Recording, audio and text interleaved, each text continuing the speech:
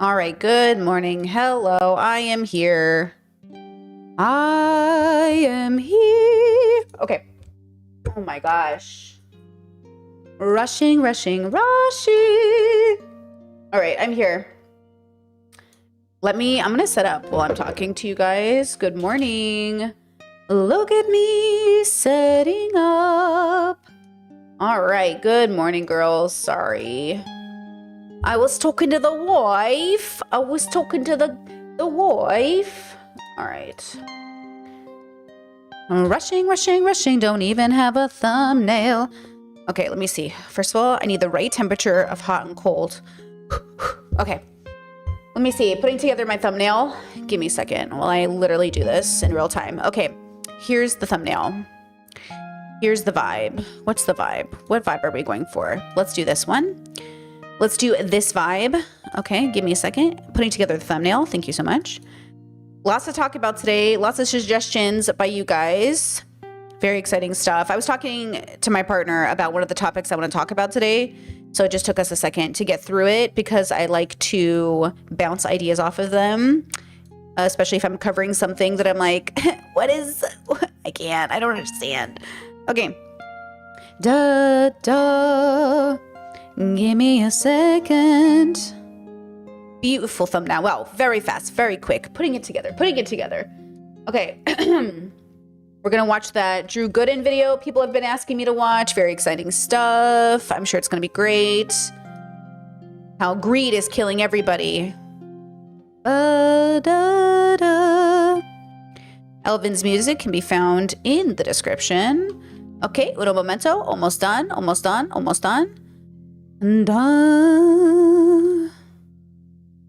Getting through the day. Also, if you guys have your YouTube recap, I still don't have mine. The F, bro. Do you guys all have yours? My Discord has a whole thread for all of their results, and I still don't have mine. Though Discord woke me up this morning with theirs. They're like, hey, you can look your Discord recap. And I was like, I guess. I don't even think it was that accurate, to be honest. But do you guys have yours? I do not have mine. I'm waiting for what YouTube thinks I watched all year. Okay, let's see. Let me just change the ratio of this. This is how we do it. Okay, we're good, bro. I am an adult. Almost done. Thumbnail done. Thumbnail good enough. Let me get back to here. Hold on, chat. I can't even see you yet. We are talking about how greed is destroying the world. Did he say planet or world? You know what? I'm just gonna put the world. Sexless marriage. And then we're talking about regular guys using your pictures. Okay? We're talking about, what are we talking about today? We're talking about, tree angels. Is that what they're called, guys? Tree angels drama? Teacher drama. We're talking about both. You know what? I'm just gonna put bubbles here. We got a lot going on. Okay, let me do that. Let me do thumbnail. Give me a second. Posting thumbnail. Okay, now we have that done. True Discord said a queen is never late. Everyone is simply early. Exactly, you guys. Exactly. Okay. Okay, I think I did it. Title's going. Thumbnail is going. You know what happened? This is what happened. I always do prep, the night before, the morning of, to see like, what do I think I have the spoons to talk about? And then what do I think will be interesting? And then I try to put it all together, but there's a few topics that I'm kind of like focused on today that I think we're just going to focus on those. And we're going to go from there. So let me make sure I have this all set up for us. Let me pull it up for you. We'll start with this. This is from Discord. It's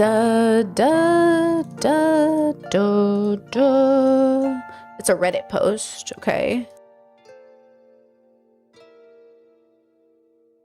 Let's do this. Dun dun dun. Let's pause music first. Okay, thank you, Elvin, for the gorgeous music. We love you. Let me put this here. Okay, let me see. So, Chet says, I only checked my Spotify and I listened to 1,800 hours of music. Good for you. That's beautiful. You know, that's beautiful. Let's see. You have to go to the tab. It's new. There's a new tab. Because, oh yeah, a new tab or a U tab? Because I have the U tab. Obviously, I'm on a YouTube. Yeah, my thing doesn't show it. I even just sent a screenshot to my Discord and they're like, yeah, I guess it's not showing for you. I also wanted the official YouTube video for it and they're like, it's not showing up for everybody. So I've been trying to look at my YouTube, like, you know, through 2025, but I don't see anything yet.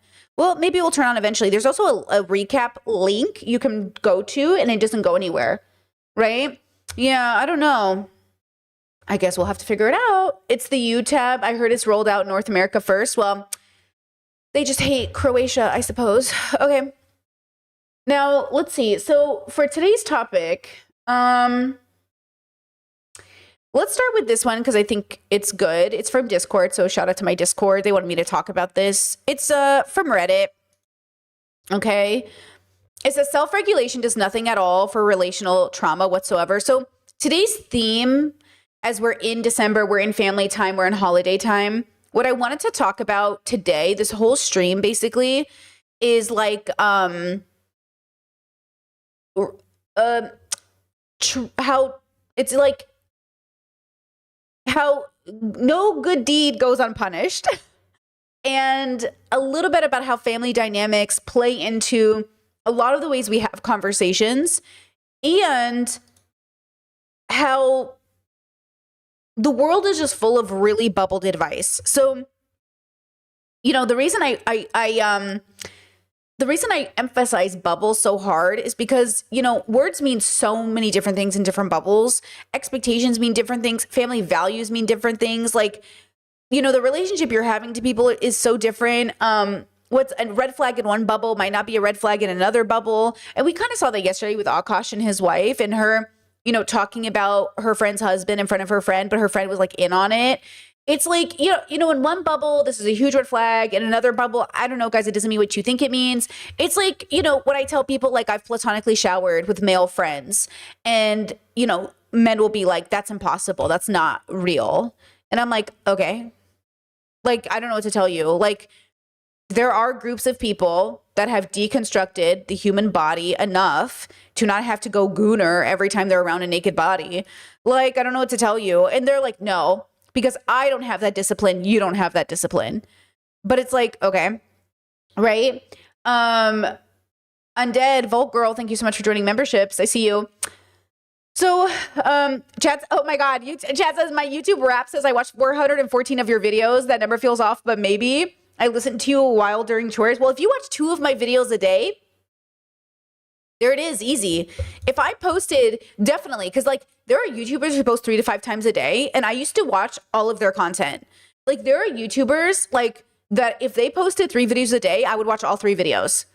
So it's not that's like 900 videos of one YouTuber, right? I'm worried. I think my YouTube rap is going to be the weirdest because I watch all of the content I watch for work also on that account. So it's not even just like what I like to watch. Sometimes it's like what I'm watching for work. So that's what I'm interested in. Like, who's going to be on my top 5 if, you know what I mean? It's like, you know how many Dax Shepard, fucking Kristen Bell podcasts I sat through just to make that video, which by the way, I had them on times 2.5.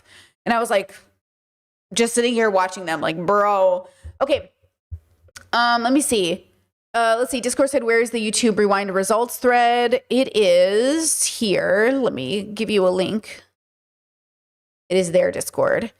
Okay, let's read this. Okay. Hold on. I'm going to cough. Jen says, I've never been so embarrassed having my top Spotify artist as Taylor Swift. Gagged.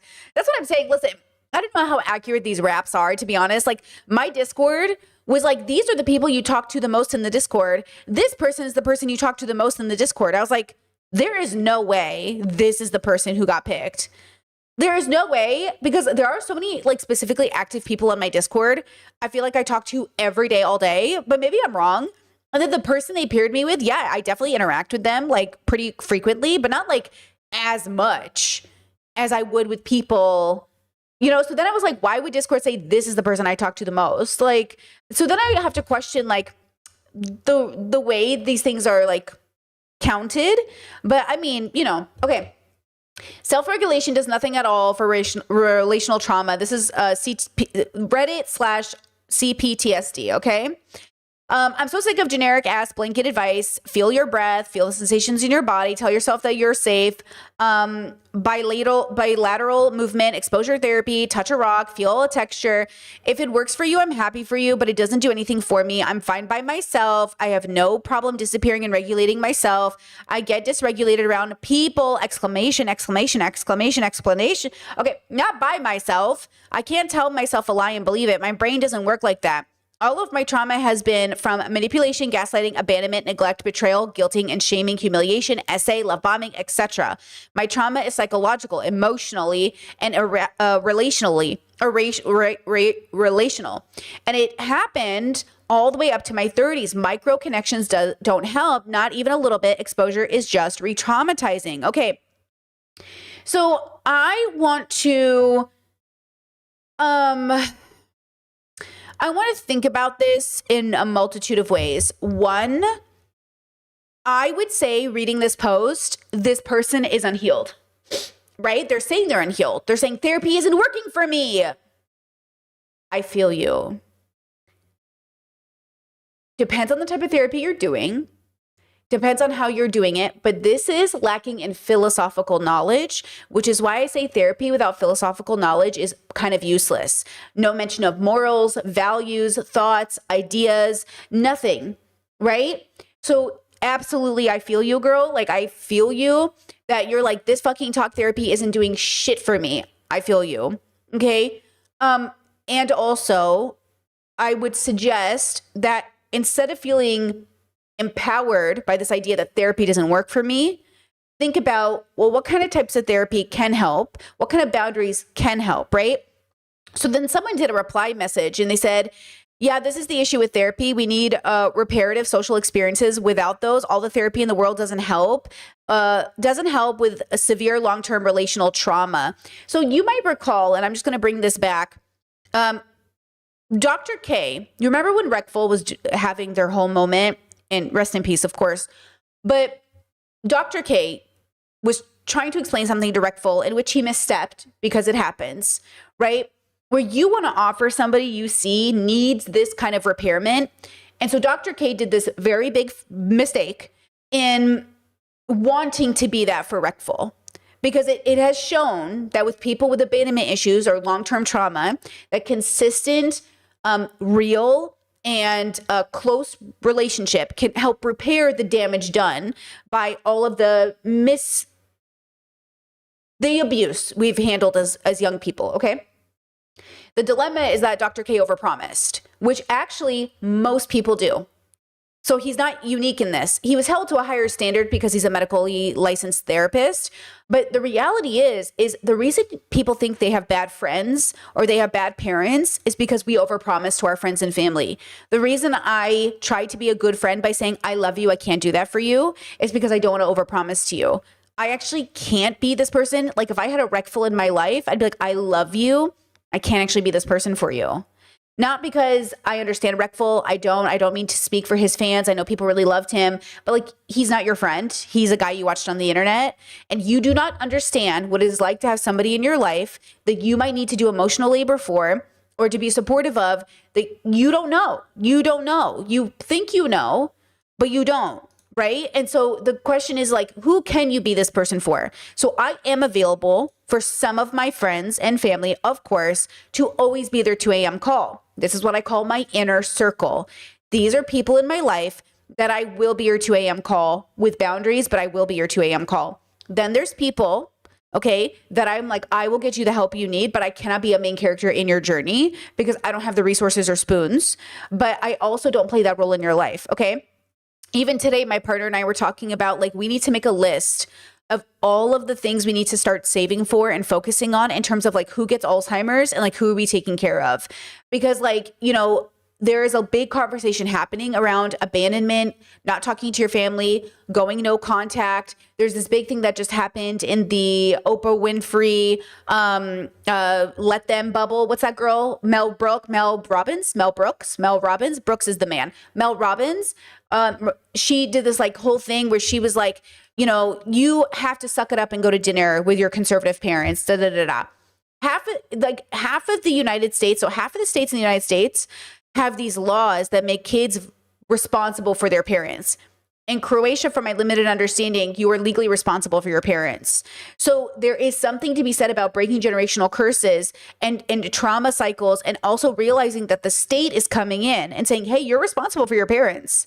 And then you as a child who knows you have a parent who's racking up $500,000, $1 million of debt, like all of these things, you're like, why am I responsible? Or what about when your parent is your molester or your rapist? Or what happens when your parent is your abuser and now the state is coming in and saying you're responsible for them? But this is how it feels with parents who have to go no contact with abusive children, because this happens. Your child gets older. They're traumatized. Yes, maybe you neglected them, but your child becomes dangerous to you. And then the state and people around you are like, you're so responsible for that kid. This is why people don't have kids, don't talk to people in their life, abandon their life, move on and do something else, because it is a scary reality if you don't start paying attention to what you're responsible for and how it ends up playing a role in your life. Like, this is no joke, right? When we start talking about the reality of like, whoa.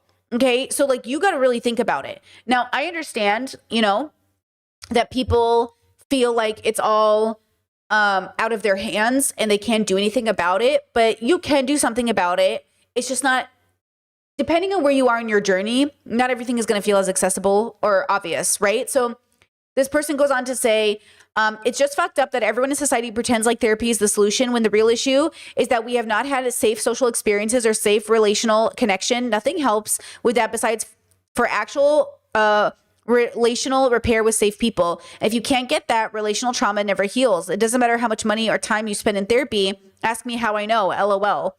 I think that's true. But because my brain, and this is my brain, I'm not saying you have this brain, but this is how my brain processes information. Eventually, if I understand it's true, like it is like, it's not up to me. I don't get an opinion on this. This is just true. Then I find a way to make that happen. Right. So like my therapist, when I did DBT, she told me that if I didn't take care of my body, that basically like it was no good to take care of the brain, because the brain is a part of the body. And if I don't take care of it, I'm not going to be able to focus. I'm not going to be able to do anything. So my therapist told me, like, you have to get a handle on drinking enough water and eating and sleeping, because otherwise all the work we're doing in therapy is not going to help you.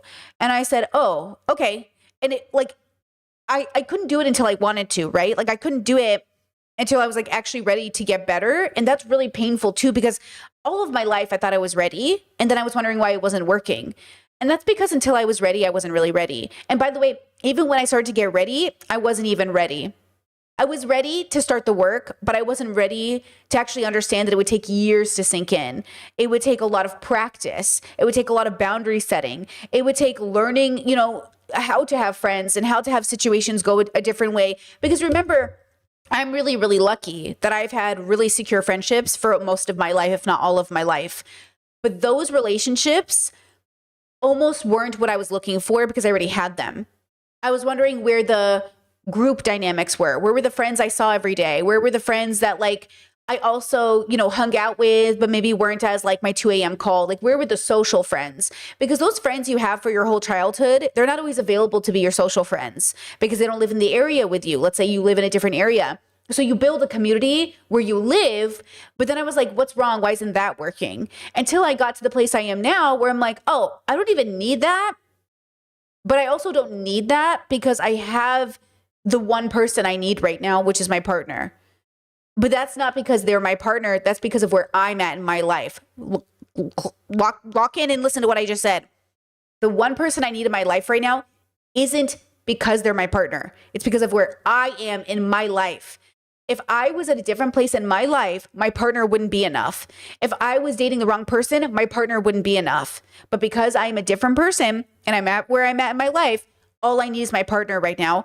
And I text and message my family daily, my friends daily. Okay.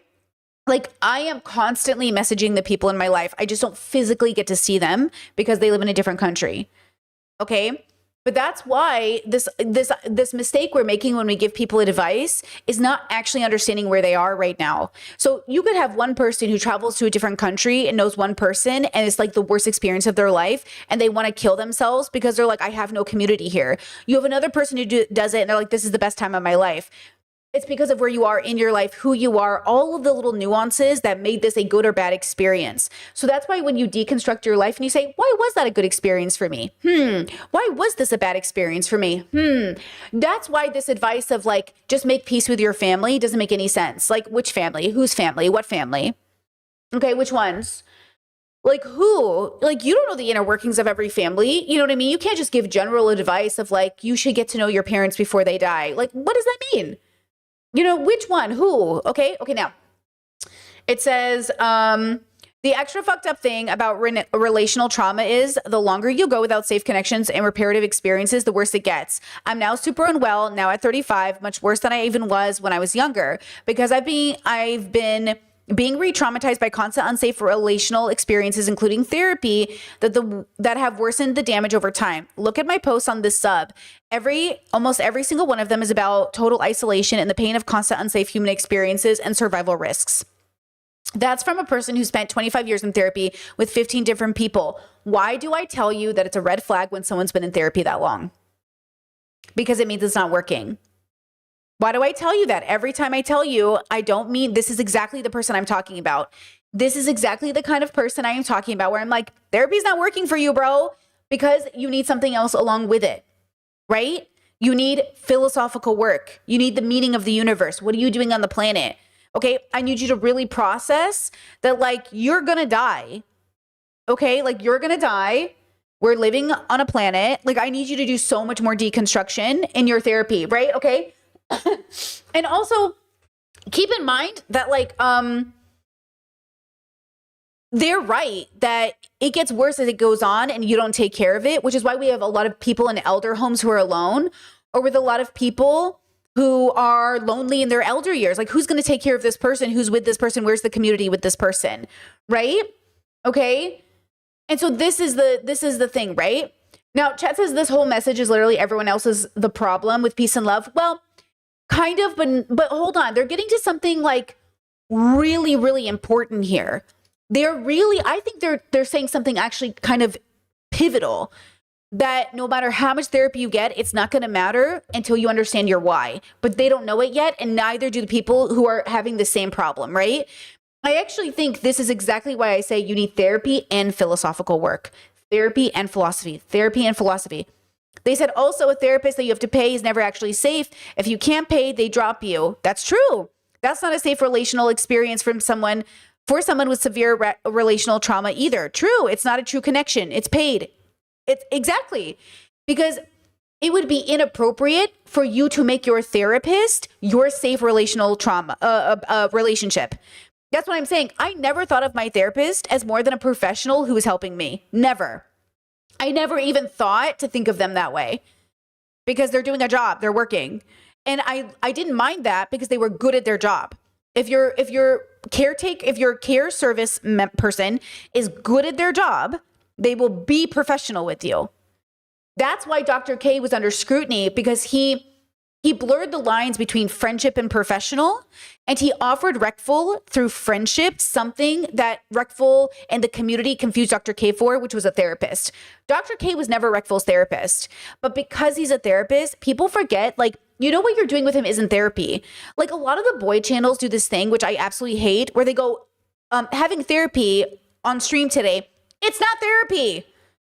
But they don't know the difference. They think if you're talking to a therapist, it's therapy. Guys, do you think when you marry a therapist, it's always therapy because they're talking to you?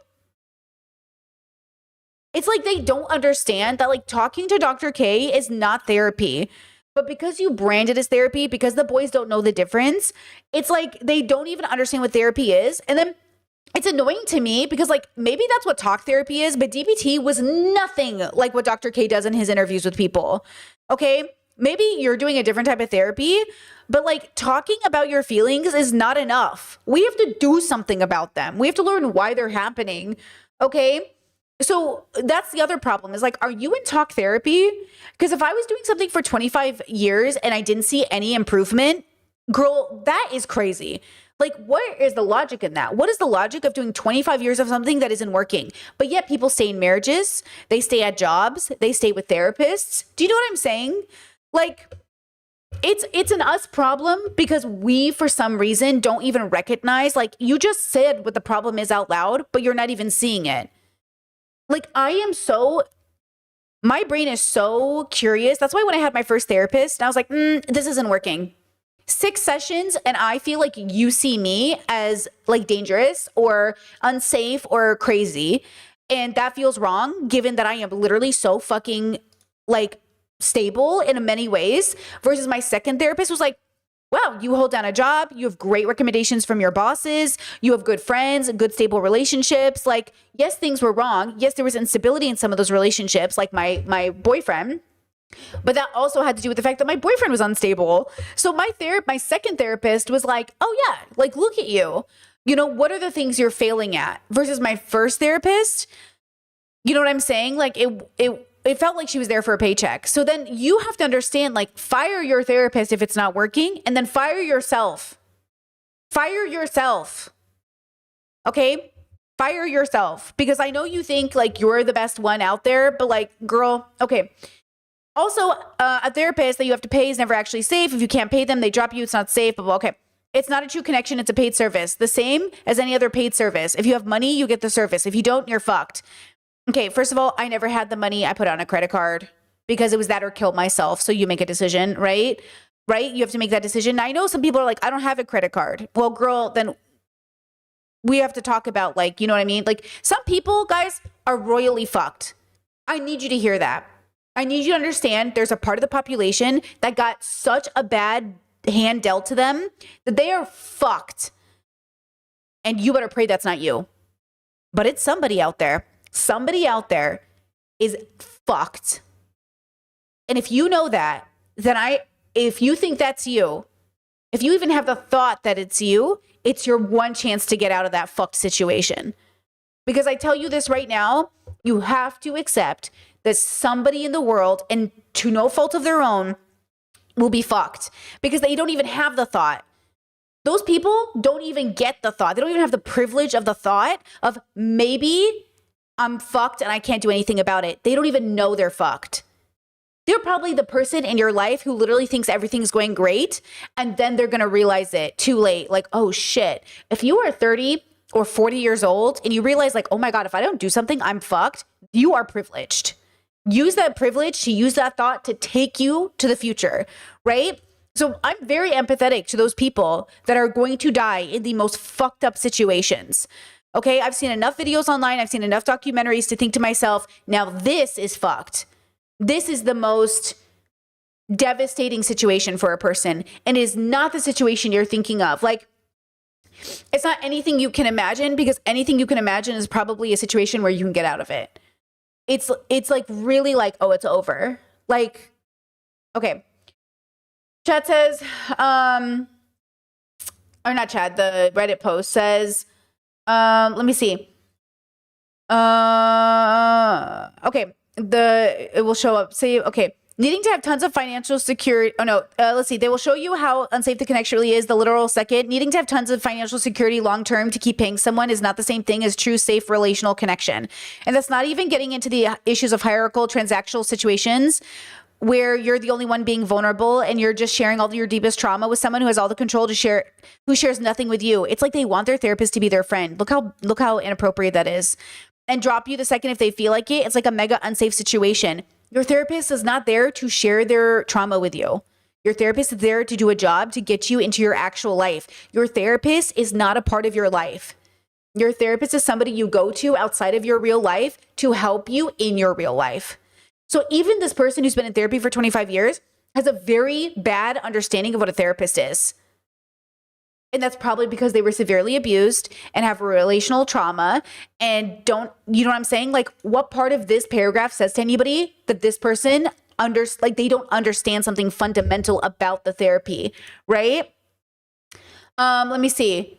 I also had to stop therapy because one, it wasn't working because what I really needed was safe connections. And the entire time in 25 years of therapy, I was totally isolated. And all of my 15 therapists knew that. And I'm still not healed at all after 25 years of therapy. And two, they were happy to try to take thousands from me while knowing it wasn't working. They listened to me talking about how I was homeless and in severe survival risk and did nothing for me, even though they were clearly my biggest problem. That was clearly my biggest problem. Four, also therapy literally caused me more relational trauma because it harmed me directly and was not safe at all.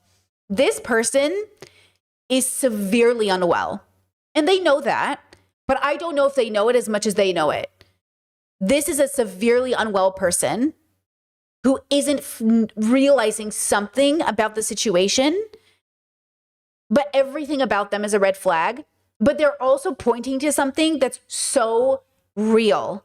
They know they didn't mention anything about the universe, anything about the world, anything about their own thoughts. They are pointing out something that's very real for a lot of people who go to therapy, especially a lot of men who go to therapy. They're like, Brittany, it didn't help. Nothing happened. Well, nothing happened because like therapy isn't a one size fits all. Therapy isn't a guarantee, right? Now, someone replied to this and said, minus a couple details, I could have written this myself. Everyone has been ignoring and dismissing me about it, but it's clearly not just me. It's like society set us up to gaslight people like us. The problem is systematic. Anyone finding true connection and therefore healing that part is lucky and rare. I'm a logical and action-based person for the most part, but I can't figure out what to do about this. It makes everything else feel useless, really. For sure, right? Chet says, or this guy says, or girl or whoever, yeah, I agree. I'm the same point. I'm also a logical person who tries to look at data and figure out how to solve things, but I can't solve this because a huge amount of it is luck, but people don't acknowledge that at all. That's true. You need luck, okay? And that's really invalidating for those of us who have put tons of effort in, but remained in some place because we're not lucky enough to meet safe people and have reparative experiences. Now, this is really interesting because it feels like, again, what I learned in therapy, what I learned in TBT was that I could have safe relational connections with people that didn't require us to know much about each other.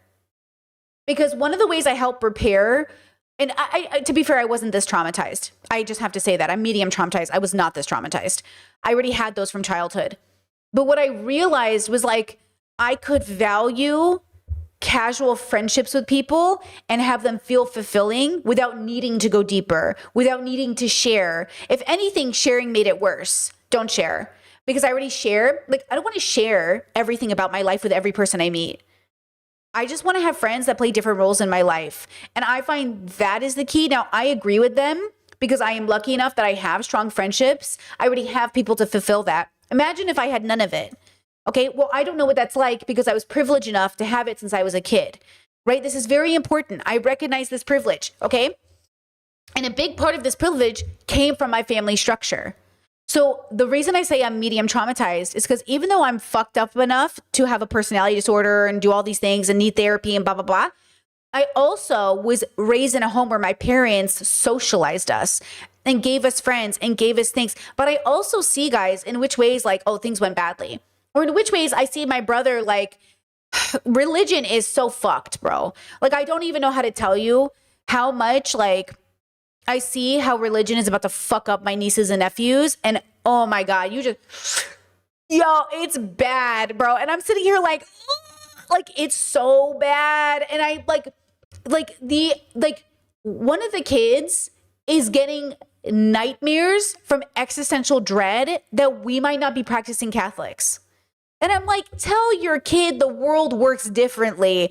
And they're like, he knows that. I was like, well, tell him. And he's like, they're like, he's worried for your souls. I was like, you're giving your kid existential dread that his aunties and uncles are going to hell when he does not need that burden as a 9-year-old. And they're like, but that's the problem.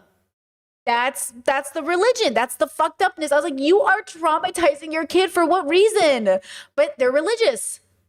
They're religious. That's what it does. And I'm like, this kid does not need to have reoccurring nightmares because, you know what I mean? Wait until he finds out we're all gay, you know? Anyways, that's what I'm for.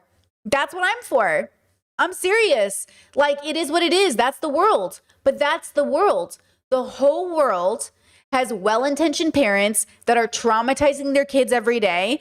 And that's why you have to be the person, if you want to be, who says, okay, I'm prepared. When these kids turn 14, it's all over. When they get to high school and puberty hits and they go, Auntie Brittany, you got to tell me, what are you doing over there? Are you not Catholic? I'm like, bro, sit down. I'm about to tell you all your family lore. Because once you're in high school, it's over. That's my belief. Once the kids are old enough to ask, it's over. Okay? It's over. So look, I'm not going to interrupt their kid's life at 9 because they're not going to be able to handle it all. But once that kid is in high school, let's go. I'm about to tell you everything about your family, okay? And look, they know it. That's why the joke is, like, I was like, send the kids to Europe. And the joke is like, oh, hell no, not till they're 18. I'm like, because you know. I'm going to sit them down and be like, this is a picture of this. Oh, and this person did this and this person did this. I'm like, oh, I cannot wait till they graduate to the big kids table. I'm going to tell them everything. You know what I mean? And so like, that's the thing that I want people to realize is like, I see it and I'm already mentally preparing. And I'm just waiting. What if those kids call and say, Auntie Brittany, I got to get out of this house. I got to get out of this house. Are you ready for it? You know what I mean? So like, that's the thing. It's like, I see the ways our families are traumatizing us and continuing that trauma. And that I know it's the whole world. It's the whole world. None of us are exempt. None of our families are exempt. You know what I mean? It's, you know, it is what it is, right? It's all of us always. And that's what I want people to understand. Like, you're not special because you're traumatized. You just have a different battle. You have a different burden, but we're all fucked up. We're just fucked up in different ways.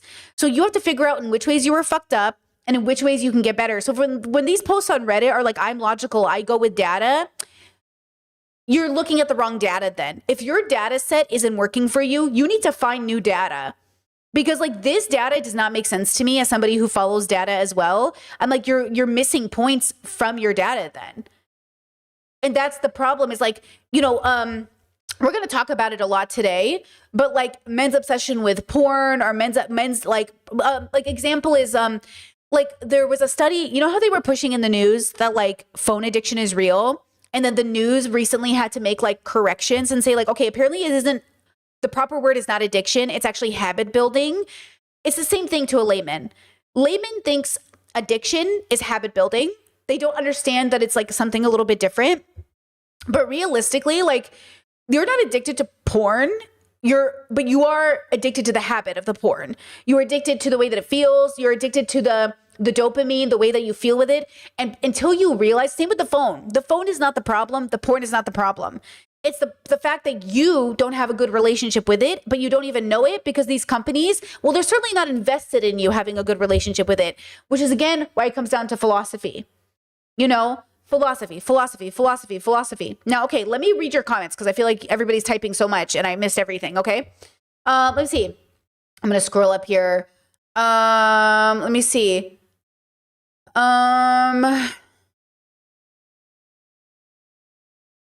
Let's see. Okay. Discord said, isn't the therapist supposed to be a safe correctional relationship? The problem is finding the right therapist, isn't it? And philosophical work. Dr. Honda talks about this all the time.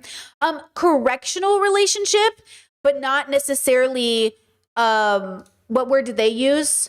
Hold on. They used a certain word, right? Because I feel like these are different words. Like, relational relationship. Like they're saying, why isn't my therapist sharing their trauma with me? I highly doubt Dr. Kirk Honda would find it appropriate to trauma dump on his client, right? Like that feels professional. I didn't go to therapy to do therapy for my therapist. You know what I mean? Like that's not what I want to do. This person is saying, you're just sharing all your deepest trauma with someone who has all the control, who shares nothing with you. It's like, yeah, because like I'm not here. I don't want to hear about your childhood molestation, bro. Like I'm here to talk about my childhood molestation. I wasn't molested as a child, but you know what I mean? Like I'm not here to hear about yours. I'm here to talk about mine. So like if I went to therapy, my therapist was like, oh, you know, I've also gone through this. And then my whole 45-minute session where I paid $145 is spent with you talking. What just happened? You know what I mean? What just happened? I'm not signing up for a friendship here, girl. If I wanted to TT and Kiki and whatever, I'd be with my friends. Okay. So like, I don't get that, but I think like, you know what I mean? Like, I don't want to do that. Okay. Now let's see here. YouTube says I have a longtime friend like this who's also a one, open with boundaries with her. And even though I love her to pieces, and that's the thing, like we love people in our life so much, but also they have to go on the journey. They have to figure it out. Now, okay, this is really interesting, actually. Um, do you, do you remember that episode of Avatar: The Last Airbender where Toph kept trying to have a moment with Zuko? Because she's like, everyone says when they spend time with you, they have like a really special moment, and I'm trying to have one with you. That is what I call forced connection, girl.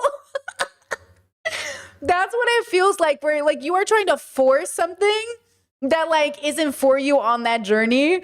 And I think people try to do that all the time. Like, oh, I had a really great experience with this person. Let me try to recreate that experience with somebody. Oh my God, that episode makes me gag every time. But at the same time, and this is what's so funny about like thinking about my childhood and my life. When I was in my, you guys have heard me say this 1,000 times, but when I was in my early 20s, I saw a Tumblr post. Whenever Tumblr was popping at the beginning, I saw a Tumblr post by the author of Fight Club. And somebody said, I want to write about life. I'm in my 20s. And he said, you don't have any life to write about. Go live your 20s, write about it in your 30s. So I said, oh, I'll do that. And then what I did is I really had a life. Now, I had a life full of regrets and a life full of great memories and a life where I laughed so hard, but I had a life. And the burden of living a life is you also have regrets. So you're not a perfect person, but also you have to learn from your mistakes, or you're just an old person with cool stories that's still stunted. So what I think people do is they romanticize the idea of a friendship because they want to have those stories as old people. But when you get old and all your stories are just like, my life sucked, the end, that's like the burden that people are trying to eradicate, that I want you to eradicate too. But also, it's had through actual growth. You have to do the work. So just to like reset ourselves right now, let's enjoy this 19-second clip that I was like literally had on repeat earlier this morning, and I was dancing in my kitchen too. Okay. Korra is meeting older Zuko, which if you know, you've seen Korra, you know she does this. Korra gets to meet Zuko and she asks him about his life. Okay. Doing? How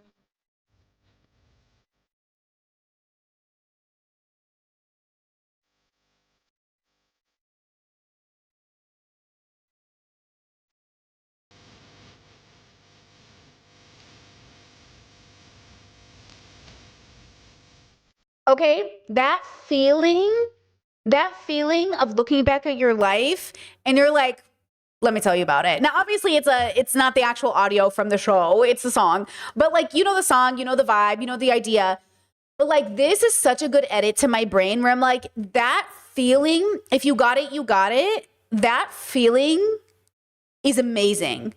Like looking back at your life and laughing. Like I caught up with my brother yesterday and we were laughing so ugly on the phone, and we were laughing about our trauma. We were literally like, remember when this happened? Remember this? And then we were just like laughing. We were just like, you know, and we're sitting here, we're like laughing about our traumas.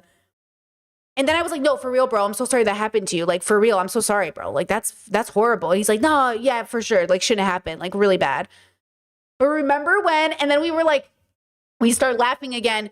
And that is like a big part of it is a necessary moving through the emotions. And that's what these people in these Reddit posts want.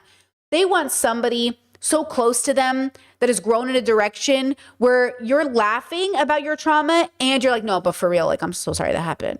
And also, you know, and then you like have a joy and an excitement and you're excited for the future and you're like, you know, you're healing. Because the healing doesn't happen overnight. Like we're still healing different parts of our trauma. I'm still healing different parts of my trauma. And that's kind of the point as well. Like there's just like a wholesomeness that people are looking for that some people are not blessed to have because their life raised them to be bitter and alone and resentful. This person is 35 on this Reddit post and they are bitter and they're resentful. And I can't blame them, but it is their responsibility to change the trajectory of their life. They just don't know how, right? They literally don't know how. Okay. Now they said, okay, I'm also a logical person who tries to look at data and figure out how to solve things. Okay. It says, I can't solve this huge, because of a huge amount of luck. Okay. Now luck, I do think plays a role, but I also think it's about being prepared for that opportunity as well. I think this is really, really hard because nothing in life is really stagnant, especially if you're growing. your life's going to look different throughout the journey. Like, again, if you ask me like, oh, Brittany, do you go out a lot? Are you really social? Which Brittany? Which time in my life? This Brittany today? No. But if you had asked me 10 years ago, yeah. If you had asked me, who knows who I'll be in 5 years? Yeah, luck is preparation plus opportunity, 100%, right? So then this person goes on and says, there are countless situations where things really just come down to people meeting the right person or right people at the right time, and that cannot be fully controlled. And there's so many random factors that I have no ultimate control over. All we can literally do is try, and if it doesn't work, unfortunately, we get gaslit and lied to by society into believing we just haven't tried hard enough. I think this is true. Like, I think this is real, right? They said also, if you happen to be very unique and a different kind of person, your chances get even smaller that you'll run into the right people. This also screams neurodivergent to me, right? Because there are even fewer people that would be safe people for you. At least that's my situation, which sucks quite a bit. There are very small percentages of people, even globally, that would probably be safe for me. Okay, listen to me when I say this. You are not so unique and special that in a planet of 8 billion people, there are literally only 3 people you can chill with. Get your head out of your ass. Like, you know what I'm saying? That's the arrogance of thinking you're so fucking unique because you've been so traumatized, you haven't been able to form connections. You are not that interesting, my bro. Like, that's the other part of it. You are not so interesting that on a planet of 8 billion people, there are not 1 million people you could kick it with. But you acting like there is only a handful of people, girl, deconstruct, bro. This very small percentage of people, even globally, sure, if by a small percentage you meet 1 million people. You know what I'm saying? Like, you know how many people I meet in my Discord every day that I'm like, damn, in another timeline, we would have been besties. In another timeline, this would have been in my friend group. Like, but I can't be because in this timeline, I'm already full up. But yeah, like I meet people all the time in my social groups. I meet people. That's why when people are so weird about like, oh, YouTubers being friends with viewers. Yeah, friends with fans, crazy. Friends with viewers, kind of different. But do you know the difference socially? No, people don't know the difference. I know the difference between when a fan is talking to me, which by the way, there's nothing wrong with being a fan and I love you all, and the difference between a viewer watching me and the difference between an adult in my peer group who happened to come across my content and liked it. These are different kinds of people. And the problem is like people don't know the difference and so they can't imagine it for other people. There are worlds where doctors become friends with their patients, okay? Our family doctor ended up becoming a family friend who ended up coming over for like hangouts, Bible studies, and barbecues. Our other doctor never breached that. Why not? Different people, different goals, different ideas. Okay. Like not everybody plays the same role in your life. Some people become your family friend. Some people don't. And then people go, oh, well, how do I become that family friend? So going back to this person's post, it is kind of luck. It is a little bit of a woo-woo. It is a little bit like, I don't know why some people and not others. I don't know. But I think that's what's so interesting. It's like, I think it's a matter of like the comfortability and also you're both agreeing on what's happening. I think a big part we're missing is that we're both in agreement about what's happening. There's not one side of it that's more confused about the relationship than the other. We're clear about what's happening, right? And I think that's a big part of it, okay? Let's see. This person says, this is why I always hated therapy. I couldn't put my finger on it, but therapy just doesn't work for me. Okay, therapy just doesn't work for me. I could never say that with confidence. Like therapy as a field doesn't work for you? Like, what does that mean? That's not saying exercise just doesn't work for me. What? What does it mean? Like, what do you mean it doesn't work for you? Are you special? Do you have some unique? Are you not a person? Like, I don't get that. I feel vulnerable in the face of someone in a position of power over me. Guys, your therapist does not have power over you in a lot of places. Like, I know there's like this part of the internet and this part of the experience where your therapists, if you overshare, send you to the asylum. Okay, that is not happening to everybody. In most situations, you have more power over your therapist than they have over you.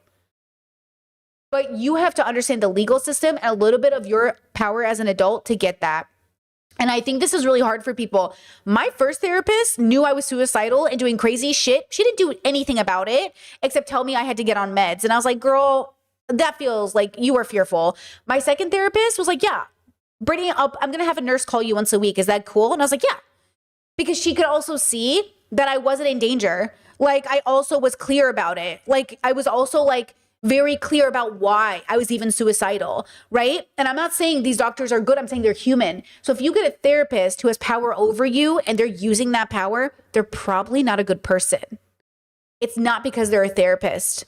And that's what's scary is how do I find a therapist that's a good person, right? That is a different question, okay? So I think that's also the problem, right? Discourse of Dr. K actually just talk about how it can be helpful for therapists to share pieces of their life and similar traumas to relate to clients, but it has to be carefully thought out. And it obviously can't be all the time. Strategic moments of sharing a therapist trauma can be helpful. So there is a place to share their own traumas. Yeah, but that's different. Can we not see that? Do you not agree that's different than what this person is talking about? Sharing to say I relate to you is to humanize you. That's fine. That is not, that's like a teacher telling their student, oh yeah, I've had that happen to me. And a student and a teacher becoming very intimately close where now the student knows way too much about the teacher and now feels like a peer, right? Like, do we not know the line that is being blurred here? That's what I'm talking about. I'm talking about when the line is blurred. When the line is literally, so this person is telling me they had 25 therapists and now one of them appropriately shared, they just were blocking them. I'm assuming they want them to inappropriately share, right? So I agree. But this poster, I think, is talking about very inappropriate relationships with their therapist. There's no way they mean it like Dr. K means it. Or Dr. Kirk. There's no way. Because like 25 therapists and none of them appropriately shared. Oh no, 25 years of therapy, 15 different people. Sorry, 15 different therapists and now one of them appropriately shared with boundaries. Right? So it feels like there's a power dynamic at play here where they feel like they have no control. So my theory is because they have CPTSD, they're probably like children in the therapist office and they think they're a child and the therapist is the adult.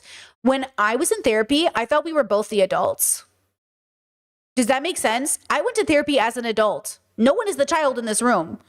So I wonder if these people are going to therapy and kind of seeing their therapist as adults versus I don't think about it that way, but I don't have CPTSD, right? Or at least I wasn't diagnosed with it. So, I don't know, like there's something here that's like kind of interesting. I'm not saying this person is wrong or bad. I'm saying this person is dealing with something that is, I can see how they're fucked up with peace and love. I know they're fucked up, but I can see how they're fucked up. And I think it's impacting how they process therapy. Like, I don't think we talk about that enough. We don't talk enough about how you're fucked up in a way that is actually making therapy harder for you. And but that's not your fault. That's just your reality. So how do we make it so your fucked upness doesn't make it difficult for therapy to work? You ever, like, if you listen to therapists talk, they also have clients that are really hard to deal with, not just because they're so fucked up, but because like, girls, we talk about dating men that are so fucking annoying. We break up with them. You think therapists don't feel that way about clients? And I know their job is to be more patient and to be better with people 100%. And I think the best therapist is all about fixing people and also accepting that not everyone is ready to be fixed. Right? So there's that part as well. Right?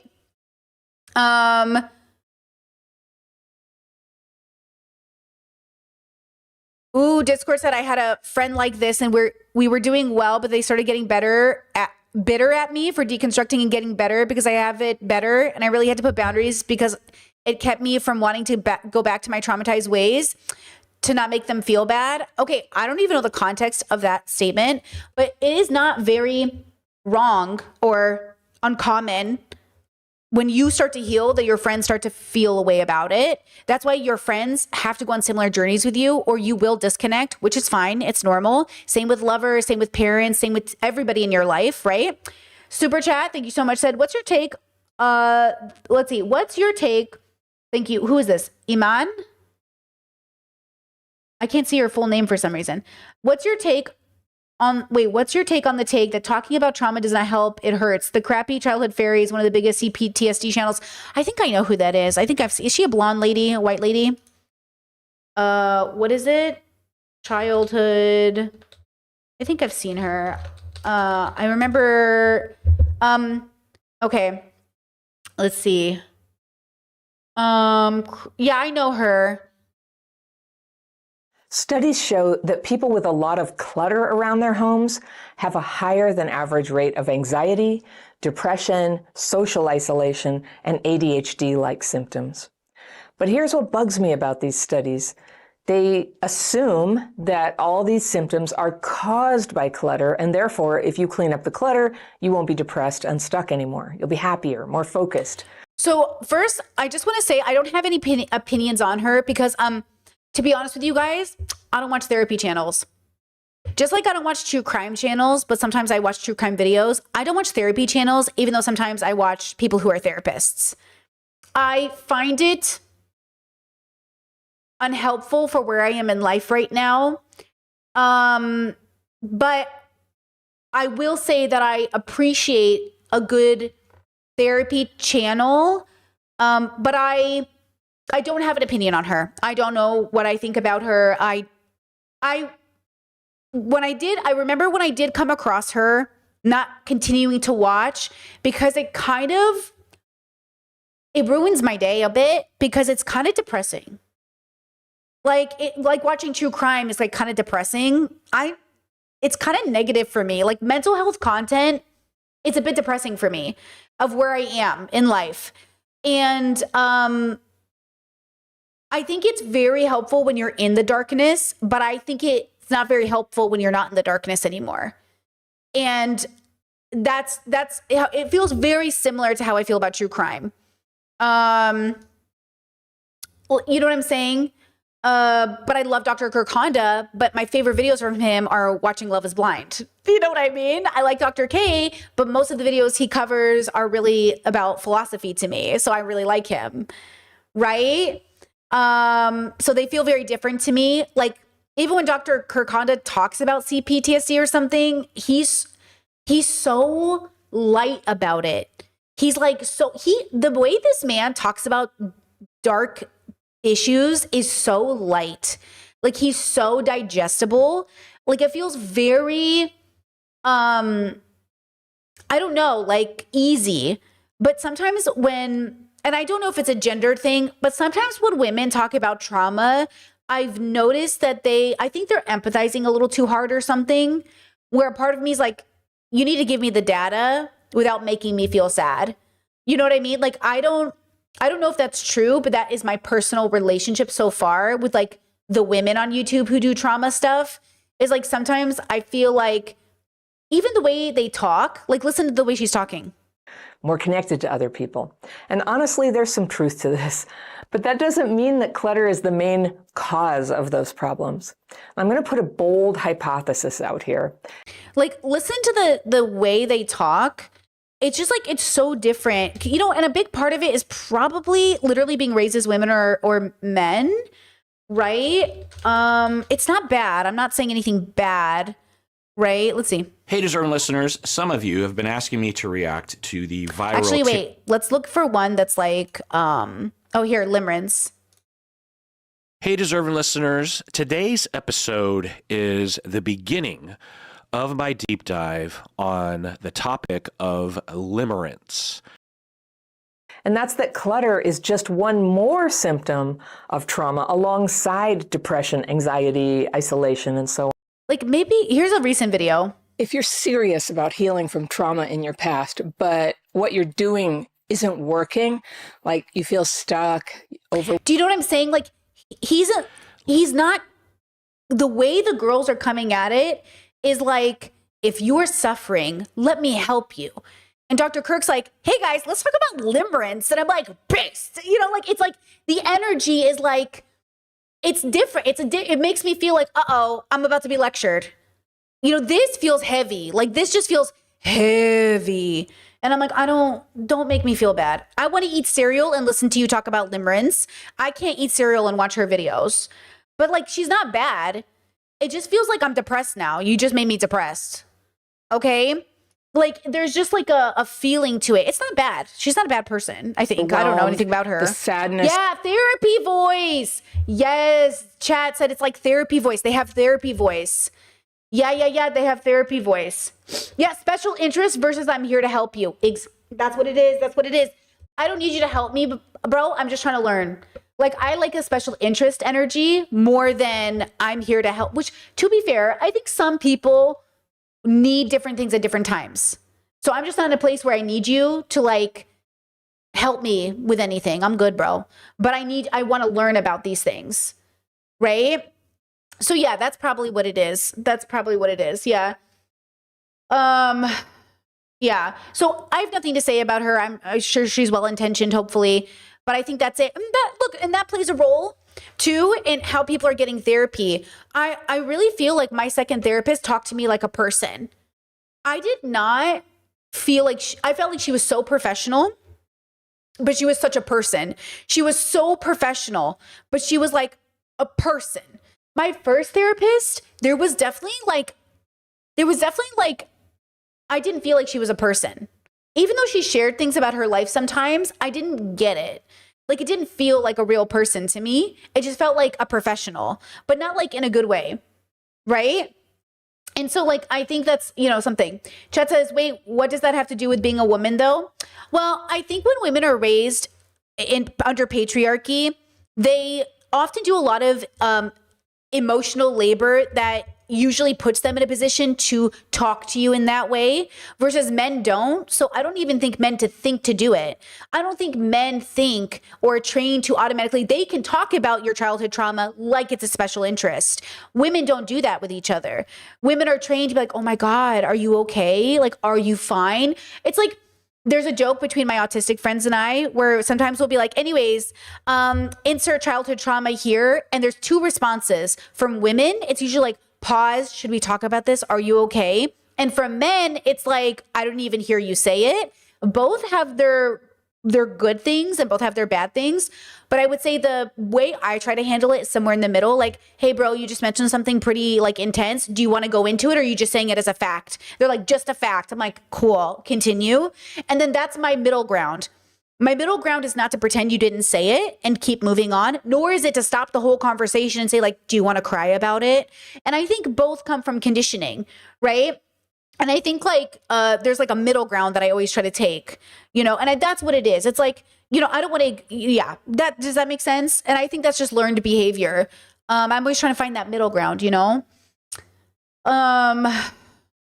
I hope that made sense. So I don't think it's inherent biological or something. I think it's just like we're trained differently, Yeah. Chaz says, do you think talking about trauma repeatedly helps? Oh, okay, yeah. How you talk about it matters. I think you can talk about trauma every day, all day, but how you talk about it matters. And so, that's why I always ask my partner, are we getting emotional or analytical about this? If you talk about trauma analytically every day, okay. If you talk about trauma every day emotionally,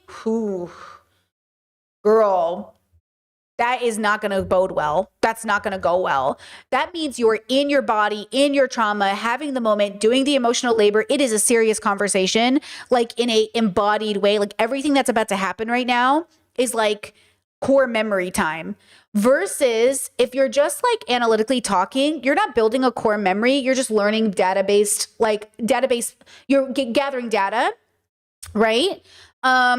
But I think it's important to be emotional every day, also about good things. Like, when we try to connect and be intimate, like a kiss, a cuddle, I try to be like, oh, let's be like in the moment of our love to create another core data point in our brains of we love each other, versus like some days we just like kiss to like, okay, I love you, bye.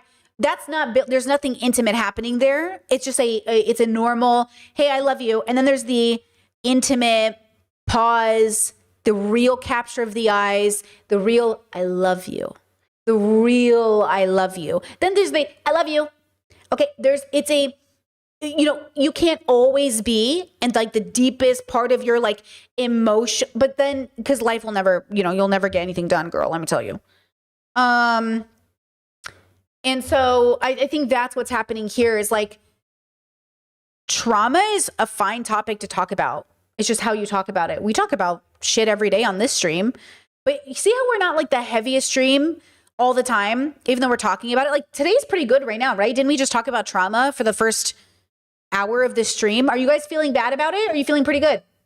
I feel like we're doing pretty good right now, right? Has this been a heavy stream so far? Or has it just been kind of funsies? You know, I think we did a pretty good job, right? Like I'm feeling pretty good. I'm not feeling very emotional or like, I'm feeling very analytical, but I'm not feeling very like, you know. So that's another good example, right? This could have gone differently. You know, sometimes I cry on streams. Sometimes we're really talking about something emotional. Sometimes we're really like in our feels, you know, and then that's like one of those really raw streams we have sometimes, and those are really good. But if we had those every day, could you imagine if I came to stream having that kind of a stream every day? And by the way, there are people who do that and they build an audience, and then eventually that audience either becomes burnt out and leaves, grows past it and leaves, or they're just like in a cycle of like, it's the kind of community that I visit sometimes and I'm like, ooh, the negative space here. Why is everyone so sad here? Like there is like there's like a negativity here that's very specific. Okay. So, okay. Chet says there's only one stream I've dipped from, and a handful of past streams, uploads, and podcasts I've skipped because it felt too heavy. And that's valid. There are some, I do the same thing with other people too. Right? Right? So, okay. Does that answer anybody have any questions on that? Right? Let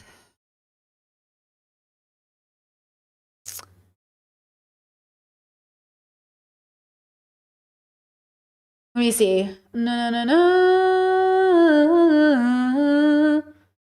Oh, chat says, I had a clinical psych practical at uni. I'm not a clinical girly. I'm a social psych language and experimental psych girly. Okay. I hated being taught the therapy voice. Are you guys taught the therapy voice? I never even thought about it. Oh, do they teach you therapy voice? I guess they must. There must be a professional voice they try to teach you. I never thought about that, but I guess that makes sense, right? Because everyone's learned customer service voice.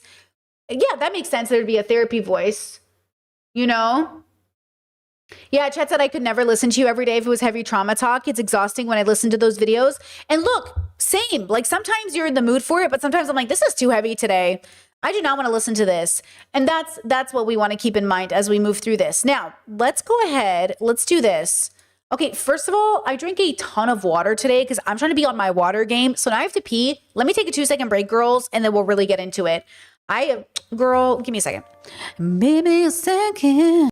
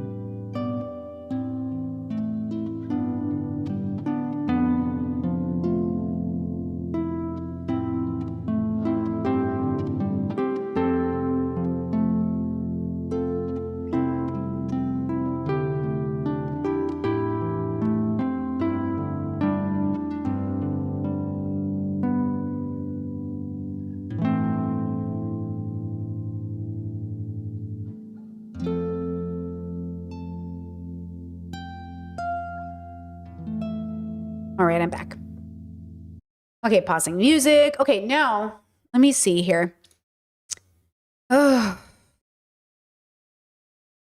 Okay, let's jump into this. This is going kind of virally on my side of TikTok. We're going to show a stitch of the original and then talk about the stitch that this person has. And it's about a woman who's basically talking about regular men taking regular photos from your Instagram or Facebook posts and gooning to them, masturbating to them, being obsessed with them, using them as sexual material.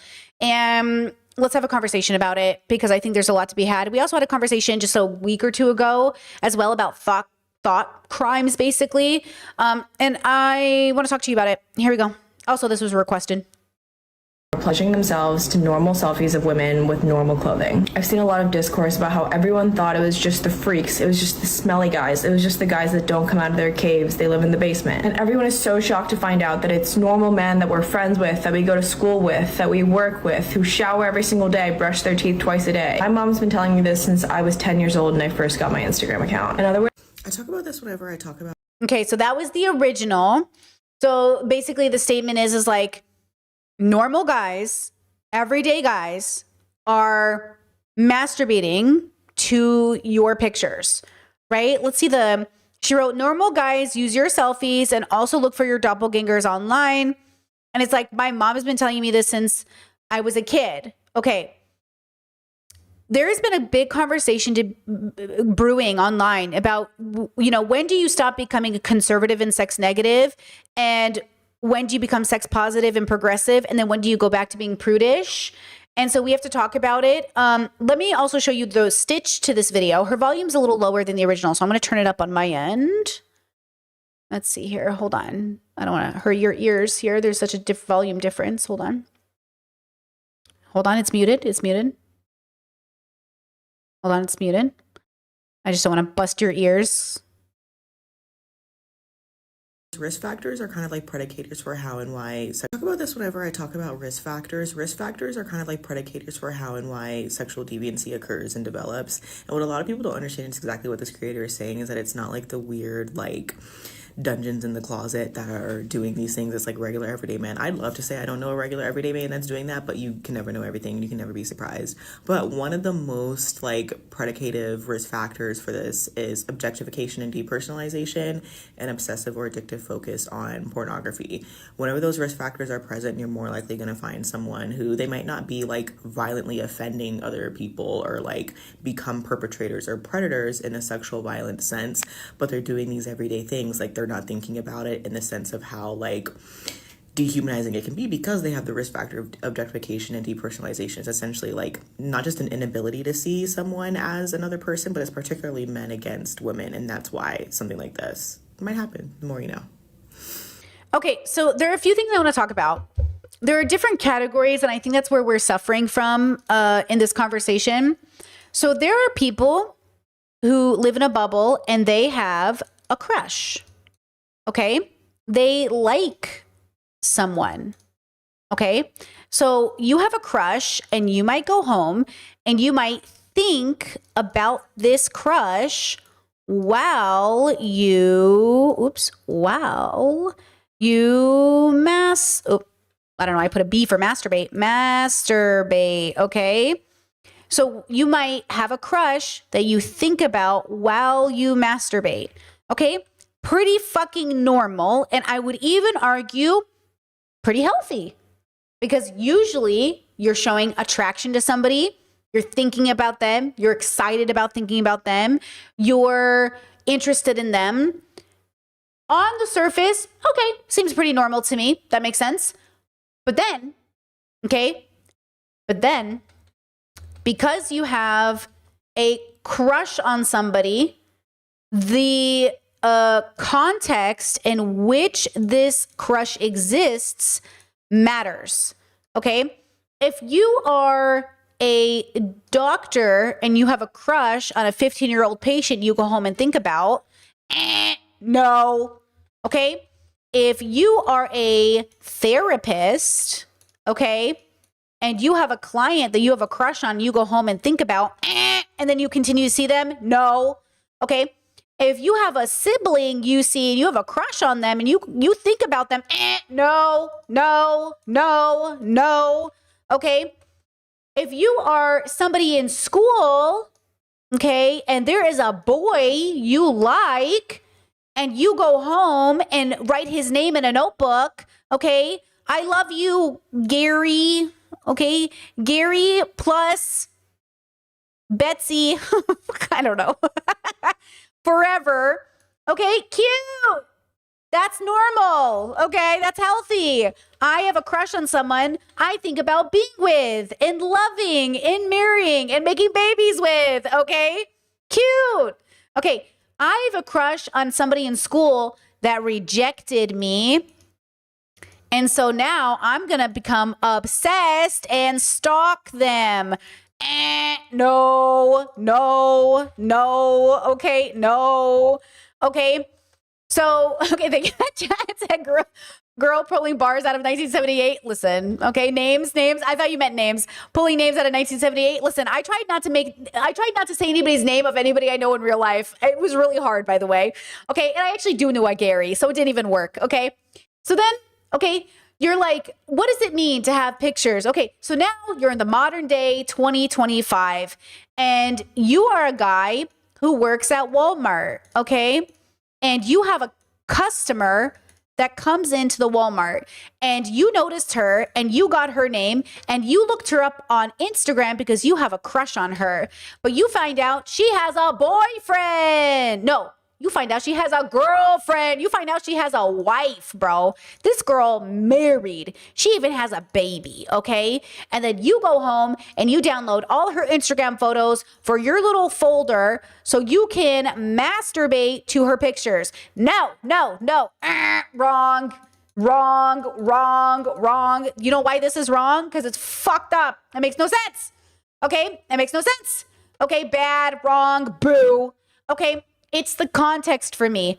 Do I care that regular guys are crushing on girls? No. Do I care if, quote, regular guys have folders on their desktop of women in their life? Yeah, I'm piqued.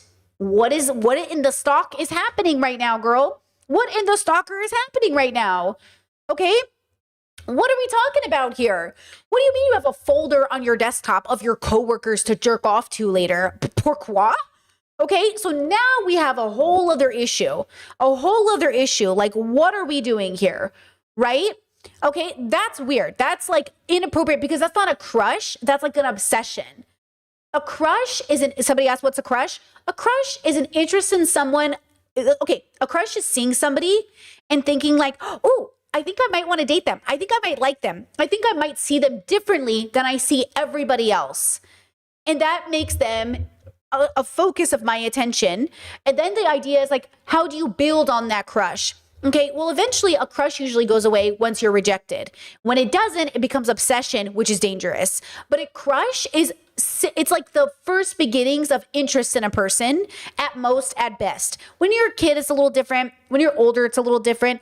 But, you know, there was a stage in my life where I was like, I don't have crushes on people because I grew out of them, which was true. But what I would really think happened is I became interested in people, but becoming interested in people is kind of like having a crush. And then you can become interested in people as lovers, as romantic partners, as friends, and you can have sex with all three of these people. And you can even say like, hey, the moment I saw you, I became so interested in you. Like, I think about you. And it's like, oh my God, you think about me? Like, in what context? And it's like, to be honest, like, I think about us maybe being together. Like, are you interested in that?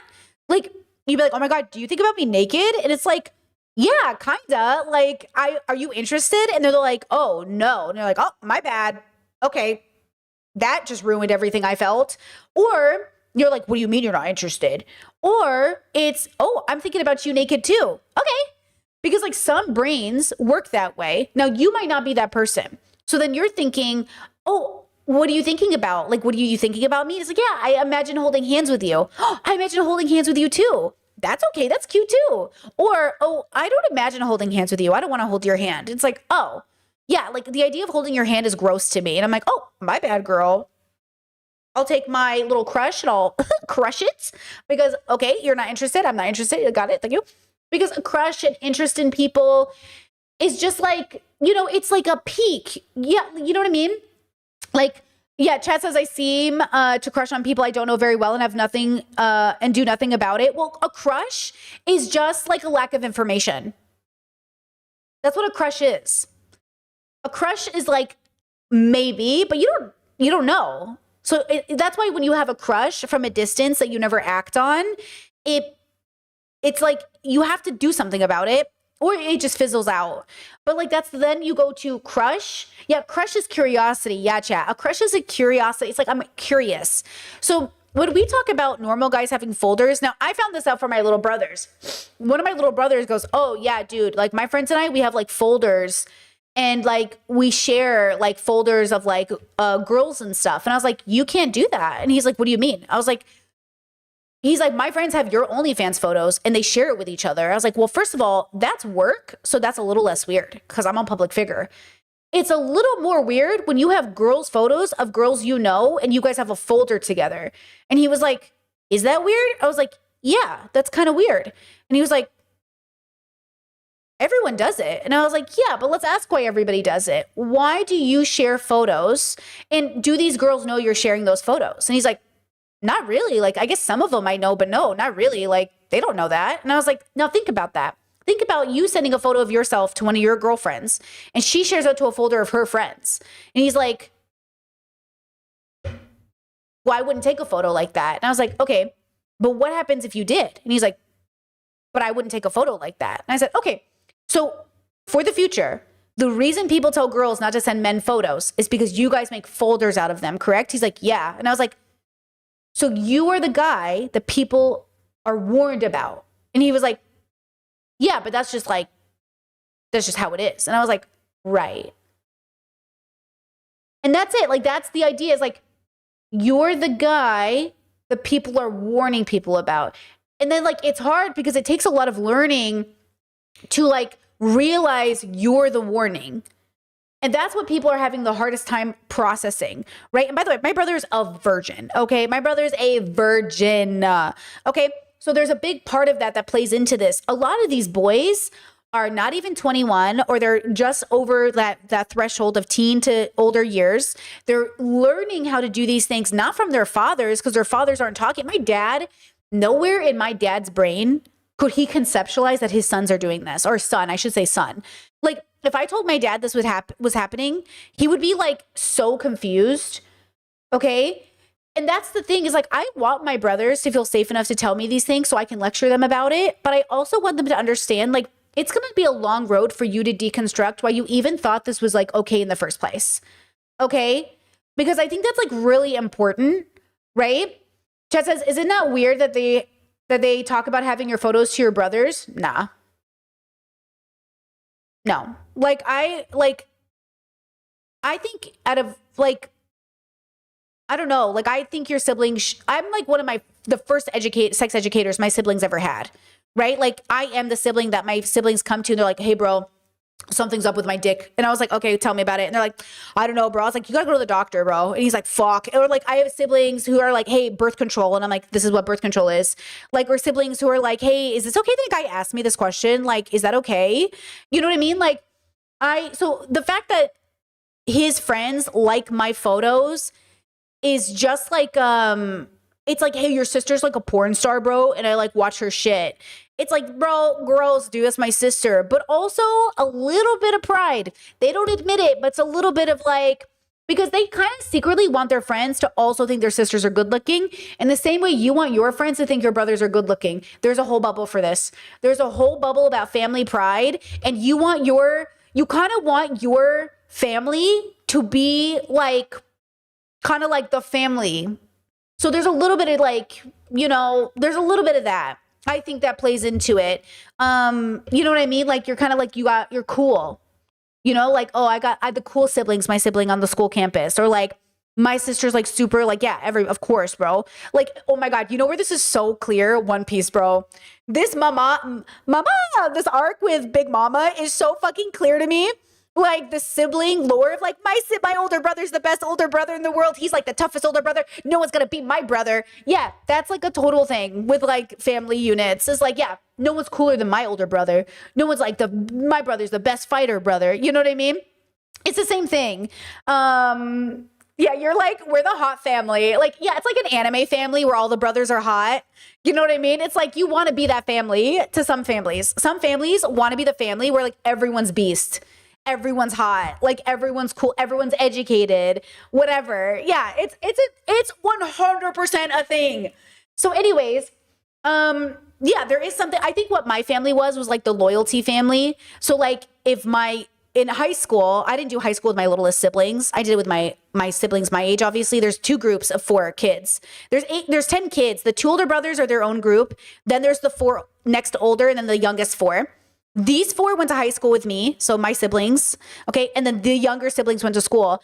And the gay brother would get bullied, and then the most popular brother would stand up and be like, you better leave my brother the fuck alone, bro. And like the word on the street was like, don't mess with the Simons, basically. Because like if you do, they have like 8 brothers, bro. Don't mess with them, bro. Because like the siblings will like fight for each other, you know? It's like one of those things. And so like then it gets you girls, bro. And then all the girls are like, oh my God, you protect your little brother. You're so strong. Wow, the way you stood up to that bully. And I'm just like laughing, bro. This is why high school feels like your whole life. Because when you're 15 years old and you're the king of campus because you defended your little brother, it feels like this is the height of like life, right? And then you grow up and you realize like, relax. Okay, yeah, these are the... Katakuri, exactly. This is just the family dynamic thing that not everybody has. You know what I mean? Like, not everyone even gets. Oh, chat says your family sounds like the healthy version of the Gallaghers. My family, okay, I'll show you. So the Gallaghers are super traumatized, okay? The Gallaghers are super fucking traumatized. The Simons are medium traumatized, okay? And then there's X family, the family with the least amount of trauma. But we are not fucked up like the Gallaghers, but we are not without our faults, right? So yeah, the Gallaghers, that's a fucked up family dynamic right there, right? But the Simons try to have a healthier balance. We're like, look, we want to have each other's back. We want to be there for each other. We want to be like loyalty, but also like values over loyalty too. And it's a very fine line. It's a very fine line. Actually, I really do weirdly think a lot of anime has those sibling dynamics that are very similar, where it's like you see the loyalty and you see when they fight. You see the loyalty and you see where they're like, they have to, like, there's a moment here where it's like, will our relationship survive this disconnect? Okay. You see this in this arc of One Piece with Mama's kids, you know, with the Pudding Sanji situation, or with the other dynamics with Brule and Katakuri. Like you see the way everyone's bonding and how they all have their own things they're doing. That's how my family dynamic is. Realistically, we're all independent adults and we're all still a family, and we'll never not be a family. There is no amount of not talking to your parents that could eradicate the connection. There's no reality. Just like Big Mama's kids, they leave their mother, they still love her. You know how the Chiffon and what's her name leave to go find like their life or go do their life? They still love their mother. They still love their brothers and sisters. They still love their families, but they also have to go do their own thing. No one can eradicate that. That's still their mother. Like you can't take it away from me that those are still my family members, even if we don't talk for 20 years. Like you'll never be able to take that away from us. But for some people, and we're going to, this is really the topic today. For some people, they don't even have any of that. So there is, and see how the Gallaghers have it though? The Gallaghers have that connection. The Simons have it. You know what's funny? People who have really healthy relationships and dynamics with their parents, they could have that, and they could also maybe not feel as close necessarily, or maybe they do. But then there's a family dynamic in all of these that have neither. The people who never talk to their family or feel connected to them. They could be either the Gallaghers or the Simons or the whoever's, but they could be people who just don't have it, but they could come from either of the bubbles. Okay. And so it's not even a guarantee. It's not even a guarantee if I raise my kids perfectly, they'll even want a relationship with me. Or if I raise my kids shitty, that they won't want a relationship with me. Right. And so there's like this weird, dynamic that comes into it, you know? So, you know, just things to keep in mind, right? Chat says, are your sibling dynamics different depending on the age groups? My first sister is basically my BFF, and sadly, I don't even have a relationship with the youngest. He's 25 years younger than me. Well, everyone definitely has a unique dynamic. Everybody has their own dynamic, and the groups of kids have their dynamics. So, like, you know, it depends on how you view it. But, like, the 2 older siblings are a bubble. Then there's the 4 next siblings and they're a bubble. And then there's the 4 little boys and they're a bubble. But then these bubbles do overlap and there is connections between them. But like if you thought about it as group dynamics, this is a group, this is a group, and this is a group. But then sometimes there's a brother from this group and a brother from this group and they're a group. And then there's my sister and me. And then there's like let's see, my farm brother, and then there'd be like siblings from this group, like 2 of them, and then we'd be a group, right? And then it's like, you know, there's groups within the groups within the groups. Like one time I was like, oh, hey, go check the sibling chat on Snapchat. And then one of the siblings goes, wait, what chat on Snapchat? I go, uh-oh, you're not in this one. And they go, oh, why aren't I in this one? I was like, you're not really in this group. And they're like, what do you mean I'm not in this group? I was like, you're in the other group. And they're like, why can't I be in this group? And I'm like, no, you can't be in this group. And that's something they have to be like, fine, whatever. And like, they have to be okay with it. Because what you're doing is you're kind of like honoring the fact that like, look at different friends, different siblings get along with different siblings different ways. Okay. Like, you know what I mean? Like you can't just be in the friend, you know, that's why we have 10 good different group chats. And look, I'm not a part of all of them either. Okay. For the record, there are group chats I am not a part of. Okay. But yeah, so like when I think about my siblings or I think about our relationships now, the oldest sibling and the youngest sibling, okay, the oldest sibling and the youngest sibling, like there's a whole 20 something years between them, right? So, you know, the closeness factor isn't just about the age too. It's about where we are in our life, how much time we're spending together. Are they even fun to be around? It's not like we don't have problems. You know what I mean? It's not like we don't have some siblings we're not talking to right now because, you know what I mean? But at the end of the day, you'll never take away the fact that they're my siblings. And if I even see them in public, if I ever saw them at a get together, if I ever I hope every day that my siblings call me and text me. But I know that every day that goes by that I don't hear from certain siblings, I know it's one more day that might end up turning into 20 years. And we're waiting to see who heals their trauma, who faces themselves, who does the work, and who do we get to know in our elder years, you know, who gets to be a part of our life, right? And that's just a part of the process of healing and honoring the differences between us as individuals. Because at the end of the day, like, they're still our family, but we are still individuals, you know? And this goes back to community. So when I say like, I feel like I have a community, this is my community. This is one of my many communities. And then within this one community, I have other communities. And that's why when people say like, I have nobody in my life, sure. In some ways, maybe your parents should have made them for you. And then in other ways, even if they did, it wasn't a guarantee of connection. You know? Chet says, do you have the black sheep in your family? You're looking at her, girl. That's why people think I'm black. They can see it in me. No, that's a joke. Sorry. Discord shared that somebody thought I was half black, but just for the record, they're talking about Brittany Venti. If you know, you know. There's literally a video of me on the internet where people are like, I think Brittany's half black. Guys, it's not me. You're talking about Brittany Venti. Brittany Venti's black. It's not me. No, but it is me. It is also my gay brother. Me and my gay brother are like the black sheep. We're like the most black sheep. But to be fair, all of the siblings have their own rebellious streak.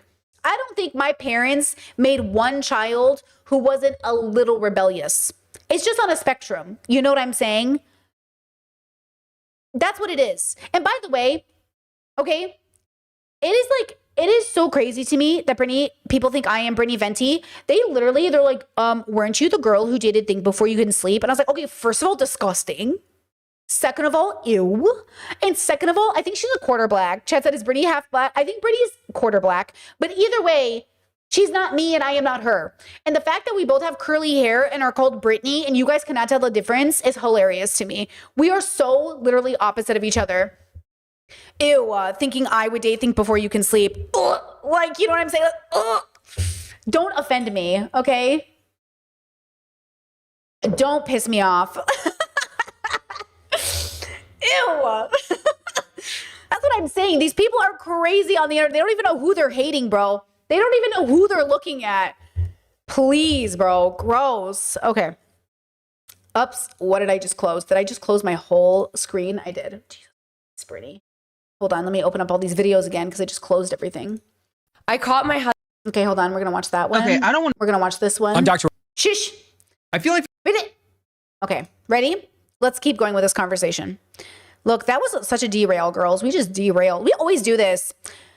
This is why it's so hard to make clips for YouTube because we just go on tangents, but this is why it makes such a good stream. This is why we're so good at streaming over here, okay? Okay, hold on. One more question, and then I'll ignore chat for a little while to watch a video, and then I'll go back to chat. When you say there's still family, do you feel like that for that? Wait, do you feel for everyone in your family is like that, in your immediate family? Is it the biological connection or social relations? Hold on. When you say their family, do you feel that for everyone in your family or like your immediate family? Like my cousins and stuff.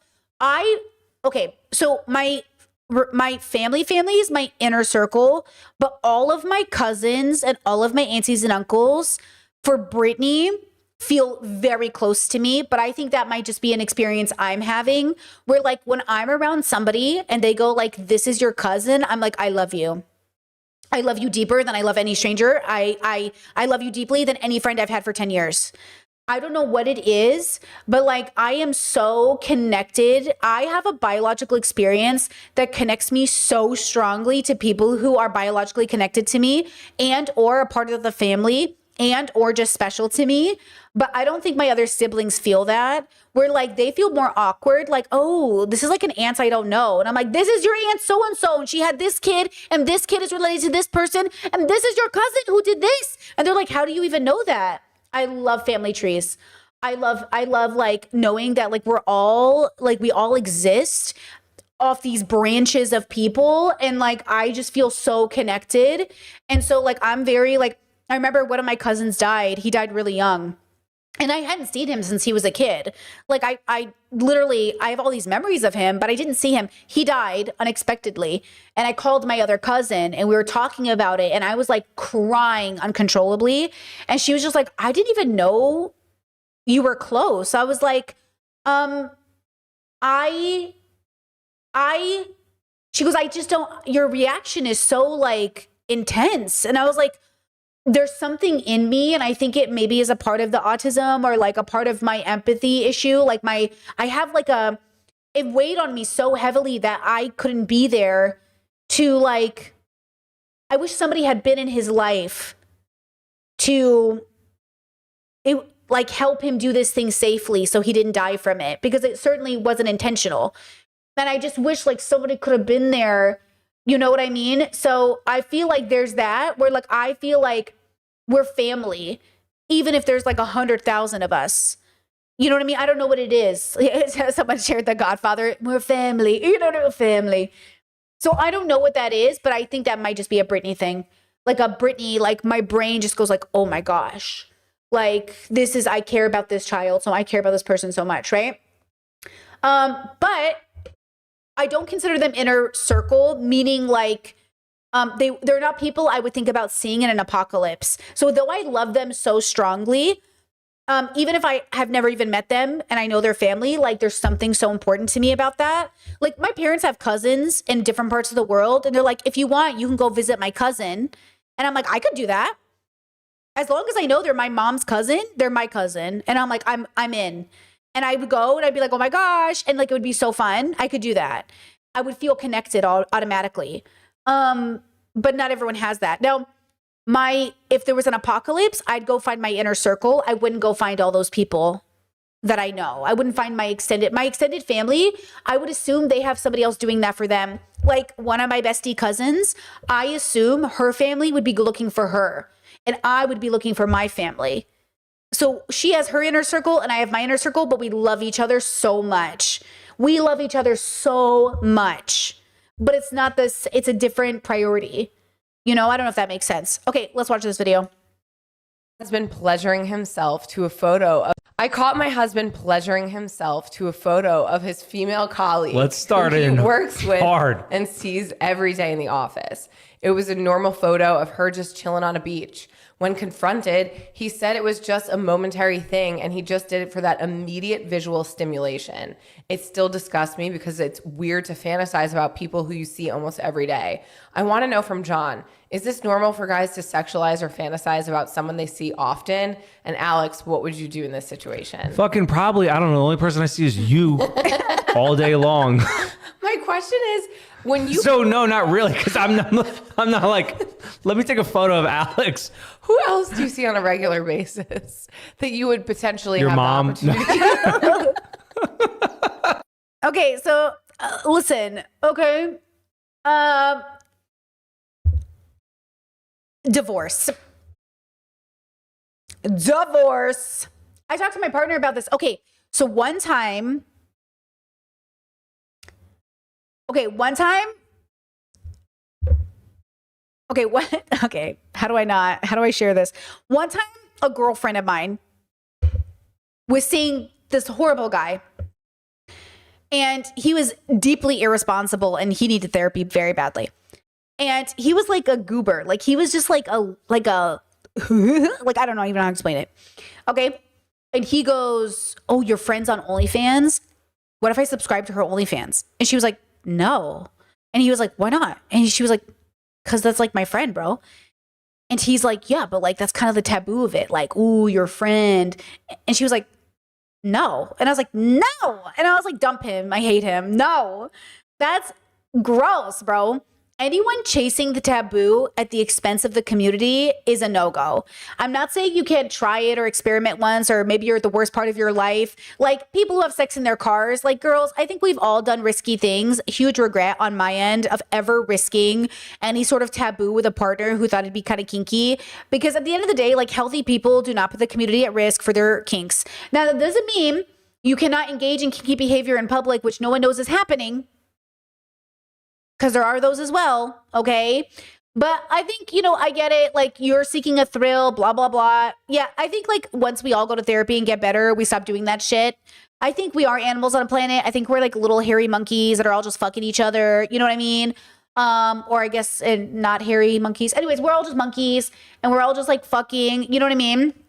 Chat said people can actually fucking cars. It's not a trope. Bro, I was in Hawaii with an ex and we found a deserted part of like this road, parked the car and fucked. It was like a really great experience, but in hindsight, like so unnecessary. Like just so unnecessary. You know what I mean? Yes, I fucked in so many cars. It's like so unnecessary now. But that's the thing. That's the thing with maturing and aging that everybody needs to like get over is like, yeah, eventually you're supposed to be like, that's way too much work, bro. We're not doing that. Okay. Like, I'm not doing that. I'm not like, you know what I'm saying? You know, like it's, you know, when I'm younger, actually, you know who said it best? Oh my God. Do you know whose content I kind of like love? What's that neurodivergent couple, guys? What's that neurodivergent couple who's ADHD and autistic? And they talk about it. They make like 30-minute podcasts. I'm obsessed. I've seen so many of their videos and I still haven't learned their names. I'm so bad at this. What is their name? Fuck, what's their name? They talk about this. They talk about when they first got together, they were having like crazy, like, yeah, British. They're British. The British ones. They're punky. The girl's like really, she's in a band. Anyways, they talked about in the beginning of their relationship how it's like, yeah, ADHD love. That's what it is. Yes. They talk about how in the beginning it was like messy and sexy and they would just let me like be fucking, and then how it like kind of slowed down naturally and how it's like not that way anymore. And I'm like, yeah, bro. Like when you first start out in a relationship, especially, like you're fucking messy. You're fucking like, you know, kind of even dirty, bro. Like I think it was this one, Sexpectations. Welcome to the late blue. I think it was this one where like you might even be fucking without a shower. You're just like horny and you're just like going for it. You know what I mean? And then eventually you're like, I don't want to have sex. I'd have to shower first. I'd have to do this first. Like, I don't want to do that. Like, I love you. Let's just not. And you know what? That is either the best and healthiest relationship, or it plays into what we're going to talk about later on stream, which is like a sexless marriage, which is different. A sexless marriage is different than a marriage that doesn't have sex in it or has little to no sex in it. Very different. And one is like a sign of like divorce, and one is just a sign of comfortability and love. And I will talk about the differences, okay? But yes, I think this is exactly the episode, so I will share it. Let me see if I can, hold on, let me see. Bloomers podcast, where we are. Getting our lives together eventually. It's a big one today. It is a big one today. Romance time. Romance time. It's another thing that nobody talks about, can I just say? Ever. Feel like I've been lied to forever from everyone. Me too. And it's also another thing that society makes you feel pretty rubbish about if you're normal. Okay, we're going to watch this. I'm sorry, I'm derailing the whole stream. We're watching this. On both sides. Yeah. Men, women, everybody in between. You don't escape the expectations that are put on your gender. Sexpectations. Expectations for your performance, passion, enjoyment, schedule. Oh, man. Oh, man. Like it's horrible, isn't it? Where do we even start? Pretty horrible. Well, let's start with the good bit. Okay. Which is the honeymoon phase. Oh, wow. Because I feel like romance time in the honeymoon phase is one of the best things known to man. Yeah. However, you don't get much else done. It's all you can think about. It's the desire, isn't it? So not only is it the act that's like next level, but I remember us at the beginning, both of us just wanted it all of the time. You're right, like nothing else gets done. You almost become a bit of an addict. Yeah. Everything else out the window, all you're focused on is getting back to bed. Yeah. So it's like loads of fun, but you also couldn't sustain that for 10 years because we wouldn't have a life. I agree. But I also like, not only could we not sustain it, and it's I still don't understand it. It's like the desire goes from really opposite, doesn't it? It's like, I can't think about anything else. We just need to go and do this. Let's go to bed. Don't bother putting the telly on. It's all good. Like, let's just go. To like, quite often, like, can't really be bothered. I'm a bit tired. Like, it's such a wild swing that clearly everyone goes through. And that's, I think, another thing that the fake news in society makes you feel bad about.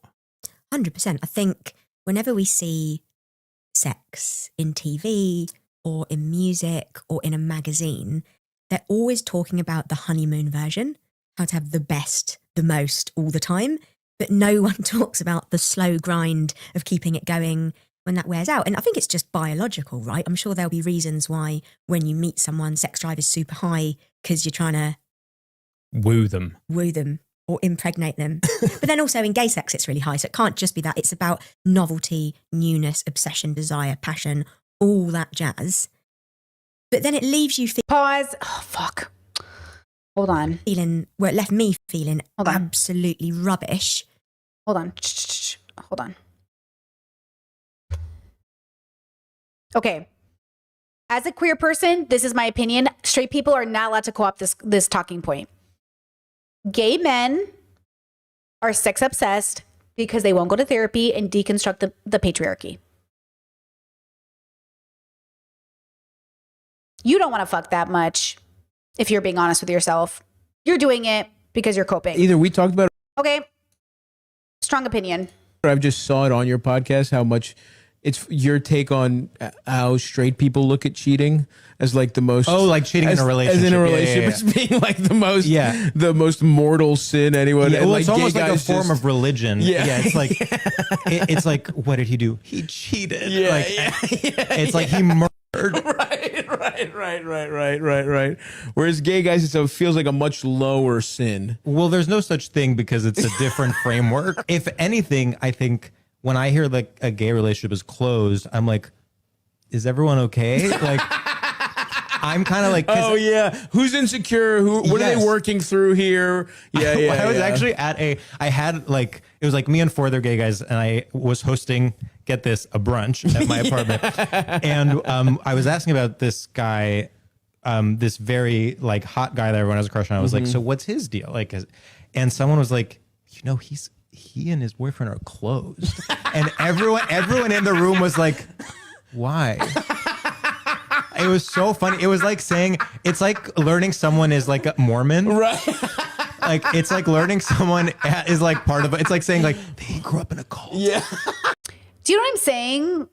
Like, girl, get a job. You are not speaking for gay people. Being gay is not a monolithic experience. Like, deconstruct your weirdness. Like, come on. You know how many gay people I meet that are like, is it wrong that I just want to fall in love and be with somebody? Is it wrong that I don't even want to have penetrative sex? I just want to like cuddle and be with someone? No, none of that is wrong. You might be ace. You might be demi. You might just want this kind of life. Like, there's nothing wrong with just being actually in love and being with a person.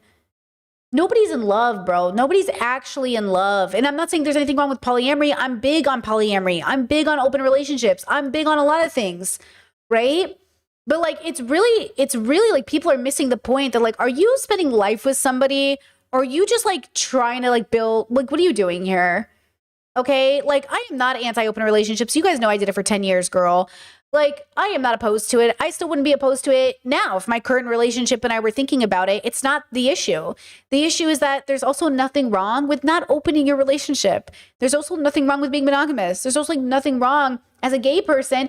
Gay men, gay boys, gay young men will be like, Brittany, is it okay that I just want to like be with one guy? And I'm like, yes. And they're like, the guys at the gay club kind of make fun of me. And I'm like, they're just like coping. They haven't deconstructed patriarchy. Patriarchy makes you think you're a fuck machine. Patriarchy convinces men that they aren't real men unless they're fucking, and gay men suffer from it too. You know what I mean? All right, back to this video. When the desire on both sides changed. Yep. And that still is with you today, right? It's something that you Oh my gosh. sometimes struggle with. Sometimes. All the time. I struggle with it all the time. I am constantly aware of how long it's been. And the longer the gap is, the greater the shame and anxiety is that either you're going to leave me or cheat on me. Yeah. That I'm not doing my duties. Yeah. And by the way, I'm like, when it comes to feminine ideals or gender stereotypes, I don't fit very neatly into the female box. Like, I don't shave my legs or my underarms. I'm quite aggressive and dominating in my work life. Yeah. Certainly don't do the cooking or the cleaning. No, you do not. But this one area, it's like that pressure, that societal pressure has really got me. I don't know why. How do you even See, I love that. I love that she says, and we're gonna cover this in the topic I want to cover after this about like sexless marriages and the difference between marriages that have little to no sex or whatever that is. By the way, whatever we're defining even that by, like the little to no sex thing, and a marriage that is sexless, a marriage that is wanting, a marriage that is separating because there's no sex. These are all very different categories.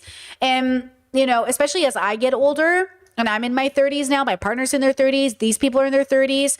It's just so different from my 20s. Like, everything was so different. But to be honest, my partner and I have had to have some serious conversations about this.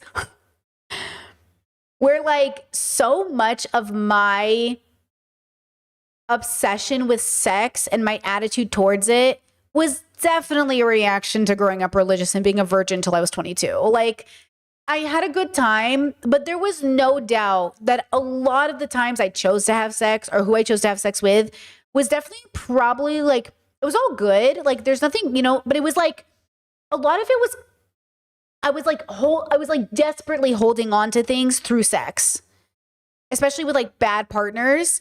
It was like, if the sex is good, we can make it work.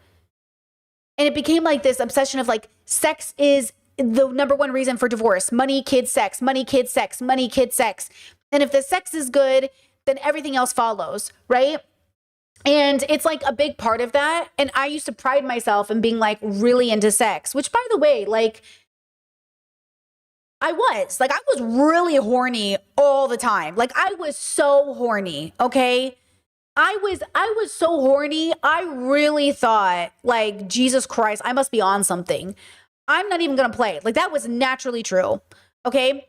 And then it played into wrapping it into thinking about divorce and thinking about why relationships get stale and why people leave relationships and why people do XYZ and so on and so forth. And that's why like it was extra confusing too, because I wasn't even pretending to be horny. I just was. I just literally, actually, I was like so horny. It was kind of inappropriate, honestly. Cause like I didn't even want to socialize. I was like, can we just go home and fuck? Like, I am horny, bro. Like, take me home. And I remember I was like at a concert and I was like, bro, this concert, like, I'm good with it, but like, you got to touch me or hug me or something. Now, my love language is being touched. My partner knows I need a lot of touching, but also it's not so much that I feel like it also reinforces like my value in the relationship. I'm so secure now. I was anxiously attached then. So it was anxious attachment avoidant in my 20s. And a lot of my horniness was biologically true. And a lot of my emotions were tied into the fact that like I needed to be touched and reassured so significantly, so often that it was like inappropriate. Like I couldn't even function at social events sometimes because I was like, let's just go home and fuck. So like, because I feel insecure. Okay. Now I'm so secure. I'm so healthy. My libido's changed. My birth control is impacting it. Like a lot of things have changed. And now I don't define myself or my relationship about how often or how little or how much or how I feel or how it's all based off of like the health of the relationship instead of the sex of the relationship or whatever else. Like, it didn't matter if we were having it twice a day or once a week, like it was all the same. But in my 20s, it felt like it mattered how often we were having it. Like some indicator would matter if we weren't having it often. But it's because there was an indicator, but it wasn't the sex, it was the disconnect. So in a healthy marriage, not having sex often is not an indicator of something bad. But in a toxic relationship, it could be. Or in a toxic relationship, having sex too often can be an indicator something bad is happening. And so that's why I always say it's not the sex. It's not how frequent or how not frequent. It's the why. Why is our sex life this way? And is this indicating something about our relationship? And so eventually, like now that I'm like, I identify as definitely like secure attached. I'm very like secure in everything. I feel really good. I don't feel like I'm going to get abandoned. I don't need like reassurance to the point where it's driving me crazy or I'm looping. I'm very like good. I feel very secure. My bids for affection are real. I still do that, which is normal. You know, you always want to bid for affection. I love you, kisses. But I'm so secure in this relationship that I'm not constantly looking for reasons why things are wrong, or I don't feel like anything's wrong too. So sometimes I have to check in with my partner and say like, I'm so sorry. Things have been so good. I'm just checking. Are you good? I just want to make sure it's not just good for me. Are you good? And they'll be like, yeah, dude, I'm good. And I'm like, okay. Because like, we just like, there's never a problem. You know what I mean? So there's no like, versus like in a relationship where there's problems all the time, you're always having those kinds of conversations. And so you kind of know something's up. But when you're in a healthy relationship where like, nothing's happening, you still have to check in and be like, we still good? You good? Are you thinking anything? Is there anything you want to talk about? Is there anything missing? Is there anything we need to do more of? Is there anything you'd like? Do you want more date nights? Do you want more time watching anime? Like, do you need anything? And, you know, maybe sometimes it's like, yeah, we could always watch more anime or yeah, we could do this. But generally it's like pretty good. You know, so then there's like, you have to learn how to do it too. But, you know, a big part of it is like what's happening in your own body and brain as well. Like she says she feels like bad if they're not having sex because she feels like he might leave or cheat. That is ingrained in us. That was ingrained in me as a kid, that I would hear, oh, well, your husband cheated because you weren't putting out enough. But then somebody cheated on me and we were having sex like twice a day. Somebody make it make sense. Okay, we were having sex a lot. Sure, when they cheated, we were having a 30-day separation because we were together, but I lived in a different place. So sure, like I had just moved. We were living apart. We were seeing each other once a month on an airplane. I would fly once a month to go see them. And sure, we were technically separated. But are you telling me like the first time in our relationship we're separated for a month and all of a sudden you cheat? Did all that sex and all that history and all of that stuff mean nothing? Like, you didn't get sex for 3 weeks, and so you're like, I was so lonely, which is what he said. He was like, I was just so lonely and I felt so alone. I was like, bro, we only had to do this move because you wouldn't get your shit together. Honestly, in hindsight, obviously he was going to cheat. It didn't matter. That's what I'm saying. It doesn't matter how much you fuck your man. If he wants to cheat, he will. It doesn't matter. Cheater's going to cheat. Cheaters cheat. You are not the reason they cheat. Okay? I'm sick of people who have cheated, been like, well, I wouldn't have cheated if you were a better spouse. You know, there's so many other options than cheating, which, by the way, we'll talk about in a second, because people always say like, oh, they cheated, but like, you know, is it worth a divorce? Yep. Yes, it is. Thank you for asking. Like, yes, it is. And again, maybe not for you, but for me, definitely, girl. Ain't gonna happen. To combat that though, like that pressure, that feeling, or is it just something that you've got to just accept? I don't know. I honestly don't know, because I can compare it to not shaving my legs, right? Okay. When I first started to do that, I felt awkward. I felt ugly. I felt unattractive. I knew I was going against the grain of what I was meant to do. But actually, throughout that, I found loads of power. I loved not giving a shit. I loved when people would stare or make mean comments, because I felt really good holding a sort of rebellious space. But with sex, I don't feel very good. In my mind, it's like you need to be doing it 3 times a week. You have to please your partner or else you are failing. And I can't find, I've always struggled to find where's like my powerful position. And we've had so many conversations and tried so many different things to sort of make me feel better. It's probably a little bit less stressful for me than it was in the first couple of years. Yeah. But the countdown clock is still there. The what? The countdown clock. What's the countdown clock? So the minute we've had a lovely romance time. Lovely. Yeah. Lovely. The clock begins. And it's counting down how long it's been. And the longer that timer goes, the more anxious and worried I become. And obviously, anxious and worried aren't really... Doesn't get you in the mood. Doesn't get you in the mood. Yeah. Like, it's not a work project. It's not a deadline. It's like pleasure and intimacy.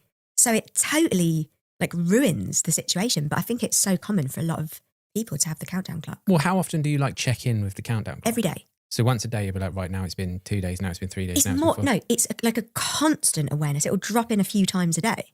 Okay, so that is like an anxiety. So Discord and I are talking about keeping track on calendars about how often you're intimate. So I remember I was in a relationship in my 20s where I remember saying to my partner, this is the guy who was like a lot older than me. I was like, hey, I don't think we're having sex very often. And I'm feeling kind of like I would like more sex. And he was like, we have sex all the time. I was like, I don't think so. I think we're only having sex like once a week. And he's like, no, we're not. We're having sex a lot. I was like, sometimes we have a whole day of sex, but we have it once a week. Like can we have sex more than once a week? And he was like, I feel like we're having a lot of sex. And I was like, okay, let's keep a calendar. And he's like, you don't have to. I just told you like when we're having sex. I was like, I don't think you're right though. I think we're not having sex as often as you think we are. So then I started to keep a calendar of like how often we were having sex. And I was right. We were not having sex as much as he thought. Okay, now maybe this was purposeful. Maybe he was gaslighting me. Maybe he was neurodivergent. Who knows? Okay, I still keep track of sex and intimacy time because of health checkups, periods, obviously pregnancy scares, doctor visits, rates of transmission, blah, blah, blah. Like, and then, sometimes like I can't even remember what we did yesterday. So like this countdown clock in her head that exists, I forget in my head. So I need a calendar because like I can't even remember like what we did yesterday. So I need a calendar to tell me because like I just won't remember at this point in my life when the last time was for anything, when the last time I ate a certain food was, or when we were this or that. Like if it's not happening, guys, I can't even remember. Like sometimes if I streamed yesterday, I was like, did I stream yesterday? Was that yesterday? Like I just don't really remember things anymore the way I used to. And I think that's either the brain fog or getting older or chronic illness. But the fact that she has this anxiety, I think is what she's expressing is like it's built in anxiety. So anxiety, fun fact, I've been learning more about anxiety because I have a mild anxiety. And anxiety is a weird thing that either can cause like a blankness in your brain. So you literally forget because you're so busy thinking about the anxiety, or it can cause you to like think about everything all the time and never stop. So you never even have time to forget. And it's like this weird relationship with it. So what she's expressing to me, what I hear is that because of the way she's raised and because of the way she's thought about being a person, a woman specifically, and the way she thinks her duty, what her duty is as a woman, right, to keep her man happy within that construct, even though that's not the reality of her marriage, it's the reality of her fears, the anxiety keeps it in her head to remind her of when the last time was. I don't even remember the last time my period was. Like, when doctors asked me, when was your last period? I was like, hold on, I got to check my phone. I have to look at my calendar. I do not remember my last period. I don't know. Even though it's every month, it's so consistent. My period is very good at being consistent. I have to look at my phone because I don't know. And that's like, some people know exactly the day, like exactly the time. I'm not one of those people. So not, at least not at this stage in my life, right? So that's also the thing too, is like the stage of life you're in, how things change. I think the reason I loved this podcast, it's a conversation about like how things change and how that's not always bad. Changing is okay. You know, you're allowed to change the way things. That's why I say, like, when people say, like, how often should a couple have sex? As often as they'd like. How often should people be intimate? As often as they'd like. As often as they'd like. That's how often. You know? That much. I'm thinking about that a lot of the time. Wow. That's mad. People say that men are always thinking about it. I'm not always thinking about Are it. you not? Are you No. really not? Definitely not, no. No. I stare into space. I'll watch Marvel films. I'll let the dog lick peanut butter off my fingers. I'm not always thinking about it. So interesting. So that's not the pressure. No, I can't obviously speak for all men. But I do. And look, maybe he's allosexual, ace, demi. Maybe there's a lot that plays into it. Maybe he doesn't. But yeah, I know, like, this idea that men are always thinking about sex is obviously not true. It's just so obviously not true. And I think a lot of the time it's forced and it's performative. I do. And I also think there's a difference between being a guy who's 19 and being a guy who's 45. You know what I mean? I just think, like, if we're all being honest, I think a lot of guys also lie about how much they think about sex because they want to look cool in front of their bros. But also because this is a neurodivergent couple, I think that also can play a role in this, right? I think there is a difference between sex drive of men, between men and women. I would say, but I find that, And not to mention that just because you're masturbating every day doesn't even mean you're thinking about sex. Masturbation, especially like if you're ace, like a lot of people think like asexuals don't masturbate. Asexuals masturbate because it's a biological mechanism. Your body is like, it's like a button you're pressing. Like, even I'm allosexual, and there are times when I masturbate and I'm not thinking about sex or people or anything. I'm thinking about like what I have to get done tomorrow. Because it's just like people only think about masturbation. That's why religious people are so fucked up. And that's why I think religiosity creates more predators, because you're denying people this biological function that isn't even remotely connected sometimes to sex or people, but you only think of it as like this perverted, evil thing. But you don't even understand that people are just doing it to get on with their day, bro. Some people are just literally doing it because like they have to get it done, like the way you exercise. And so like, there's like this weirdness that happens in the brain when you grow up religious where, and I thank God I never suffered from this personally, but like where you feel bad doing this thing because you don't even understand it's it's for your body. Your body just needs the release, bro. And so like, it's, you know, and then you only associate it with sex. And then it's like this whole thing. And I'm not saying you can't have masturbation. Like, I'm not saying you should masturbate only to masturbate. I'm just saying like, it's so much more than just like this perverted thing that you think is sending you to hell. pressure in society is like, yes, it can be used to help with headaches and trouble sleeping. 100%. You need to be good at it or you're a rubbish man. Do you know what I mean? Like, that's where the pressure is. Oh, for, really? For men, I think. And it's something that, really interestingly, I don't know if you remember this, I went for a bit of a spell of not being very good at it, or not lasting very long. Oh. Yeah, right. This is embarrassing already. But I think all men go through the spell, right? Like, it's just, you just go for a spell. You think, oh my God, I'm now rubbish at this act I used to be pretty good at. What's going on? And like, the more you think about that and get in your head, then you go and do it. And it's quick again. You're like, oh shit. Don't you remember like having a conversation about It's it? so funny because when I think about our sex life, I only ever see my shame, my embarrassment, me letting us down. I don't even remember that. But when you speak about it, I'm like, oh yeah. Yeah. And I didn't mind at all. I took it as a compliment. It was like in the early days of savagery. I didn't mind at all. I loved it. And in fact, it opened up loads of conversations about Sober romance time. Oh my God, sober. That was a problem for me. Me too. Because it's well easy when you're drunk, isn't it? It's like the one area of Listen to this. my life. I don't romanticize drinking anymore because it ruined my life. But that is one area where I really miss what alcohol did. Yeah. Which is, I don't know, make you get out of your head, into your body. You can really be a bit more animalistic and just follow the pleasure vibes. Oh, it's like a movie scene, right? Like it's, Yeah. you create like movie scenes when you're a bit drunk. Yeah. And when you're sober, awkward can be a problem, can't it? Like, oh dear. Yeah. I mean, they call it liquid courage for a reason because it takes down your inhibitions, but it also makes you obnoxious. So like, yeah, like if you're on the right meds, if you're high, it just takes down it. Like that's why people do it.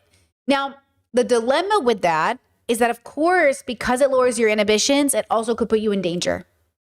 And so you have to be really safe with who you're doing it with and around who. That's why people take advantage of drunk people, right? Because they know your inhibitions are down, right? Was it the first time sober for you?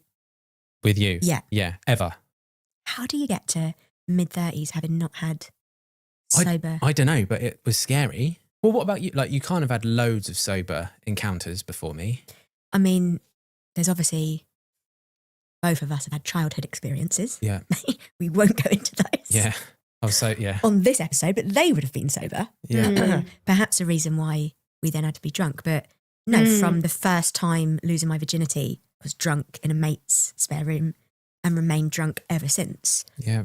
And then had done 18 months sober and celibate when we met. So I was repressed and anxious and very... The reason I really like their podcast is like, it's for like late bloomers, which I think is like really relatable. And they just talk about how like, they're kind of like late starters, but it's never too late. And I think I really like that about them.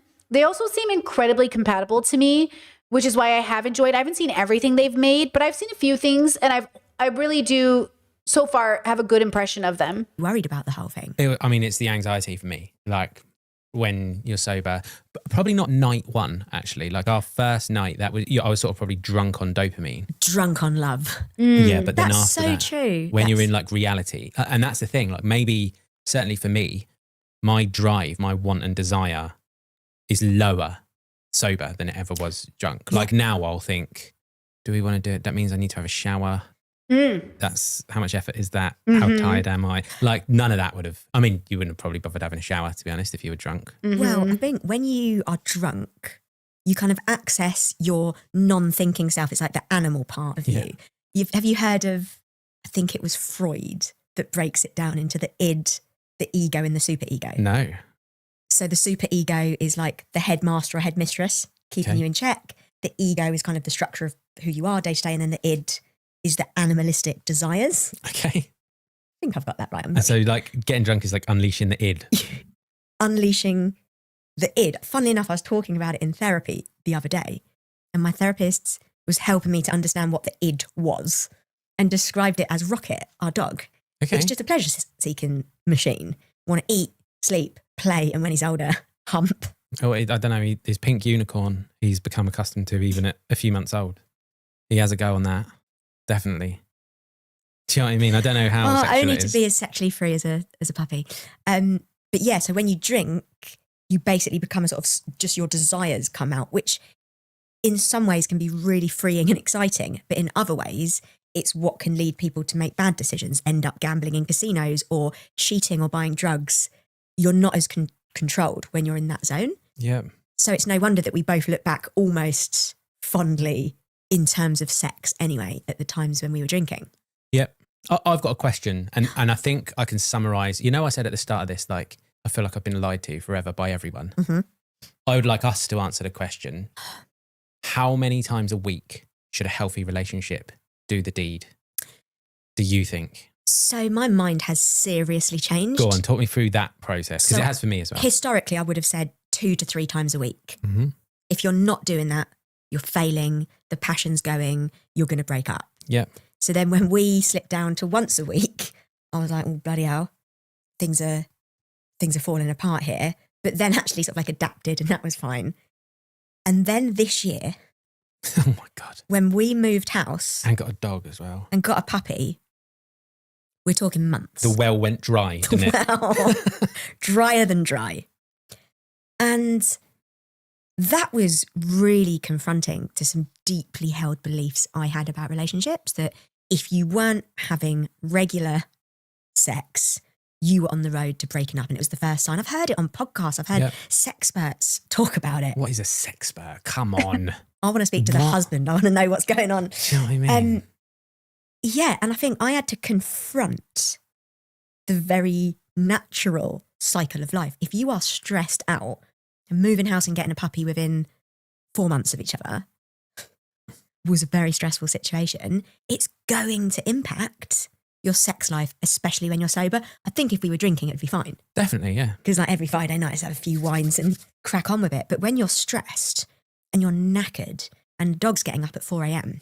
because it needs a wee, it's not like the best aphrodisiac, is it? It's not conducive. So I would now say, I honestly don't think there is a weekly schedule or aim. And I think having a weekly schedule or aim can be incredibly destructive. Even looking at through the cycle that women, people with periods go through, that will wildly change your sex drive depending on where you are in your cycle. Yeah. So even not taking that into account, it's just so myopic and it's so silly and it leads to loads of shame. Well, that's sort of why I asked the question, because you would be led to believe that you need to do it, like you said, a few times a week. Otherwise, it's unhealthy. And they use that phrase as well. Do you have a healthy or unhealthy sex life? It's so shaming and judgmental. It's so shaming. And it makes you feel like everybody else has got it together and everybody else is doing it. I hope the comments on this podcast aren't everybody going, I'm doing it 2 to 3 times a week, because I'm going to feel way worse. But okay, let me ask you. Okay, pause. So first, you can see why I like them. I think I see very positive comments about them in the chat. I don't know how long they've been together. I'll go ahead and share their podcast again. They do like 30-minute pods. Very simple, very to the point, very good convo. They move off each other really well. I think they're kind of newishly together, like few years maybe. I'm not sure if they have if anybody knows. But I really like their dynamic in particular, because I think it's just like, it's very safe and honest, and it doesn't come with like a lot of judgment. Any judgment really, right? But I used to think the same thing. I used to think like, if you're not having sex every day or twice a day or 4 times a week or something is wrong with you. And that's why I don't put a number on things or a number on anything really, because like, that's the thing that gets us bogged down, is like when we say like, what's the number though? We're not being realistic with what happens in life. Life sees your numbers and laughs at you, right? God laughs when you make plans. It's like, when you put a number down on something, you're not actually being human. You're being actually the opposite of human. You are denying your humanity by being like, oh, well, this is just what I do. And I think people want a number because they want to aim for something. They want to know what's the bare minimum I have to do to keep this relationship good. Well, it's not how much you're having sex. It's how dignified you are in the relationship, how well you're treating your partner, how well you see each other, the relationship with one another, the relationship you have with yourself, And so like all of these conversations come from such different bubbles, where imagine like you have one couple having conversation in a different bubble about how often you should have sex. And then you have another bubble where it's like, I don't have sex with my husband, but as a wife, I do my duty. These are two, you know what I'm saying? Like, what? Like, she's having a different conversation, which is like, as a woman, I feel like it's my job to entice my man, which is different than a woman saying like, I don't want to have sex with him, but it's my duty. Listen to me when I say this. I never not want to have sex with my partner, but sometimes I don't want to have sex, which is different. I always want to have sex with my partner, which is different than not wanting to have sex. Okay? There are people who do not want to have sex with their partners. These people are trapped in marriages in which they don't feel seen or loved, or maybe they're there for different reasons. Those people need to get divorced. They can't always get divorced. Some of those people are trapped in marriages. They're culturally trapped. They're literally sold. So like, we know what a privilege it is to divorce your husband. You know what I mean? But I also think I saw somebody leave a comment on one of my podcast videos and they were like, well, I think you're really, like, I'm paraphrasing, they're like, you're really condescending and rude for suggesting that everyone can have a healthy relationship. Some of us can't have one, so we have to settle for the next best thing. And I was like, well, see, that's not true. I don't know who wrote that comment, but admitting out loud that you are settling for a toxic relationship because you you think you can't have a healthy one is just because you're toxic. You know, that's not the goal. Like that is a positioning of your unwellness, and your unwellness should never be the goal or the barometer for reality. So then it's like, okay, well, how do I frame my relationship after, or how do I base it after like a healthy relationship? What's a good healthy relationship example? It's not really one-to-one relationships. It's always parts of relationships from everybody, because everyone's going to have a different level of health or different relationship to it. But, you know, there is a barometer. There is a expectation. So like my brother who's religious, I think his relationship with his wife is really healthy. I think it wouldn't be healthy if I was in the relationship. But the reason it's healthy for them is because ultimately they listen to each other. They see each other. They consider one another. They're open and honest and vulnerable. You know, they also understand they have things to work on individually, and then they come together. These are the tenets of a healthy relationship, that the person you're with is an individual and they're valuable and you love them as a consciousness. And, you know, again, the team, but not at the expense of the individual not at the expense of the team, right? So there's like something about this that I think is like really important, right? I got sidestacked, but I feel like there's a conversation happening in chat that I'm missing here. Chat said, I think it's about scarcity almost. Like, if I only see this person once a week, I'm going to want to do it more than if I see them every day. That's interesting. Are you talking? Interesting.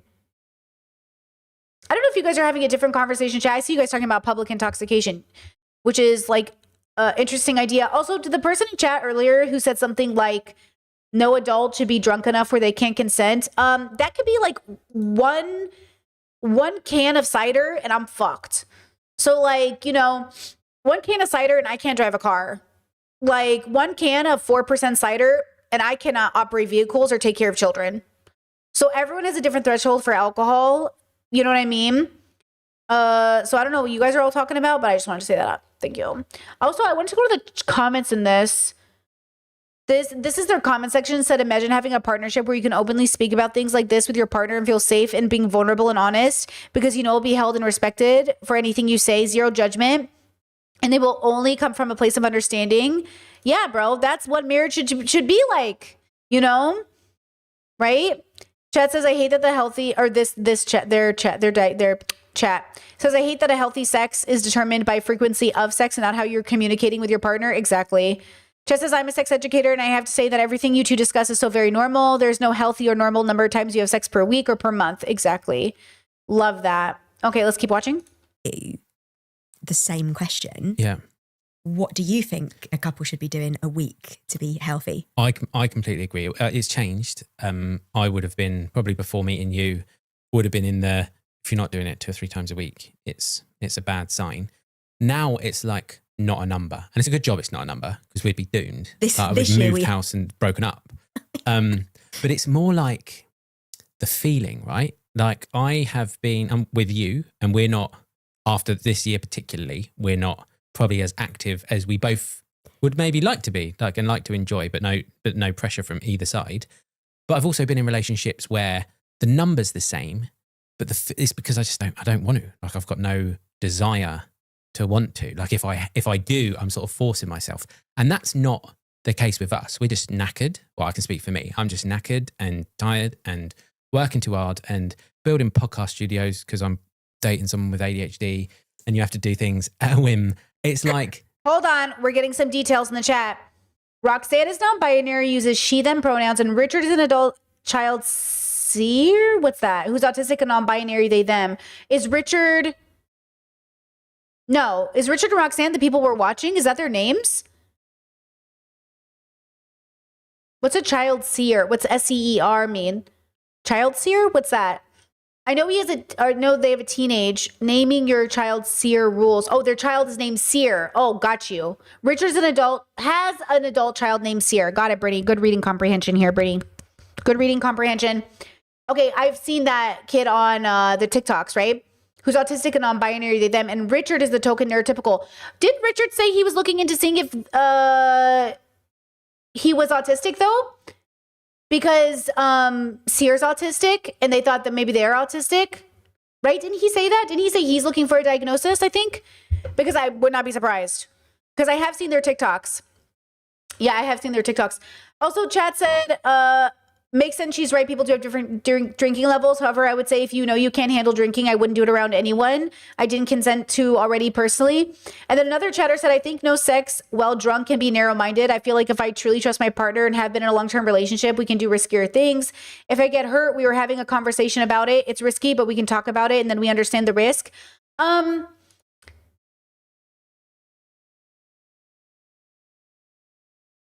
Okay, so conversations like this are always really interesting to me. Look, maybe you're having a different kind of conversation in the chat right now and I'm missing it.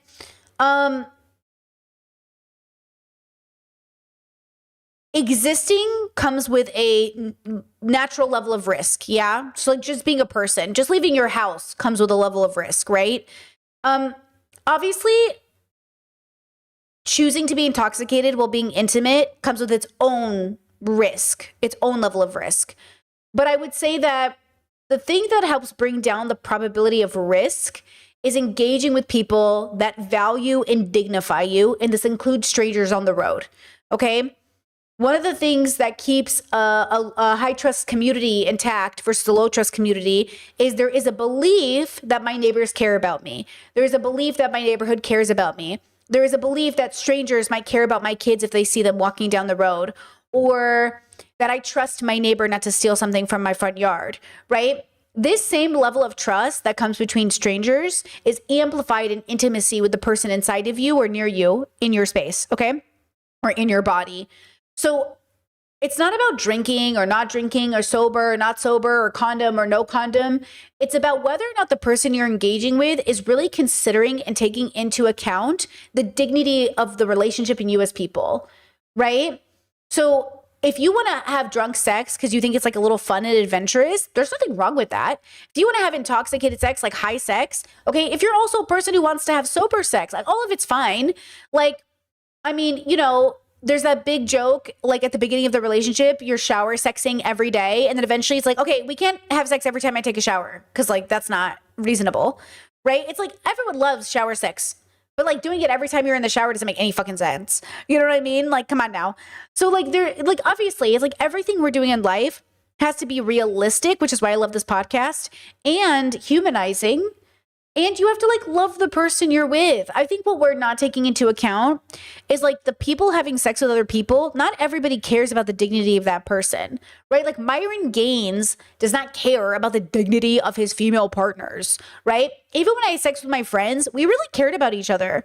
I've always had sex with people that I cared about to some extent. Maybe even my friends, like, you know what I mean? Like I cared about my friends. I cared about their consent. I cared about their comfortability. I cared about how they were feeling and what we were doing, right? So it feels like when we're having these conversations, you have to ask yourself first and foremost, do I care about the dignity of this person? Okay, do I care about the dignity of this person? And am I taking everything into account to care about this person? I remember one time I was sitting, this is a long time ago, I was sitting with all my BDSM friends and, you know, we'd all been lovers at some point and or mutuals and or paramours or whatever. We were all hanging out and we were talking about choking, you know, because choking is a very common sort of thing you see in certain bubbles. And we were talking about the probability of brain damage during choking. And because we knew there was a risk, obviously. And so we were looking up the stats and we were trying to do our research and look up medical papers or something by somebody who knew what they were talking about, and basically came across information that bubble popped all of us in that moment and made us realize there is literally no safe way to do breath play. The only safe way to do breath play is to mitigate the harm done. But the moment you're cutting off oxygen, you're risking brain damage. Okay? And there had been someone in the scene who had done breath play that often that they had the consequence of long-term brain damage. There were also people in the scene who had done breath play, choking, and had accidentally killed their partners who were on a new medication that they didn't realize would impact respiratory stuff. So as much as we have conversations and we see things being depicted in porn, especially of choking, breath play, we have to understand a lot of it is acting. A lot of it is like a feeling, but it's not actually cutting off oxygen, right? So when we have these conversations, we have to think about like, what is it? Are you mimicking the imagery or are you really cutting off? You know what I mean? Right? Are you really cutting off? Yeah, the blood flow thing, not cutting off oxygen. You know what I mean? Like causing, see, I'm not a doctor, but when you cut off the flow, the blood flow, you pass out, right? You're not breathing, you're not getting air, right? There are two different ways. You can take off their oxygen or you can cut it off here, right? Are those the two ways? It's been a long time since I took a breath play class, but you can cut off their air supply or you can choke here, right? But like either way, it's bad, right? Like if you choke somebody out military style, you're still doing it, right? So when you're listen, I've been passed out a lot in my life. Like I've had people choke me out a lot. Military, like playing around with brothers, and I've done it with BDSM partners. Okay. So when we do these things, we are risking something. And the question is like, do we understand that? Right? So, talk to medical professionals and talk to your partners. But sometimes, the riskier sex, you ever hear that, that saying with people that are like, oh, you don't want a girl who's done a bunch of stuff when she was younger with people because she's done things with her ex-partner she won't do with you. It's not only just because it's a new person, it's because when you're young, you're more likely to do riskier shit that you would never do when you were older. So the reason a lot of guys like younger girls is because they're willing to do riskier shit they would never do when they were older. And that's been even true for my life. There is some shit that I did as a younger person when I didn't care about my life that I would never do now. And it doesn't mean my marriage is less because we're not going to engage in certain risky, kinky play that I did when I was younger that we're not going to do now. It's just that like, I know better now. You know what I mean? I know better now. And so there's that conversation of like, I think we romanticize young people sex because it's reckless, because it is crossing a lot of boundaries, and it's just something to think about as we have this conversation about like, if you care, if as you age, you care about the safety of your partnership, and do you accept that like the things we're doing now are a reflection of how healthy we are and not a reflection of how something's wrong, right? Something like that. Okay. There's still loads of intimacy and connection and love. Like it's the feeling like that. So it's not a number. It can't be a number. That's so interesting because that's something that has never changed with us, which is probably a reason why we can weather the storm for a few months of moving house. Yeah. Before getting back on it. Getting back on the saddle. Back on the saddle is because we are constantly kissing, cuddling, slapping the old ass. Like, no, but that has never changed from when we met. Yeah. So we're still at like honeymoon levels of physical touch, intimacy, even sort of like sexual touch. 100%. 100%. Same. It's that. That's what it is. Like if you could see us in a different light and think we had just gotten married. You could see us in one light, the touching, the giggling, the laughing, the looks, the like, you know what I mean? Like that stuff I think will always exist. I think it just might not look like the way we think it will look like twice a day on the kitchen counter. You know what I mean? Like when we're 80 years old, I hope we still look at each other. I hope we still like slap each other's butts. I hope we're still like kissing, but like, you know what I mean? We don't got to do a doggy style when I'm 80. You know what I mean? Like if we want to, I guess, but like, I'm not worried about it. You know what I mean? But what I really want is that warmth, that sparkle in our eyes, the way we look at each other. That's what we're hoping to always have. And like kissing is still like 24/7 a day. Yeah. Like Sear is just like, cringe. Oh, cringe, you guys, because we're just always cuddling and kissing. So I feel like sex is so often seen as this solitary act, this one thing where you do it until he's done and then it's done. But and if you're a man, if your partner doesn't finish, you're rubbish. Like it's horrible. So much pressure, but it's an intimate act, and that's just like one part of the intimacy spectrum, and it's great and it's amazing, but you've got to have all the other parts as well. One thing that used to confuse me when we were sort of first together, but after a couple of years, my sex drive definitely sort of declined or normalized, and it would go through peaks and troughs depending on how I was feeling about my body, Yeah. how stressed I was, where I was in my cycle. But you were always Up for it. up for it. Like any time I asked you, I'm like, not a problem. not let's a problem. go. Like the Yeah. answer, unless you'd eaten like a massive pizza. A couple of times you I were get like, that, bro. sorry, babe. I'm like, I can't, I'm bloated. Yeah. but other than that, you had quite stable, like you could have just done it every day. Whereas I noticed it was me that had the up and down, which I think led to me feeling like I would way rather the ready to go at any moment with you. Yeah, but it's a tough one, right? Because, well, the answer to that is we're different humans. So it sort of tailed off at different times. But wanting to go, you may well prefer being in a situation where you're like ready to go, like you're doing it. But that comes with its own problems in that you can sometimes feel rejected or undesired or whatever. If you want it all the time and your partner doesn't, you start overthinking that. And it's like, oh, maybe they don't find me attractive anymore. Maybe there's something wrong here, or I don't want to be pushy. I certainly, with my past, I would never want to be coerced. Like just think, okay. So now we're listening to this conversation related to those TikTok podcasts you've seen of men talking about like, oh man, like I had sex with her 6 weeks after she had a baby. And I'm like, you should not be doing that, bro. Or like, oh yeah, like she has surgery coming up. Man, it's going to be so hard while she's recovering. Like think about those videos where it's like, guys are like, oh yeah, my girl's going to be busy doing something. I don't know what I'm going to do for the month. You know, I might have to like, and I'm like, what is happening, bro? That's what I mean. You're not like, you do not love your partner. You do not love your life. Like you're not having a philosophically joyful life. You are just, you know what I mean? Like you are not thinking about the dignity of the situation. And that's the problem. Like if your life is so focused on sex, yeah, you're not going to have a good life, bro. Because like, that's like saying my life is only centered around sugar. It's like, you're not going to have a good diet, dude. Like it's balance. You know what I mean? A full life is a full life. It has variety. And like the lack of variety is the problem with people. They just think like, well, my life is defined by sex. That's like saying my diet is defined by sugar. Like, please lock in, bros. Or anything like that, or not coercive, but apply pressure to you. So yeah, like they've both got their own problems, I think.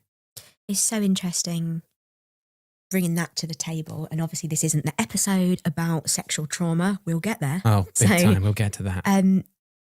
But for those that don't know, you were sexually abused when you were 8. 8, yeah, by my granddad. By a family member. And that definitely does play out in our relationship. And I think you've hit the nail on the head with, because you never want to coerce. Mm-hmm. You never want somebody to feel pressured or do something they don't want to do. Yeah. Which is amazing and wonderful. And I just think you're the most loveliest human in the whole wide world.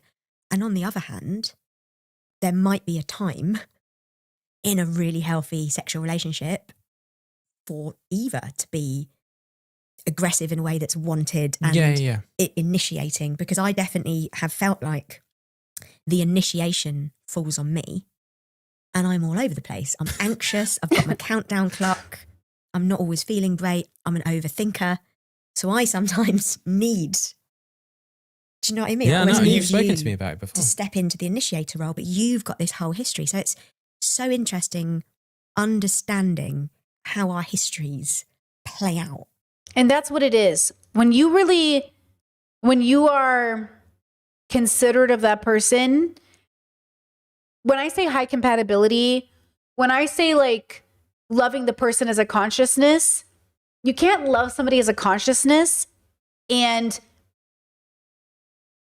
not take into consideration their history and their life and how they're both working on things too. I love that they are obviously working on their stuff and they're focused on the team and they're working on the stuff. And so the reason I like watching them talk is because it seems like very relatable, first of all, right? We don't have the same backgrounds or histories, but the way that they hear each other, they listen, they're talking, like, yeah, like just to be seen and heard, just to say our life is going to impact, like our past life is going to impact. So when people say like, do you fight in your marriage? No. And if people say like, is it sometimes uncomfortable? Well, sure, like in a literal sense, because we have histories and neurodivergencies and we have to have hard conversations sometimes, but it's because we didn't come into this relationship with a clean slate. We have our whole life. We're a whole person, but we're not fighting. We're not looking at each other like the enemy. We're not. And then if we have like, let's say we have an intrusive thought, it's like, bro, my intrusive thoughts are so bad today. I feel so negative, and it's not even at you. It's just like in general, can I have it? Can I have a second? It's like you can say it in a way that makes that person go, yeah, do you need anything? Can I get you anything? Again, it goes back to this idea that like, you're not in trouble for feeling away. You're not in trouble because you're upset. You know, you're not in trouble because you feel disconnected. You're not in trouble because you don't have sex. You're not in trouble. You're never in trouble. Okay? Don't make me catch you, but like you might be in trouble if I catch you doing something, but like you're not in trouble if you're just being a good person and you're vibing. You know, it's different if you're going around and sneaking and like actually being deceptive and doing something horrible. Well, then maybe you're in trouble. You know what I mean? But you're not actually in trouble if you're not doing any of those things. Like if you're not doing anything wrong, you are not in trouble. You know what I mean? And trust me, you're probably not doing anything wrong. So I think that's what it is. It's like,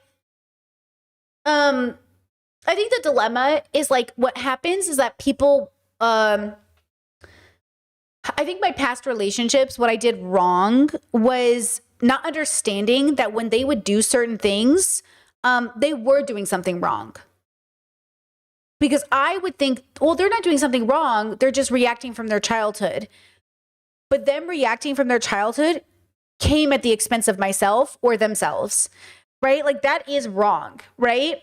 So what we do now in my relationship now, it's that you are not wrong for simply feeling or existing. You're not in trouble. And also, you're not allowed, in quotation marks, to justify abuse towards yourself or others because you're feeling a certain way. So let's put a line in the sand of like, what is okay? And what are like minimal ways of coping that are not full on self-harm as an example, but are maybe not the healthiest version of ourselves. So my perfect example for myself is like, sometimes I can't have a perfect fibro diet because I have fibromyalgia. And there's this very specific diet that works better with fibro, and that's like cutting out sugar. But sometimes I need to overload on vegan cookies and vegan ice cream. And that shit is full of sugar, and then I am in incredible chronic pain, and then I am on the couch like in so much pain, and I'm like, worth it. And like that's the thing, is like it's not exactly self-harm, but it is definitely like a coping mechanism that's not like my healthiest, and it's not something I do regularly. But sometimes, girl, give me those vegan cookies and don't ask me questions. You know, like I'm gonna eat all this sugar, okay? And that's a okay. Versus in my past relationships, when I was overwhelmed or I was in pain or my relationship was toxic, I would hit myself. I would hurt myself physically to feel in control. I would like even seek out like very specific masochistic scenes to feel in control. Do you know what I mean? Like I would isolate, I would self-harm, I would like find ways, and that's like not allowed. Or I would eat my feelings still. I learned to eat my feelings better now, but I'm always eating my feelings, you know? Discord said, can you replace the sugar in some recipes?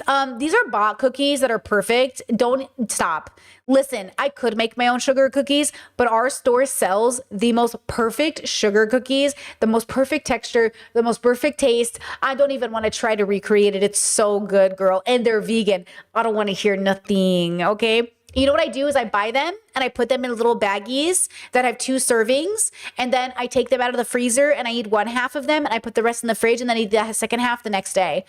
And it's doing pretty good. But like, oh, they're good. They're so perfectly, they're so perfectly made. Okay. So these are like good examples of, you know, we understand that life might get difficult, but you can't self-harm just because you're going through it, but you can cope. So what are the copes you're going to do that don't actually get into self-harm?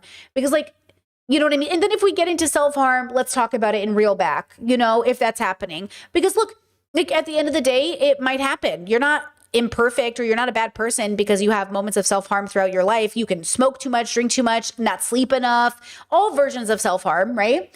Just as how can you determine when coping is veering into self-harm or self-destruction? When it starts to come at the expense of your quality of life, I think, and the joy you're having.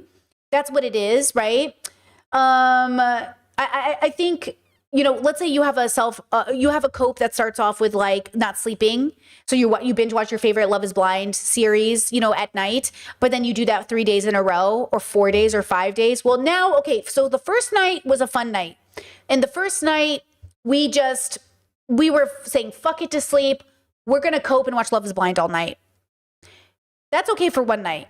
But for 2, 3, 4, 5, 6, okay, pause.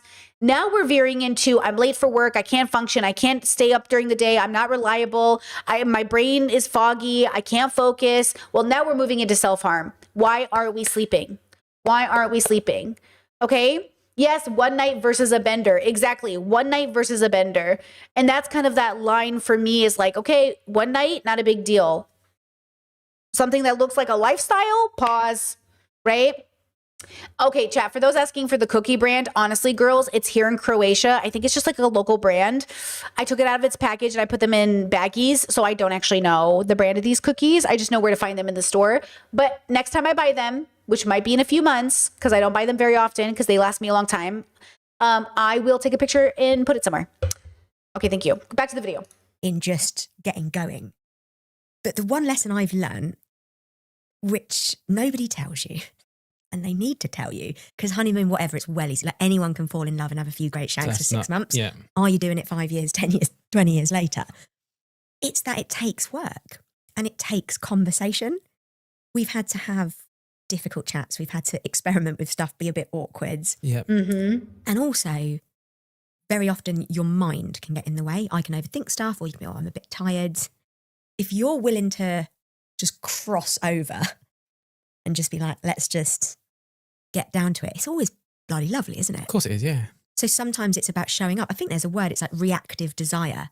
It becomes really normal if you've been together for quite a while. You have to prioritize it and you have to make time. Plan it in, schedule it in, pop it in the calendar. Well, kind of. Yeah, I know what you mean. Kind of. But then all other things come into play if you're looking. People say that. People say, like, if I have to put sex on a calendar, I don't want to do it. I want it to be spontaneous. Listen, spontaneous sex is so good. Okay, I'm just going to say this right now. It is some of the best sex you could ever have. You know, you're on the couch, one thing leads to another, and all of a sudden you're like, oh my God, like, what is happening? And you're just like in this moment. It is so good. How realistic is it? How, especially as you get older, like, I'm going to be real with you girls. Like, I don't have sex without a shower first anymore. I'm not in my 20s anymore. Girl, I've been sweating all day. I did yoga this morning. I've been working all day. I gotta take a shower. You are not, you know what I'm saying? Like, I understand it and I'm here for it, but I think I'm too old now to have spontaneous sex without a shower. I can't. Like, you better be spontaneous 30 seconds after I took a shower. But that's hard, you know? So then even scheduling it on the calendar, it's, you know what I think of it as? A date day. I am not doing anything all day today, so we can have all day to be spontaneous. We're going to be clean all day and spontaneous all day. But the truth is like, we also, like, I work 6 days a week and all this XYZ, like, everyone is working 2 jobs in America. They don't can afford their eggs. You know what I mean? Like, people are busy, right? People are busy, right? It's hard, right? Chad said, weird question. Are you native to Croatia? I didn't mean that offensively. You just sound so American, like no accent I can detect. I'm an American. I'm an American living in Croatia because I married a Croatian. Great question. Shout out to Croatia. Shout out to America. I live here though. I live in America. I mean, I live in Croatia, you know, but I am an American. This is a California accent you're hearing, girls. Dobar dan, by the way. I should start saying a little Croatian so I can start learning it for real. Dobar dan. Okay, and then I'll say do Virginia when I leave today. Okay, I'll remember. Looking at it through a neurodivergent lens, kind of PDA and sex. And all or nothing. Like when you get to a dry spell, it doesn't mean everything's over. Like, because your brain can do that to you as well. Oh, I'm all or nothing. Yeah. And we'll go through phases where it's every night and then weeks where it doesn't happen. Definitely. I think that is really normal though. I think that might be the actual real normal. Same thing with like, I was going to say working out, but that's just my life. Like some days you're just like, oh my God, for the last 3 weeks, I've been like on working out. And for the next 6 months, who knows? But kind of like similar where I feel like you're just like really in it for like a week. You're like, damn. And then you kind of take a break for a while. I don't know. I think that might be the most normal or most healthy. I'm not sure. It doesn't matter. That's what it is. I don't want to have to say what's healthy or normal. Just do whatever you want to do. So I guess it's just about loosening the shackles of society's expectations and finding your own way through and just ignoring all the messaging out there. Like I remember growing up reading Cosmo, like at a young age, as a teenager, 10 ways to be great in bed, 5 ways to give him maximum pleasure. And you start to believe that like that is your role as a partner, to be a sexual machine, giving your partner the best experience. You're very disconnected from your own pleasure. Yep. And look, when you said about my history, it made me think like in society, and it's probably a good place to sort of summarize this episode because there's a couple of things I want to say. There's like statistically 1 in 4 females have experienced some form of sexual abuse. 1 in 6 men. So like mental maths, do that together. Probably 50% of relationships now out there, there's some complicated history that will have an impact. And the beautiful thing I think about this episode is I don't think we can sit here and say we're late bloomers in romance time. We're messing it up. We're making mistakes. It's really hard. So I think if anything, it's like, if you're listening and struggling, you ain't alone. Like, get on the train, because I'm pretty sure everyone is, or most people are. Do you know what? That is so true. Because late bloomers, we can look at love and relationship, parenting, work, finances, mental health, and we've made unreal progress. And yet sex is the one area, I'm really glad you've said it, because I still feel like I'm messing up and I'm not doing it right. And I'm a perfectionist. But there's safety in that, right? That probably means we're not doing anything wrong because everyone's messing it up. Maybe getting it right is talking about it honestly, without shame, being okay with a dry spell, putting it on the table if it's going to come back. Like it's nice to talk about actually, isn't it? Yeah, but that's hard as well because you get defensive, shameful. Remember the first time I ever brought it up to you, you like started crying because you thought the relationship was going to get over. The first time it happened, it was in the flat. Yeah. We'd done a yoga and I just went, I don't think we're having sex as much as we were. That was it. And you like, do you not remember? You like started crying. You were like, this happens in every relationship. I'm like, oh my God, what have I done? I do remember now. And that's so like it's, the point is, it can feel really hard to talk about. So you almost need to talk about talking about it first. In that moment. Yeah, bro, wait. It can feel really hard to talk about. So you almost need to talk about talking about it first. This is so important. Talking about it. This has been one of the greatest communication skills I've utilized in my life.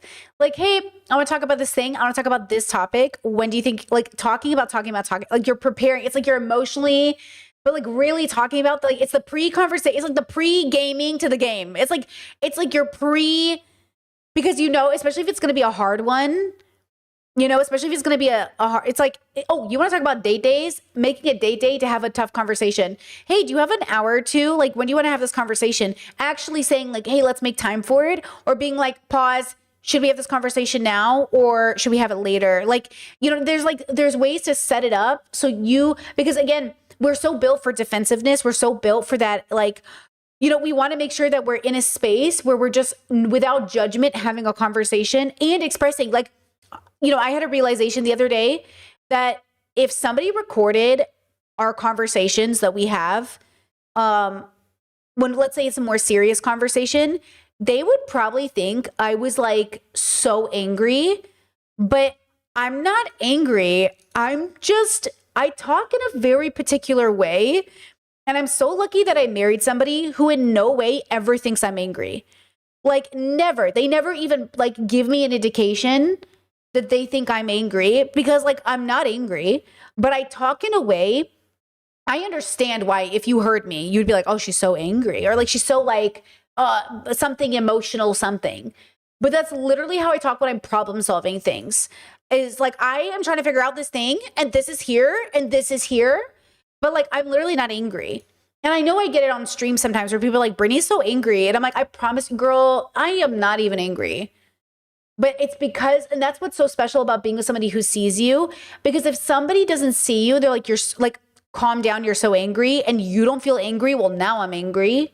Because now it feels like you don't even see me. And now it's like, oh, I'm not even angry right now. And that's, that's why it's so painful to not be seen. Because you want to be accurately processed, right? Okay, I'll share a link to this video. In that moment, actually, it was another moment of, he's going to leave me, our relationship's over. And I hated myself because I'd had a very similar sexual pattern in every relationship. Great honeymoon. Then I struggled with desire and then I ruined the relationship. And that had happened with both men and women. So it's not about me playing a woman's role. It's about me and my journey with desire. Mm-hmm. Since getting sober, getting therapy, I've overcome and changed so many patterns. And I've changed so many patterns with you.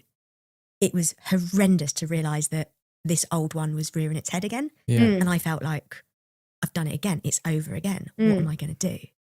But that was 5 years ago. And now look at us. Not having sex for months, covered in piss of a puppy. Just get a dog, you've got an excuse then.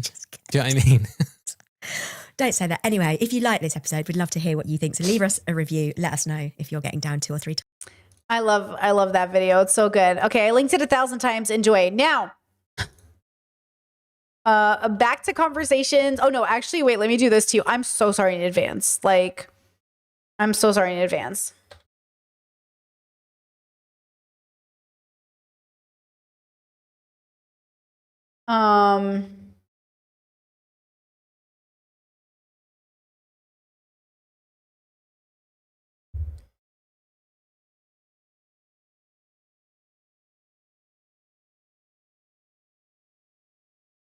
The female strategy when trying to get into a relationship with you is to sell purity. I'm a good girl. I'm not like the others. I don't party. I don't do XYZ, etc. And your job as the man is to see if she's telling the truth or not. And the only way that you could properly assess this is by seeing her for a significant amount of time. The female strategy, I'll take a girl that's a brokey that won't embarrass me over a girl that is wealthy but on OnlyFans any day because my status is deep. These are the 10 books. I'll take a girl that's a brokey Do you that know won't that embarrass me. saying? Like,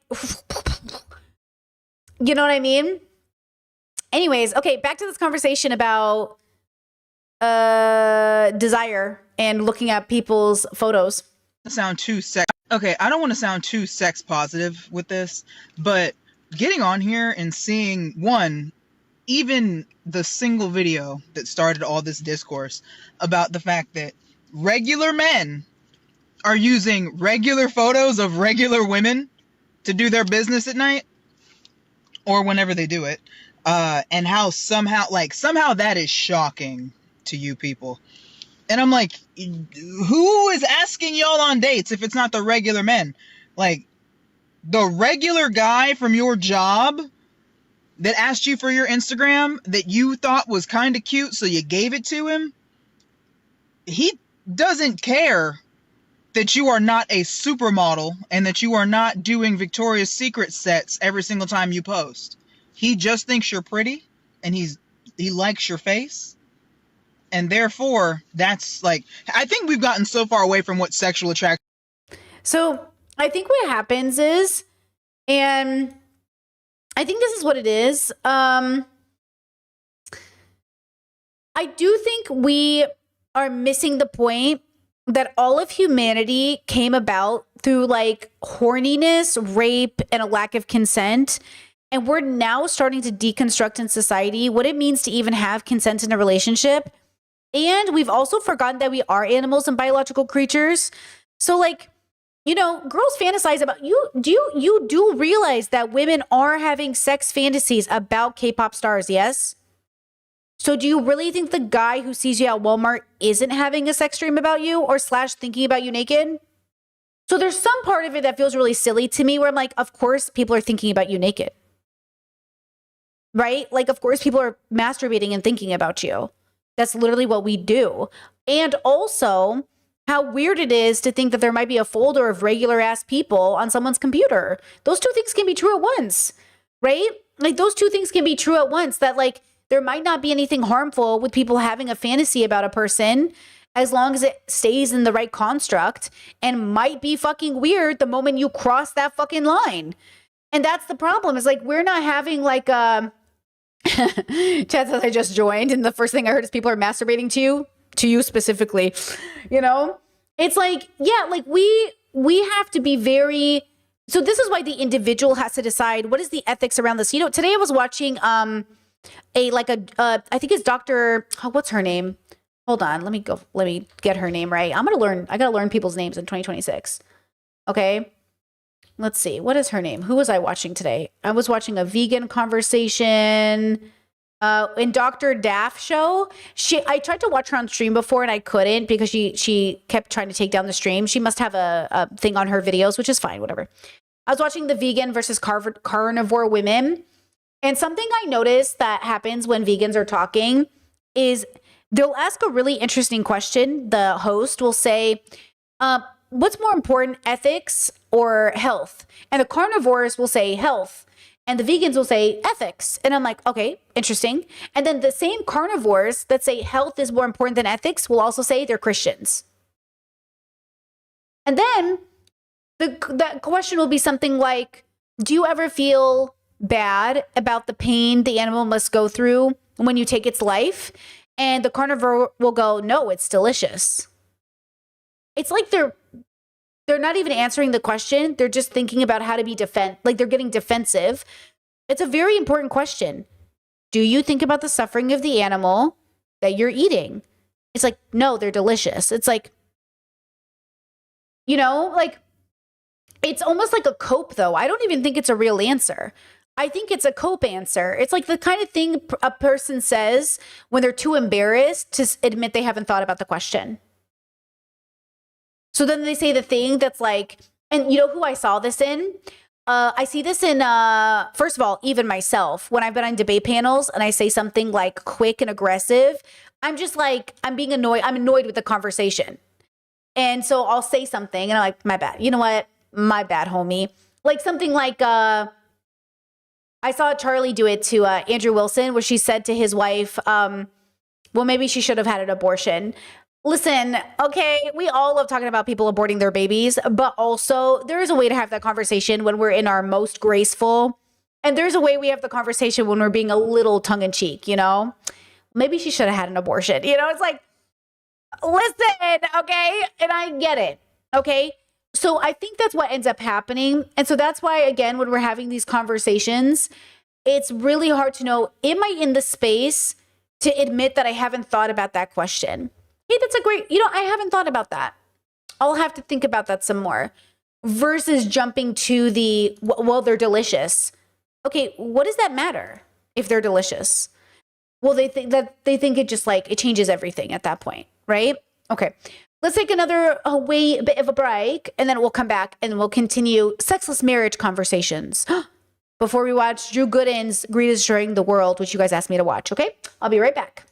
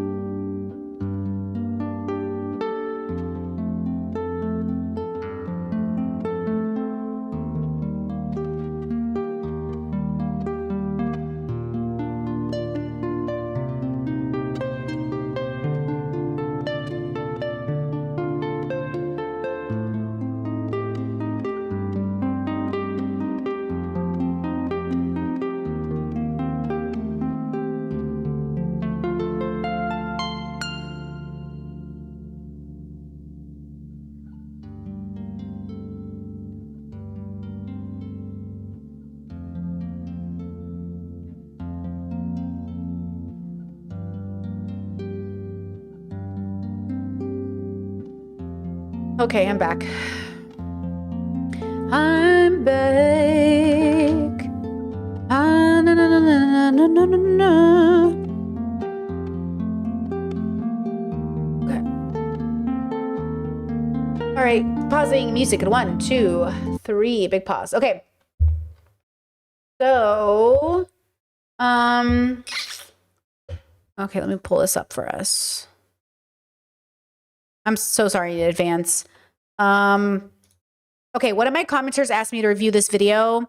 This is Oren, and he is, you probably know his face. He's everywhere, but I will just be so upfront with you. I dislike this man. I dislike his belief systems and his thoughts. I've never enjoyed his content. And the only reason I'm talking about it today is because it was a request to view this video, this specific video, through the lens of progressive deconstructed queer. And it's about sexless marriage, a breach of contract. So, excuse me, through a patriarchal lens, there is a way of viewing marriage as you ought and are obligated to have sex with your partner. In a progressive deconstructed relationship, it's not that you ought to have sex with your partner, it's that you ought to value each other as people and value consent and let it be what it's going to be. So in typical patriarchal bubbles, it's like the thought is if you don't have sex with your partner, it's abuse. Because usually, and I'll go through his comment section with you so you understand, they're thinking about people, generally, if I'm being good faith, who tend to weaponize sex in a relationship. Now, I know you're thinking and I'm thinking we would never do this to our partners, but they're used to dealing with couples who are not high compatible. They do not like each other. They literally don't even like each other, okay? And so they're thinking about couples where the women lie to their partners about wanting to have sex with them.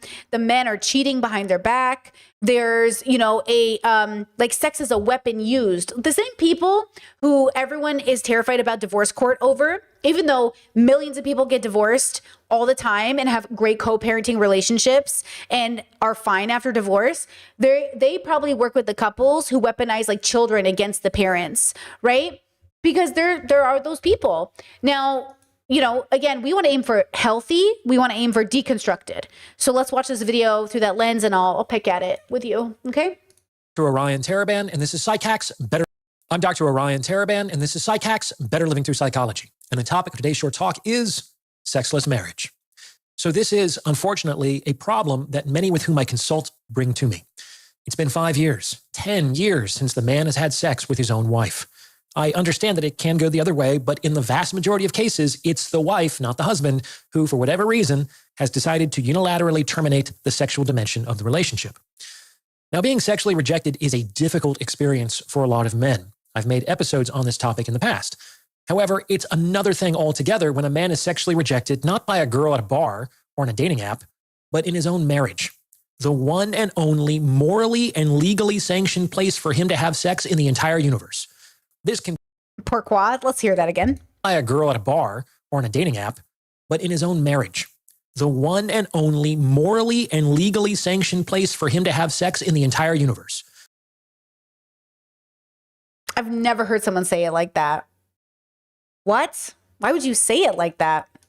This can be extremely hurtful and infuriating and demoralizing and hopeless for the man in question. Oh. Any way you cut it, it's quite a slap in the face. Oh! Of course, many of these guys are at least somewhat complicit in their predicament. Like they could often stand to be more attractive or seductive or emotionally provocative. Oh, this is going to be a hard one to get through, girls. Oh my God. Oh my God. This is going to be a tough one to get through. Okay, let's just pause right there. Dehumanizing language, objectifying language, ruthless language, right? It's infuriating to not have sex in your marriage. Infuriating? Like the language is so violent, the reaction is violent. It's so negative. It's ugh. Fortunately, it's possible to bring sex back into a dead bedroom. I've made an episode on that subject as well. It just takes some time and effort to do so. Unfortunately, there's also no guarantee that anything will work in this regard, as two people can't really have sex if one person doesn't want to. In any case, Okay. Thanks. Okay. So just like, well, we're going to focus on that consent part of it. Let's just, for the reminder out there, okay, you're not entitled to sex in your marriage because consent is number one. But here's the thing. He would say in his bubble, he'd probably say men are entitled to sex in marriage. And I would say nobody's entitled to sex, but it's pretty weird that you don't have sex with your husband. My husband is not entitled to sex, but it'd be pretty weird if I didn't want to have sex with him. You know what I mean? Like, but he's not entitled to it. The question is, why don't we want to have sex? Like, I think the bigger problem here is that we don't want to have sex, not that we aren't having it. So again, there's a difference between not wanting to have sex with your husband and not having sex. There's nothing wrong with not having sex. There might be something wrong if you do not want to have sex with your partner, regardless of gender, right? it's important that I at least mention some of this overarching context before I go any further, as I have kind of an unconventional take on the subject. And here it is. My take is that categorically refusing to have sex in an exclusive monogamous relationship by unilateral decision is a form of cheating.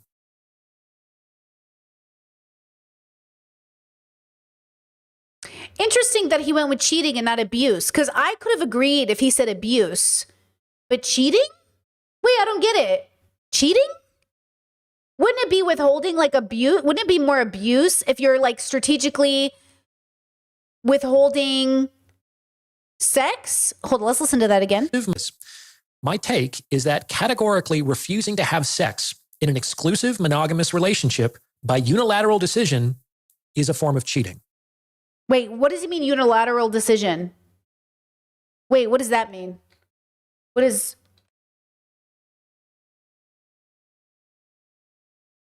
One-sided, unilateral, meaning, okay, so hold on, let's go through that again.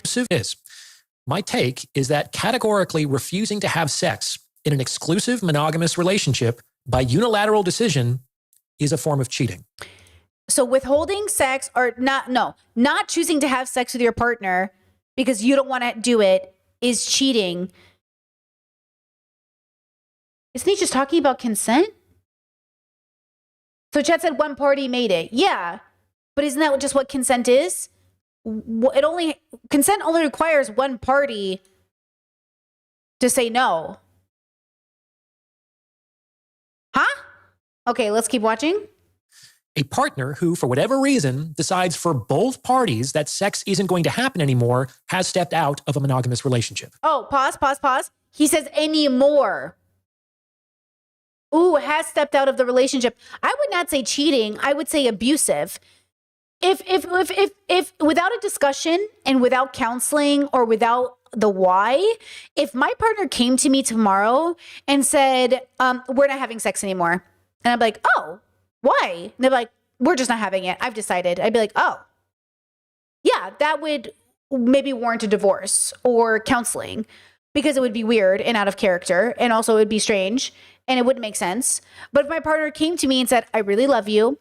I love being married to you. I want to be married to you forever. I am going through something. And for me, and in the foreseeable future, and for the foreseeable future, I can't imagine prioritizing sex in this relationship, nor do I want to. Is that okay? And I would say, wow, that is a lot for me. Let's talk about it because, I'm not... Okay, like I could see that being a reality. Like sex isn't necessary to our marriage. We've talked about this. Okay, why do you think that's happening? Do you want to look into it further? Do you want to deconstruct it? And if my partner was like, no, I don't want to know why I'm doing it. I just want to do it. I'd be like, well, that's not allowed because in my marriage, we have to deconstruct it. We actually can't do anything without knowing why, really. I mean, we could do some things, but you can't make a huge change in this relationship without knowing why. So first I'd be like, let's figure it out. Why is this huge change happening? Right? And, maybe my partner is asexual. Exactly, chat. Maybe my partner's, realizing something about their own body, or maybe something changed, or let's talk about it. Because sex isn't a requirement of my marriage, it's just a perk. I'm already open to that idea because I'm not leaving my partner if we don't have sex anymore. But if my partner came to me and decided we're not having sex, that's different than our relationship respecting the other person's journey and naturally not having sex. Again, a sexless marriage to me is different than couples who don't have sex. I'm not interested in a sexless marriage, but I'm okay with a marriage in which we don't have sex. These are two different things for me. Sexless marriage feels like an abandonment. It feels like abuse. It feels like neglect or something bad is happening. It feels like you've checked out of the relationship, kind of like he said. But this is why I wouldn't be with this person. And I think most people are with these people because we're settling in relationships. We're not dating for values or ethics. We're in gendered relationships. We're in dynamics where the patriarchy is infiltrating, where all of these bad things are involved in our marriage, right? Like, so I think like his bubble and the way he's talking about it isn't deconstructed enough for me to know that it's safe. But I could say from a progressive, deconstructed queer lens, there's nothing wrong with your marriage if you're not having sex. But there might be something wrong with your marriage if your partner doesn't know or you don't know why you're not having sex. You always want to have clear communication, right? Okay. Let's consider this further. What is cheating? In the context of any game, cheating occurs when a player intentionally violates one of the rules of play. And this, of course, Who's my brother talking to? Who's my bro talking to, bro? Is this like a game of COD right now? Of course, is why extra partner affairs are a form of cheating in a monogamous relationship. They violate one of the rules of play, namely the rule of exclusivity or monogamy. Mono means one. So having two partners would be a violation of monogamy. However, it's wrong to think that cheating only occurs in monogamous relationships when a partner has more than one lover. If you sign up for monogamy, then cheating happens whenever someone in the relationship intentionally decides to have not one partner, not just more than one partner. 0 is as much not one as 2 is. When you take more than... Can you say mommy? Say mommy. 1, 2. Who is he talking to? Is he talking to Miss Rachel's audience? Damn, who is his viewership? 12-year-olds? Oh my God, bro. Come on now. Don't talk to me like I'm like a 10-year-old, bro. Chad says, you two feel safe to communicate and work through. In the scenario he's creating, sounds like trauma or fear of communication. Yeah, it sounds like he's doing this thing where and to be fair, I do think he's probably dealing with like what I think most people are in, which is shitty relationships. I think most people are in shitty relationships. I think I was in shitty relationships all my life until I found this marriage. I think I was in shitty relationships until I had a good one with myself. I think most people are settling. I think most of you are, not you, my audience, of course, because you guys are all perfect. But I think everyone in the world, there's like a 70% of people are in shitty relationships, at least. Okay. And when I look at the world and I think about the way people talk about their partners, I just think like, you don't even like him. You don't even like her. You guys don't even like your partners. So yeah, like I think if you really value someone as a person, you have hard conversations with them, including your friends, including your family. You are wise in how you have those conversations. You are considerate and compassionate, but you're going to have uncomfortable conversations with the people you love the most, because if not you, who? If not you, who? Who was supposed to have these very difficult conversations with your loved ones, if not you? Do you not love them? I know it's uncomfortable. I know it's weird. But like, aren't you supposed to be the person who loves them more than anybody in the world? So how not you? You know? So it's just kind of weird, right? Chatting says, I thought cheating is when you disrupt the trust between you and your partner based on the agreed upon boundaries. I think that is what cheating is. I think cheating is ultimately doing something against the relationships construct, but typically in monogamous relationships, some people consider watching porn cheating, looking at girls on Instagram cheating. Some people consider talking to opposite sex people is cheating. It's all dependent. It just depends on what bubble he's coming from to think about what cheating is, right? Some people, don't even consider cheating, like emotional cheating. I do, but some people don't think it is. And you agreed to, you're stealing. However, when you receive, let's rewind that a little. Just more than one partner. 0 is as much not one as 2 is. When you take more than you agreed to, you're stealing. However, when you receive less than you agreed to, you're being stolen from. And just like stealing can work both ways, you can take more or receive less. Cheating can work both ways too. I do think there's an unfairness to it. I wouldn't call it cheating. I would say, like, do you think this is fair, compassionate, and loving to the dignity of the relationship that we've created? And is this how you want to be? You know that woman I showed you on stream yesterday whose husband dropped the coffee grounds and then he went the whole day and night and next morning not picking it up or, quote, seeing it. And then she recorded him and for some reason shared it with us on the internet. I don't know why you would do that to your partner. But he kind of like, when you got it, like, you know, and he was kind of defensive, I think, and probably embarrassed. But like, she didn't just go to him and say, hey, I love you. You coffee grounds are on the floor. Can you clean it up, please? Instead, she filmed him and tested him and then shared it with strangers on the internet, right? There's no love and dignity in the relationship. Now, maybe he did it on purpose and realized he did it and left it for her, but then he doesn't, you know, value her. Then he doesn't show dignity to the relationship. How are you, you know, going to say you dignify and you love your relationship, but then you're not going to, you know, have those conversations? And again, you're going to have those conversations through marriage. The other day I was just telling my partner, I was like, sometimes I realized I spilled coffee and I won't even realize till hours later. And he's like, oh, I know. Sometimes I wipe it up. I was like, what? And he's like, yeah, sometimes like I noticed that you dropped coffee or like you spilled and you didn't even realize it. And I was like, bro, sometimes I see coffee like in my office and I'm like, how did that get there? And a part of it is the neurodivergency. A part of it is I don't always see when I spill things. And so I don't always see the things on the floor. Like I cannot always see dirt, which is why like when we go through to clean, we go through really diligently because like, if you're neurodivergent, sometimes your brain just like, and you don't see mess. Like you don't see things. And so I have a lot of compassion when I see people in situations like this, where I'm like, did you tell your partner like, hey, do you know you dropped that? And then your partner's like, oh my God, I didn't even realize. I'm so embarrassed. I'm so sorry. Let me get that. Or were they like, yeah, I knew I dropped that. I just didn't pick it up. Then I'm like, what? Do you know what I'm saying? Like I can be very compassionate to the nuances of how our brains process information. But it's when you feel like your partner is doing it on purpose or neglecting or thinking, well, you've got it right. Then it feels like, hey, you're taking advantage of me. I love you. Please don't take advantage of me. You know, we love our partners. We cannot be taking advantage of them. So, you know, if I was sitting here and spilling coffee, then being like, ha ha ha ha, my partner can clean it. I'm the one who makes all the money. She'll clean it up. Ha ha ha. Like then that would be so rude. That would be so ugly, right? And sometimes I do feel like a lot of these people are in those relationships where it's like, I went to work and I worked 60 hours this week. I get pussy now. Bend over, bitch. You know what I mean? I really feel like that is some of these relationships. But then I also think a lot of these women marry men they don't even like, and then they don't want to have sex with them. And though that is their right to not consent to that sex, those men are also allowed to divorce them, right? That's also allowed. Like, that's the thing. Girl, boy, they, them. If you are unhappy in your marriage and you really feel like you've done your best and you've talked and you've dignified this relationship and you just know it's not getting better, you're allowed to get divorced, guys.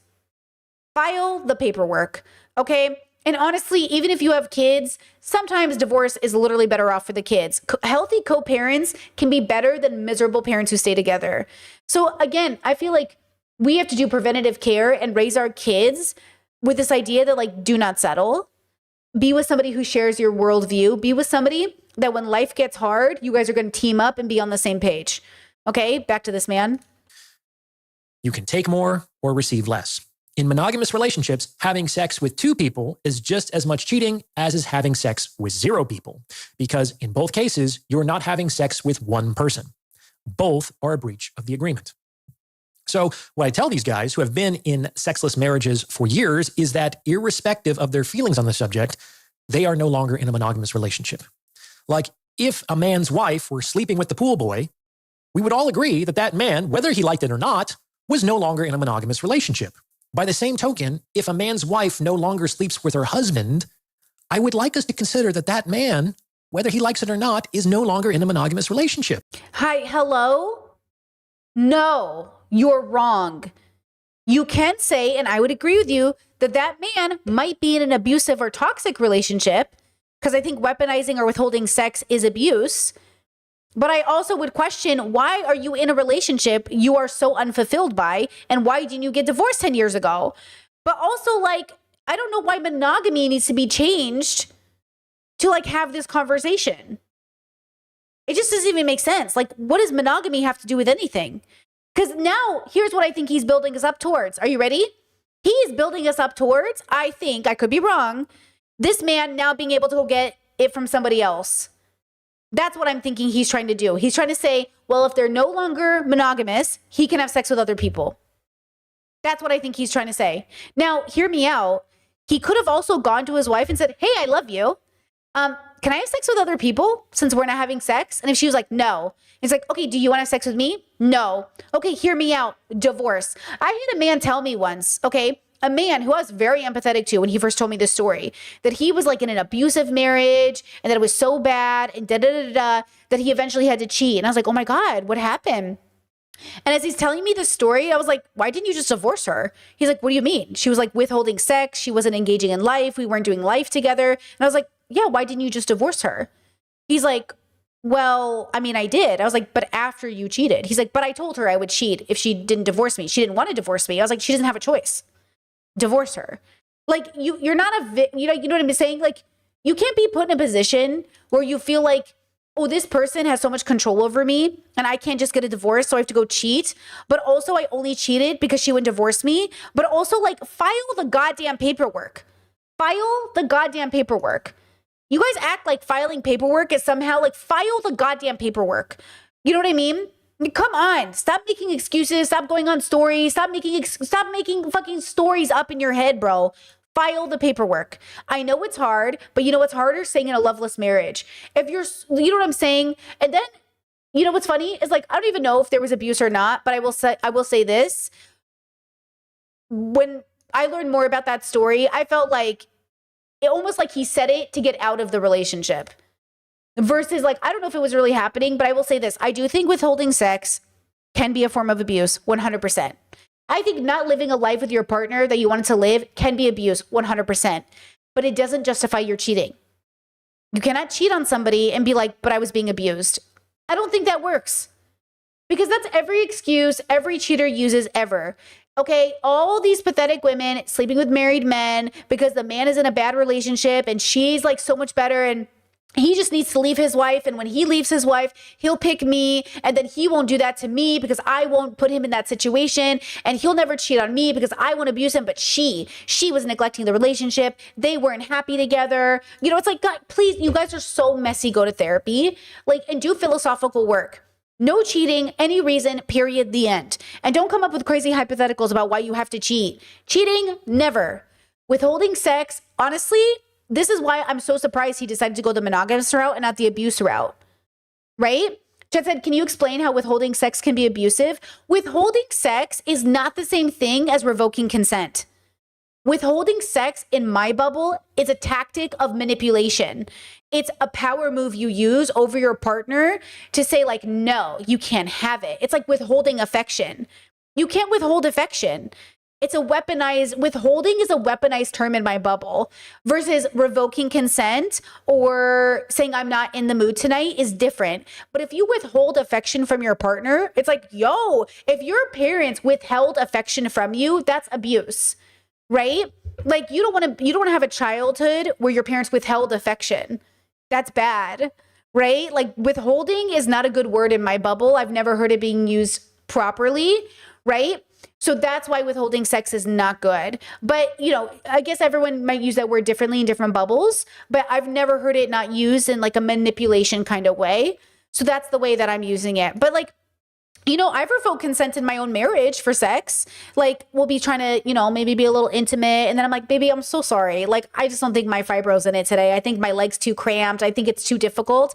And my partner goes, that's okay. And then we, you know, go on and watch anime or do our life. Like, that's not me withholding sex. That's me revoking consent, which my partner then respects.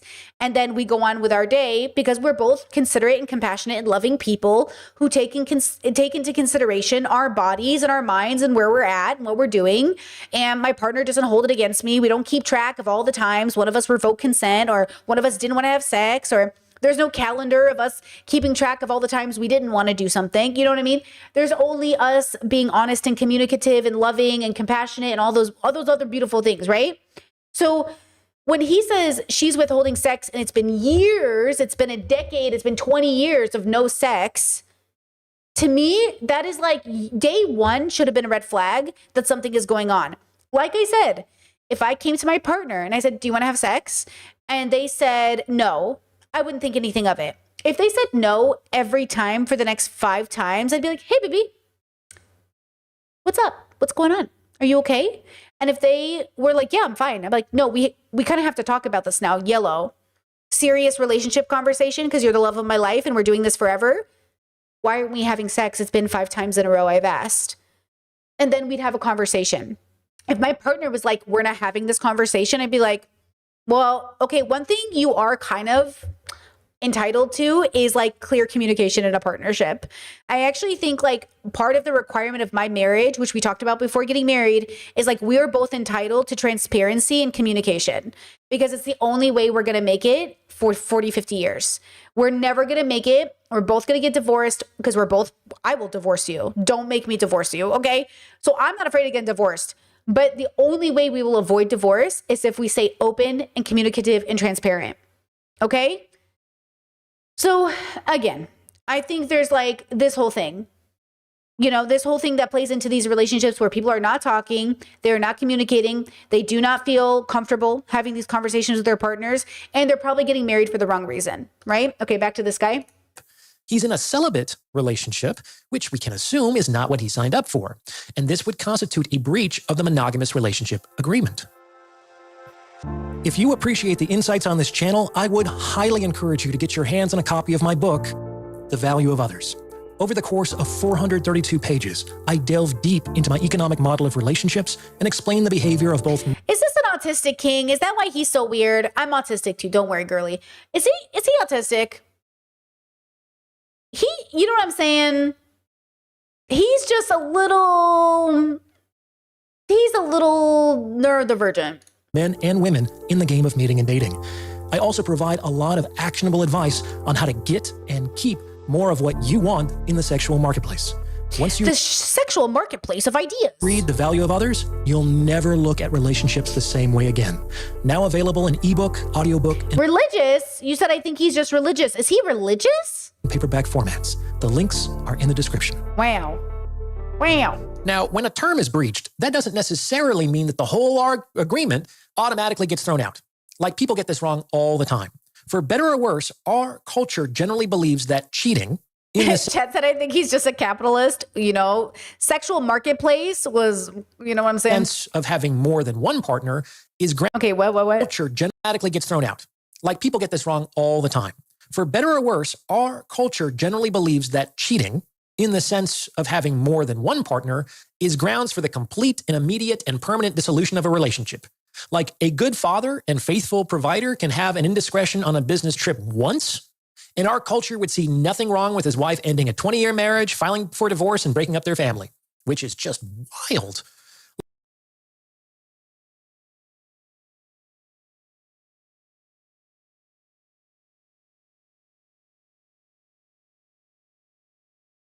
Look, okay.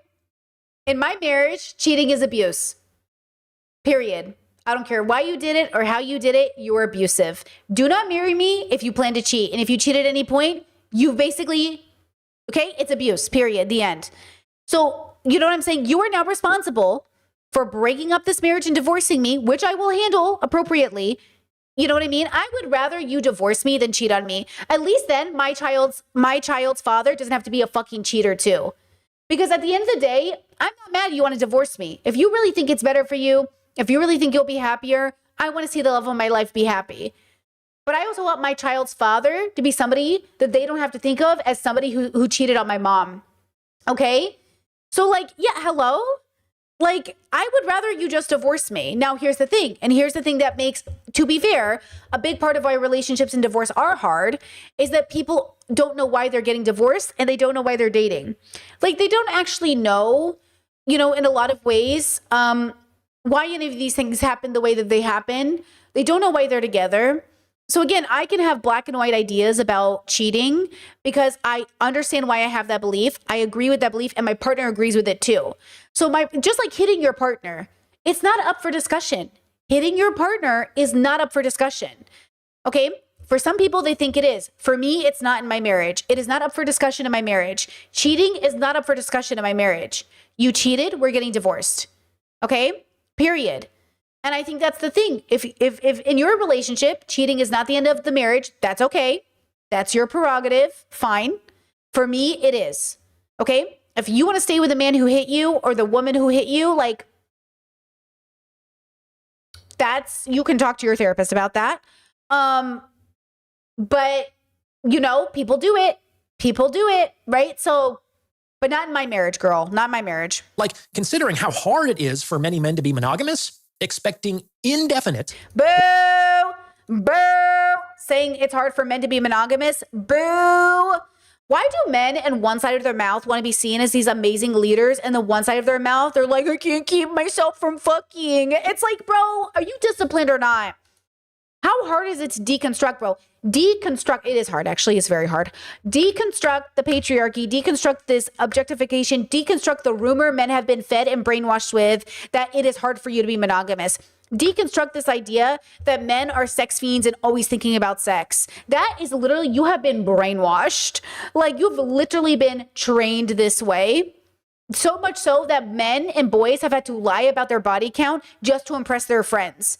Okay? That men, when they say they're virgins, you guys make fun of them. When they're like, yeah, dude, I just like haven't found anyone I liked. I don't really want to have sex with people. When men come out as asexual, you make fun of them because you're like, you're not a real man. It is a rumor. It is not true. It is brainwashing that you think men struggle to be monogamous or that they are automatically sex fiends. Okay? Some men, sure. Not men as a group. You are not a monolithic experience. Lifelong perfection in this regard, and severely punishing the smallest deviation from that perfection is absolutely incredible. Like, it's incredible that this is normalized, and even more incredible that men continue to sign up for it, given their track record.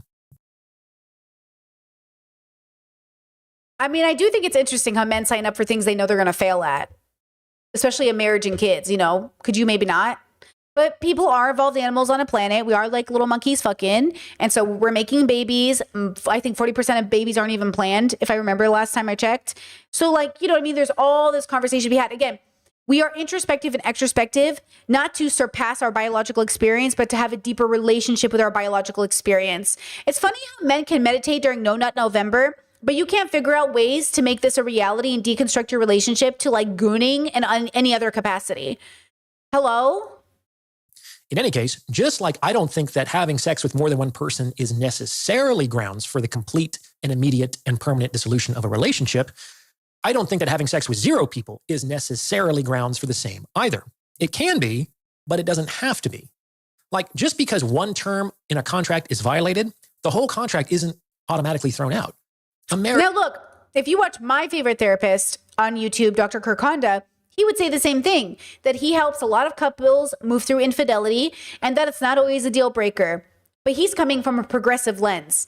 He's coming from a progressive situation in which couples might have been raised in households in which they didn't have good communication skills. They weren't raised as good communicators, and they engaged in this behavior and feel so deeply ashamed and deeply hurt by it, and they want to make it right. And so they show up to therapy trying to make it right. And that's maybe a different feeling than a guy who's like, I'm a man, so I have to be horny, so I can't be monogamous. Like, that's a different narrative. One narrative says, I was a victim of the system that raised me poorly. I want to do better. And one says, I'm just a man. I'm just a big baby. I'm just a man. I got to do it. You know, stupid. Stupid. See how this man gets to be a doctor, but I'm smarter than him? Is he a real doctor? Hold on, I'm going to look this up. What's his credentials? What is he? What is he? Psychologist, psych-hacks presented. Let me see. Who is he? Hold on. So is he, why doesn't he have the title? Hold on. Why doesn't he have his title in the way that I recognize it as a format? Clinical psychologist in a private practice. Okay. This is psych, okay. Man, these pictures are so autistic. And I mean that like, you know, just one to another. He's seductive. He's not frothing like many red pillars. And many times, he's not even necessarily wrong in the technical sense. He's seductive. Oh my God, Reddit. He's seductive.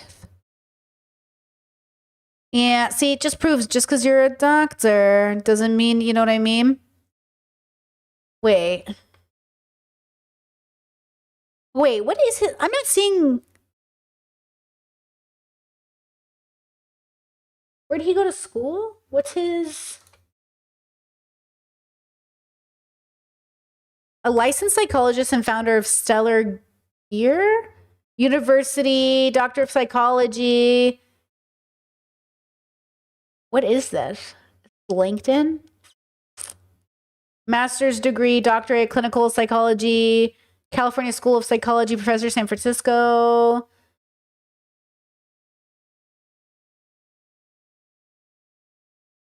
Huh.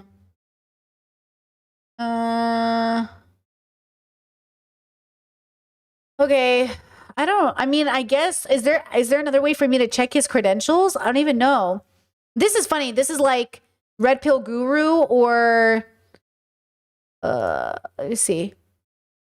Introducing value, blah, blah, blah, blah. He's a licensed clinical psychologist who only talks about people's sexual marketplace value. He says that women are peak value at 18 and gradually declines throughout her life with her best years between 18 and 25. Gross. He did a soft white underbelly interview. Don't like that channel. Let me see. People have called him the Andrew Tate that went to college. Oh, great. Yeah, maybe that's what it is. He's like, that's the problem with like these degrees. You know what I mean? Or like, it's not that I'm arguing that whether or not he went to school or finished his degree or did anything. It's just like, I'm not even sure that it matters really. But the point is that he obviously is fitting into some specific bubble. And degrees can't give you values. That's what it is. It's like he might have the degree, but his values suck. I think that's what it is. It's like, yeah, I'm glad you like are a doctor and all that, but your view of gender and relationships is just very reductive. It's very caveman reductive, which look, I think is some people's experience, right? Like, I believe that. I believe we are biological creatures, and I think most people are having a very minimal and casual relationship with their biological experience, and I think that's most people. And that's why it is so hard to be disciplined. It is so hard to deconstruct. It is so hard to live in a world where like a person being naked in front of you doesn't inherently mean something sexual. I mean, I'm going to be honest with you guys. I'm at the point where you could be having sex in front of me and like nothing about it is sexual. You could be masturbating in front of me and I'm like, okay. In the same way, I know for a fact, you know exactly what that is like when a homeless man has turned around and started like masturbating in front of you. You know what it's like. It's not feeling very sexual right now, girl. I hope you get housing with peace and love. You know what I mean? Like, it's not. And that's the thing is like, when it's like, when you're a caretaker and you have to take care of people and bathe them and stuff, the fact that there are people who can't do that without seeing it as sexual, like you are the problem. You are not deconstructing. You are not seeing human beings for what they are. And that's why, people are so unhealthy. And that's the problem. It's not the porn. It's not the drugs. It's your relationship to these things. Marriage isn't just about exclusive sexuality. It's also about children and resources and service and lifestyle and history and emotions, among many other things. Relationships are not one-dimensional. For better or worse, there are many, many components to most long-term relationships. To my mind, this means that if your partner is no longer sleeping with you, you're no longer in a monogamous relationship. But that, in and of itself, doesn't mean that the other dimensions of the relationship must be invalidated. Do you think if your partner is abusing you, you're in the relationship still? Like, if your partner cheats on you, are you still in a relationship? If a partner hits you, are you still in a relationship? If a partner manipulates you, are you still in a relationship? What I think he's trying to say, and let me help him, because obviously he's ridiculous, is that if a man is being abused in a relationship, he is no longer obligated to respect the construct of the relationship enough to show it the dignity it would have deserved had this abuse not occurred. And therefore, he gets to act on his own accord. Okay? And I'm saying, though that might be true in spirit, and I do agree with the premise that once you are abused, you are no longer obligated to maintain the status and dignity of the relationship you signed up for. You are still obligated to live by your own values. And so if I was in an abusive relationship in which I was engaged with somebody, my first thought is not to go fuck somebody. My first thought is, how do I improve my situation and get out of this moment into a better moment? This is Ross and Rachel all over again. Ross and Rachel have a fight, and the first thing Ross thinks to do, because he thinks they're on a break, is to go have sex the same night they have a fight. And Rachel slept on it like a mature adult. So like, you know what I mean? Like, yes, I understand that you feel like in your marriage, now that abuse has occurred, you're no longer obligated to maintain that relationship. I can agree with that premise. But now the goal shouldn't be to sleep with other people. The goal should be to end the relationship and file for divorce. But if you are in a relationship in which you know, again, create a scenario in which you go, you're in a relationship and you've decided all of a sudden, even though you've been happy or in this relationship, apparently happy, apparently it's been fine, and all of a sudden decide, I'm over it now. And without a proper stepping stone of discourse, just decided, well, you're not sleeping with me. I decide that's abuse. I'm moving out of the relationship. I'm gonna go sleep with somebody else. Like, obviously there are steps here, right, that I feel like aren't being talked about.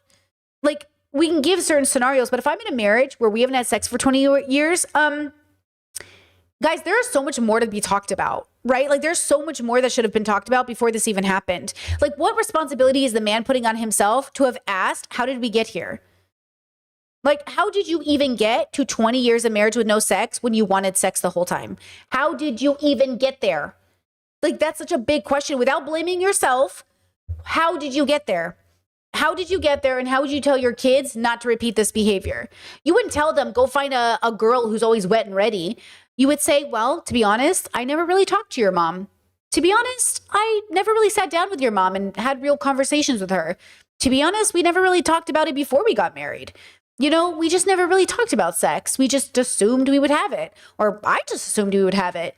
You know, it's like, hello, you know? Yeah, just as your partner doing something wrong isn't grounds for you to do something wrong. Exactly. And yet I understand that should you be in a separation or you've left a relationship, you are now allowed to engage with other people for sure. Like, that's not my business.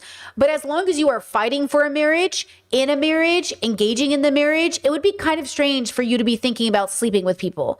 He's making it sound like sex is this end all be all, like it's the most important thing ever. But why aren't you having sex?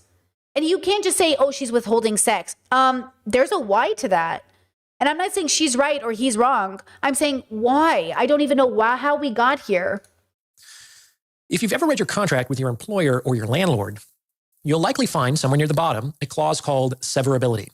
This basically stipulates that in the event a party violates a part of the agreement, the rest of the agreement still stands.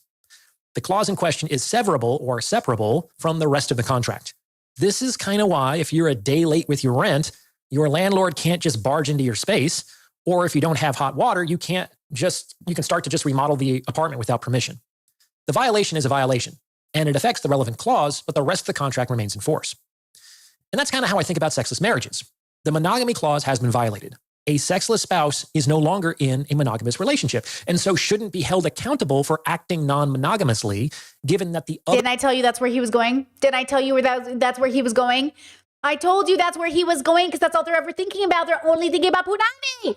You're not even thinking about your partner. You're not even thinking about yourself. You think the solution to this 20-year dry spell is to go fuck instead of counseling, divorce, introspection, meditation, anything fucking else? This is what I'm saying. This whole video was just a, hey boy, I got you. This is how you sleep with other girls. Like, bro, you didn't give them any actual advice. Can you imagine you go to a fucking therapist and the best advice he can give you is go fuck somebody? Jesus fucking Christ. Their partner has already unilaterally decided this for the other party, but all the other clauses of the relationship remain in force. Now, I don't think this should be done hastily. In long-term relationships, interest in sex can ebb and flow. So if this is your primary relationship, it's a good idea to have some grace and patience with your partner. But there are limits to this as well. And infinite patience and an absence of accountability may not be great for sexual relationships. If you've waited and you've talked about it and you've explored different arrangements and you've tried this, that, and the other, and your monogamous partner still isn't interested in sex, then I hate to tell you this, that is no longer your monogamous partner. And the monogamy clause has been severed from the rest of the relationship agreement. I appreciate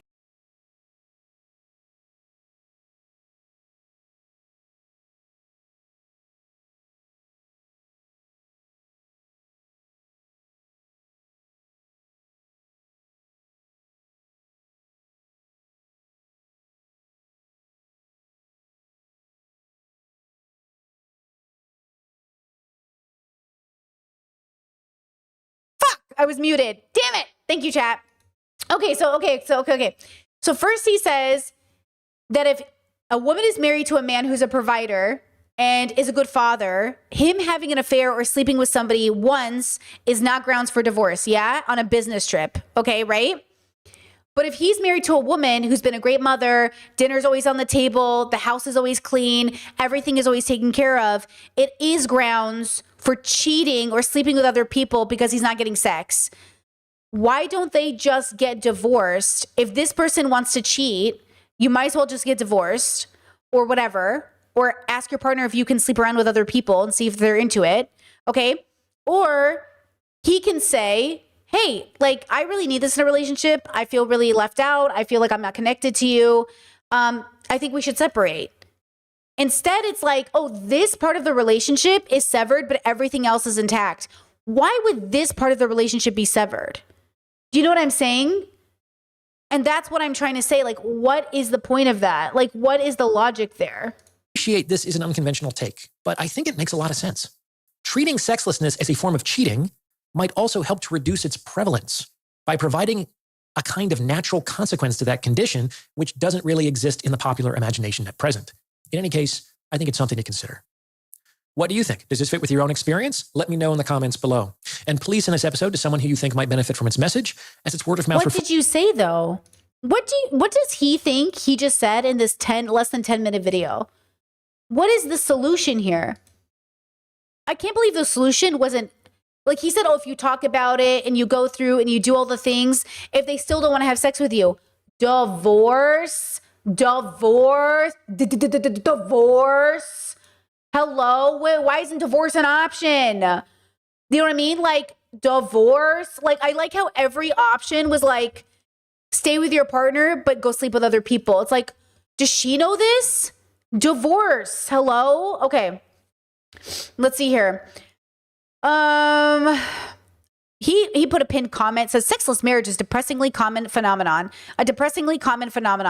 and not one that is well understood. My take is fairly unconventional, namely refusing to have sex in an exclusive monogamous relationship by unilateral decision is a form of cheating. This is because the mono in monogamy means one. Okay, we got it, bro. You said that during the video. Great video. I wholeheartedly agree. I've always said that when a wife refuses to have sex with her husband, it is essentially a quiet divorce. Yeah, maybe, honestly, like, hell, I'd be kind of interested in dissecting that and deconstructing it, because it might be, right? It could be a quiet divorce. It could be her separating intimacy from her partner and putting a wall between the two of them. For real, like, yes, for sure, I agree. But then why wouldn't the suggestion be separation and divorce? And then everyone will say, oh, because of money or because of kids or because of whatever else. Girl, you will make more money. You will do better things. Why would you cling to a dying relationship? For what? You will thrive better alone. You will be better. Your kids will be better. They would rather see their parents thrive in the world than stay in a marriage that kills them in spirit. You know what I'm saying? Let's see. His chat said a good way to explain this to someone is to take any other aspect of the relationship and have them imagine a husband telling his wife she can only partake in that aspect with him while he simultaneously denies it to her for years on end. An example is a husband who tells his wife she can only go to him for emotional support, not friends or family. Well, the husband completely ignores her and denies her of any emotional support. They do that. It's called abuse, and you should divorce that person. Or where the husband says the wife can only do social things with him and then loses all interest in doing anything social. They do that, and if that happens, it's called abuse. It doesn't mean you can then go cheat. It means your partner... Okay, here's the thing. If you're in a relationship... And you know what the problem is? People I know who have been in these situations, men especially, they're like, oh yeah, I've cheated. I was like, you cheated? They're like, yeah, I've cheated. And I was like, when? And they're like, oh, like I was in an abusive relationship where she cut me off. She didn't want to go socialize. She didn't want to be outside. She would always like hang out with her family over my family. Like she basically wasn't in the marriage. And I was like, oh, why didn't you just divorce her? And they're like, well, you know, I thought maybe we could make it work a different way. Maybe if I saw other people. And I was like, well, did she know about that? And they'd be like, well, she said that like she doesn't want to know about it and it hurts her feelings and she doesn't like it. Something like that, right? And it was like, why are you guys trying so hard to do everything but just grow up and divorce? And it's because you're traumatized. It's because you're stunted. Imagine being 45 years old and not knowing how to fucking divorce somebody. Imagine being 35 years old and not knowing how to divorce somebody. Like, guys, I know life is hard. I know you're traumatized. Me too, girlies. Let's just get divorced, okay? File the goddamn paperwork, stop harassing people in court. And I understand in some situations it's necessary because of abuse or whatever else. But if it's just like a marriage that's at its end, shake hands and move on, okay? If you really fell out of love with that person, shake hands and move on, okay? Like just at some point in your life, you know, and then teach people how to be preventative in their lives because like, you are not special, you are not unique, but divorce is way too prevalent for us not to say like, maybe we're doing it wrong. You know what I mean? Maybe we're doing our relationships wrong. You know, maybe there's something with us too. It's not just one-sided. It's not just like this person or this person, you know, minus the really toxic situations, like minus the like really, you know what I mean? Like those, if you're just really falling out of love with somebody, that's okay. I think society also burdens us with shame of divorce. We got to move away from that too, right? Like we need to move away from the shame of divorce. Like so many people should just be like, oh man, I'm sorry it didn't work out. We should just get divorced. You know, those people who do like celebrate, like they do parties after divorces and people are like, this is so bad. It's normalizing divorce. We've got to start normalizing divorce instead of staying in a relationship where you're miserable. Like JD Vance said to do. JD Vance said that women are so quick to get divorced. People are so quick to get divorced. Girl, if it's the love of your life and this is a good partner, you won't be quick to get divorced. But if you are quick to divorce, in quotations, it's because it's not your person. Divorce them. You'll be better off, okay? Chat said, or his chat said, imagine if a guy just went, sorry, honey, I just don't want to work anymore. And I also don't want to do any of the housework either. You should love me for who I am. That's the exact equivalent. Hi, hello, are you stupid? That's literally not even fucking close. That's literally two things when the first example was one thing. So it's literally not equivalent or analogous. Thank you. Okay, they're literally not even the same. But thank you, chat. Okay, then his chat says, the problem with this video is that it can only be understood by reasonable and logical people. The other 50% of the population will have a meltdown if they have to take accountability for their failures. I expect plenty of shaming and disingenuous comments if this video goes viral. Bro, sex is the only thing that separates a couple from being merely roommates. No, wrong. Okay, the relationship is over when one of them doesn't want to have sex. Why do they waste 5 to 10 years hanging around? Honestly, okay, first, the relationship is not over because sex doesn't exist. But I also wonder, why do you guys hang around? I am so curious on how you went 5 years without sex and then got to 20 years without sex and then decided all of a sudden you care about it. You know what I mean? What? That's crazy. Sex and marriage is something as a man you really can't argue. Speak to your wife about on it and she'll desire you less. Bring other people into it and they'll likely tell you as a husband you're just not involved enough or being domineering. What? And truthfully, you can't force her. It's sad. But my only advice to you fellas is to stop giving women exclusive monopoly over your sex lives through means of marriage. You can't control women or what they do, but you sure can avoid putting yourself in such situations. Ugh, sounds lovely, bro. As an experienced divorce lawyer, Pennsylvania, New Jersey, I can tell you that most of my divorce clients are in sexless, loveless, affectionless marriages. That they are nothing more than roommates who don't even like or respect each other. Well, hell, yeah, no wonder. Actually, I agree with this. Wait, no two cases are exactly alike. However, the lack of physical intimacy is common. Well, hold on, bro. I kind of agree with this. I would also not be in a sexless, loveless, affectionless marriage. Like, I don't want that either, for the record. I think we all agree that sounds horrible. Let's not do that. But, you know, what we define as like roommate marriage is different. I don't think sex is necessary in a good marriage, but some people do. I don't. So when you're dating, you have to ask, do you think sex is necessary in a marriage? Like a lot of people don't. And these men are all thinking with their horny 20-year-old brains. Girl, you gotta relax. Because when you're 80 after a hip surgery, are you speaking of, like, you know what I mean? What do you think we're doing here? You think we're fucking on the kitchen counter? And I know old people get it, girl. I know old people get it. But can we please, like, be so for real right now, okay? It's like, please. Okay, let's see. My sister cut her husband off about 30 years ago because she felt he was less successful than she expected. They had 3 minor children at the time. And I told my wife he would stay married but get a girlfriend. I told my wife he could stay married and get a girlfriend. I see. My wife's sister. Okay. She insisted he would never do that. My wife and her sister recently discovered that I was right. They're horrified that he didn't accept a sexless marriage, and I laughed and reminded my wife that I told her so. Why would you rather cheat than get divorced? I don't fucking get it. I don't get it, bro. That's what I'm saying. Like, I don't get it, bro. Like, I get it if you're married to a person you think will take you for every penny in divorce court, but that started before that started way before. Like, I understand a lot of these people are in bad marriages with people who hate them, and they're terrified that they're gonna, like, have to give every penny to her. Honestly, bro, move on. Give it to her and move on. Or don't. My mother had a first marriage that was really abusive, and I always asked her, I was like, why didn't you go for child support? And she said, oh, with what money? He never had a job. He lived with his parents his whole life. Okay. He's never been responsible. He never wanted, and he didn't. He never wanted any relationship with my brothers. My brothers tried. He was a very toxic person. I've only really met him once, the ex, and he was like not a good person. But I think what was even more interesting, right, is that it still impacted my brothers, of course, because it will. And 2, they had to go through their own journey of accepting that their bio dad didn't want anything to really do with them and only wanted stuff to do with them when it was convenient or to weaponize it against my mom. But I always asked my mom, why didn't she go for money? And she said, even if he had money, I'd rather just start over again from scratch. And I think that's where I get it from. I do. My partner and I talk about the same thing. We did not get a prenup. If we get divorced, we'd rather just start over again from scratch. And I know for some people, that's like the scariest thing you could ever do. It's just not one of our fears because we know what to do. I know you might not know what to do. I know you might be doing it. And I know how hard it is to see some of my friends with 3 kids start over again from scratch. I've seen it in other people. I also know that fear is keeping you in a bad marriage. I also know that fear, and you should do nothing out of fear, is keeping you in a bad situation and keeping your kids in one too. If I can just start again, if this person will just leave me alone, I will go penniless. Leave me alone and let me start my life again.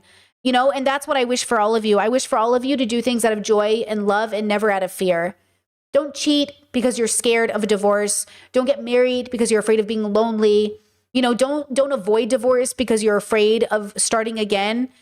Free yourself from the attachment of doing things because you're afraid, And I know for a lot of people, they settle because they'd rather be married than alone. Again, that's out of fear. You're doing it out of fear. Okay. And I understand that for a lot of women, they're already in really bad situations, but that's why we have to give new people, young people, better advice. The same advice that I'm giving now might not apply to someone who's already been married for 20 years or somebody who's in an abusive relationship. But it might apply to somebody who's not there yet, who hasn't done it yet, or maybe is in that relationship but has a chance to get out.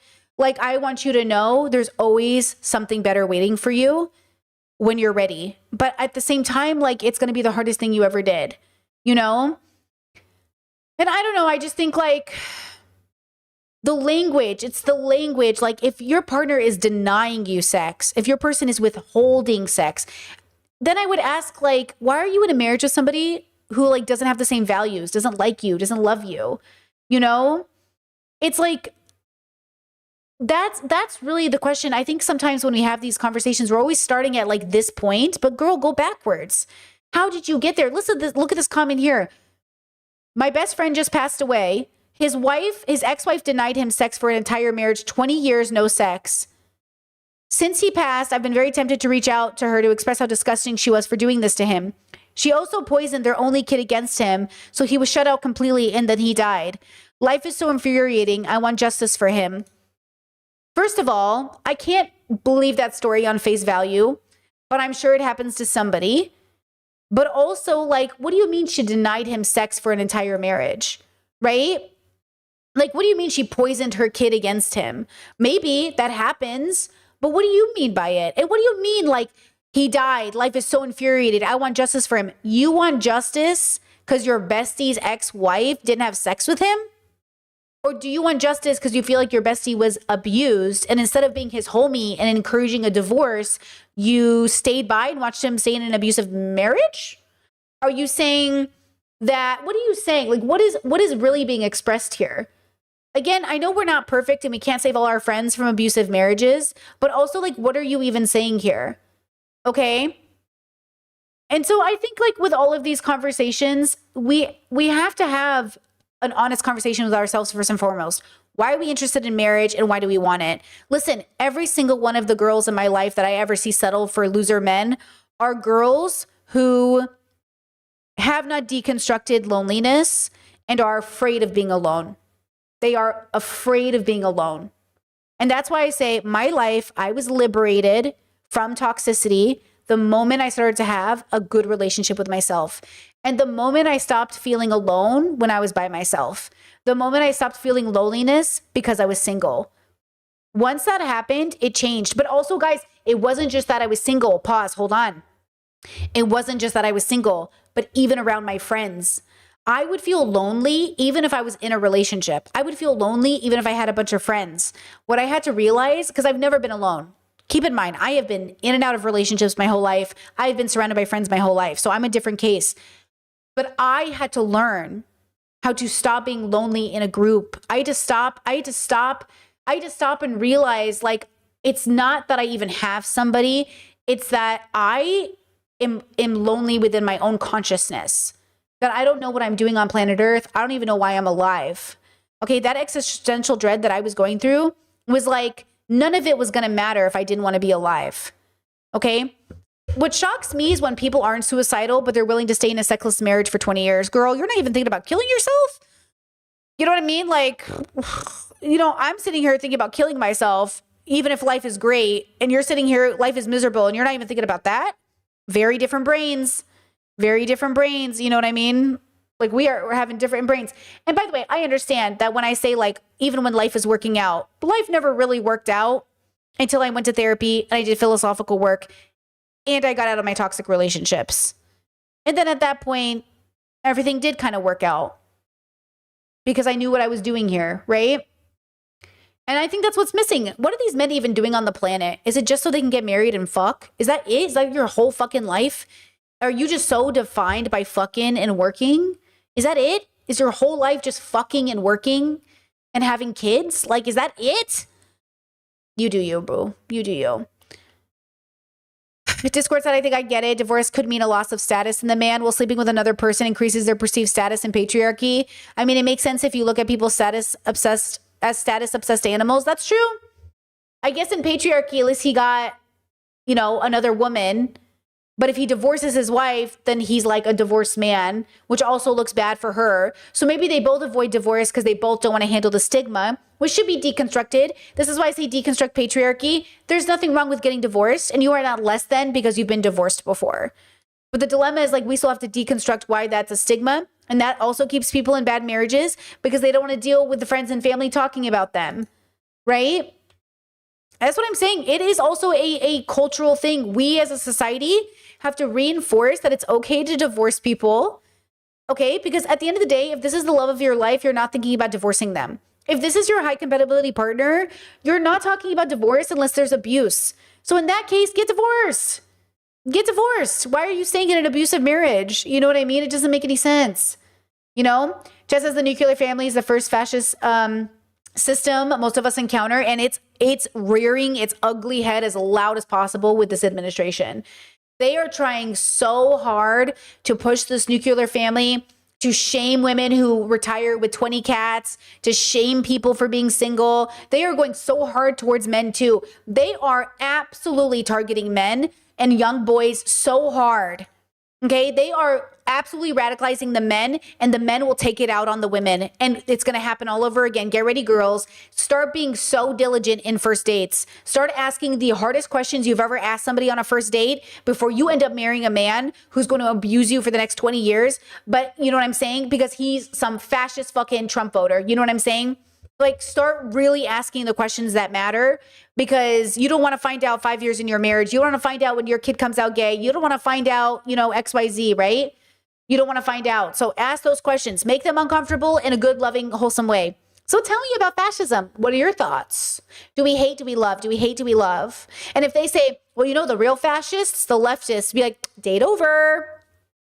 Date over. Everybody hates a genocide until you talk about people they don't like. Oh my God, I'm so anti-genocide. What do you think about what's happening with Israel-Palestine? Well, Israel has a right to defend itself. Boo. Date over. Date over. Date over. Everyone always says they're anti-genocide until it comes to Israel-Palestine. And then all of a sudden, October 7th. P.S. Rest in peace to the innocent lives lost on October 7th. And since that day. But also, these are the good first date questions. These are the good first date questions. I know it's very serious, by the way. I'm being really tongue in cheek about something that's deadly serious and impacted a lot of people's lives. And it was a devastating situation. Life is a devastating situation. But you got to ask these questions on a first date. You have to. You have to ask the ugly questions on a first date, because genuinely, while you're sitting down across from a man eating sushi, there's a genocide happening. So the most or the least you could do is ask about it. Thoughts on the genocide? Pass the wasabi? Okay.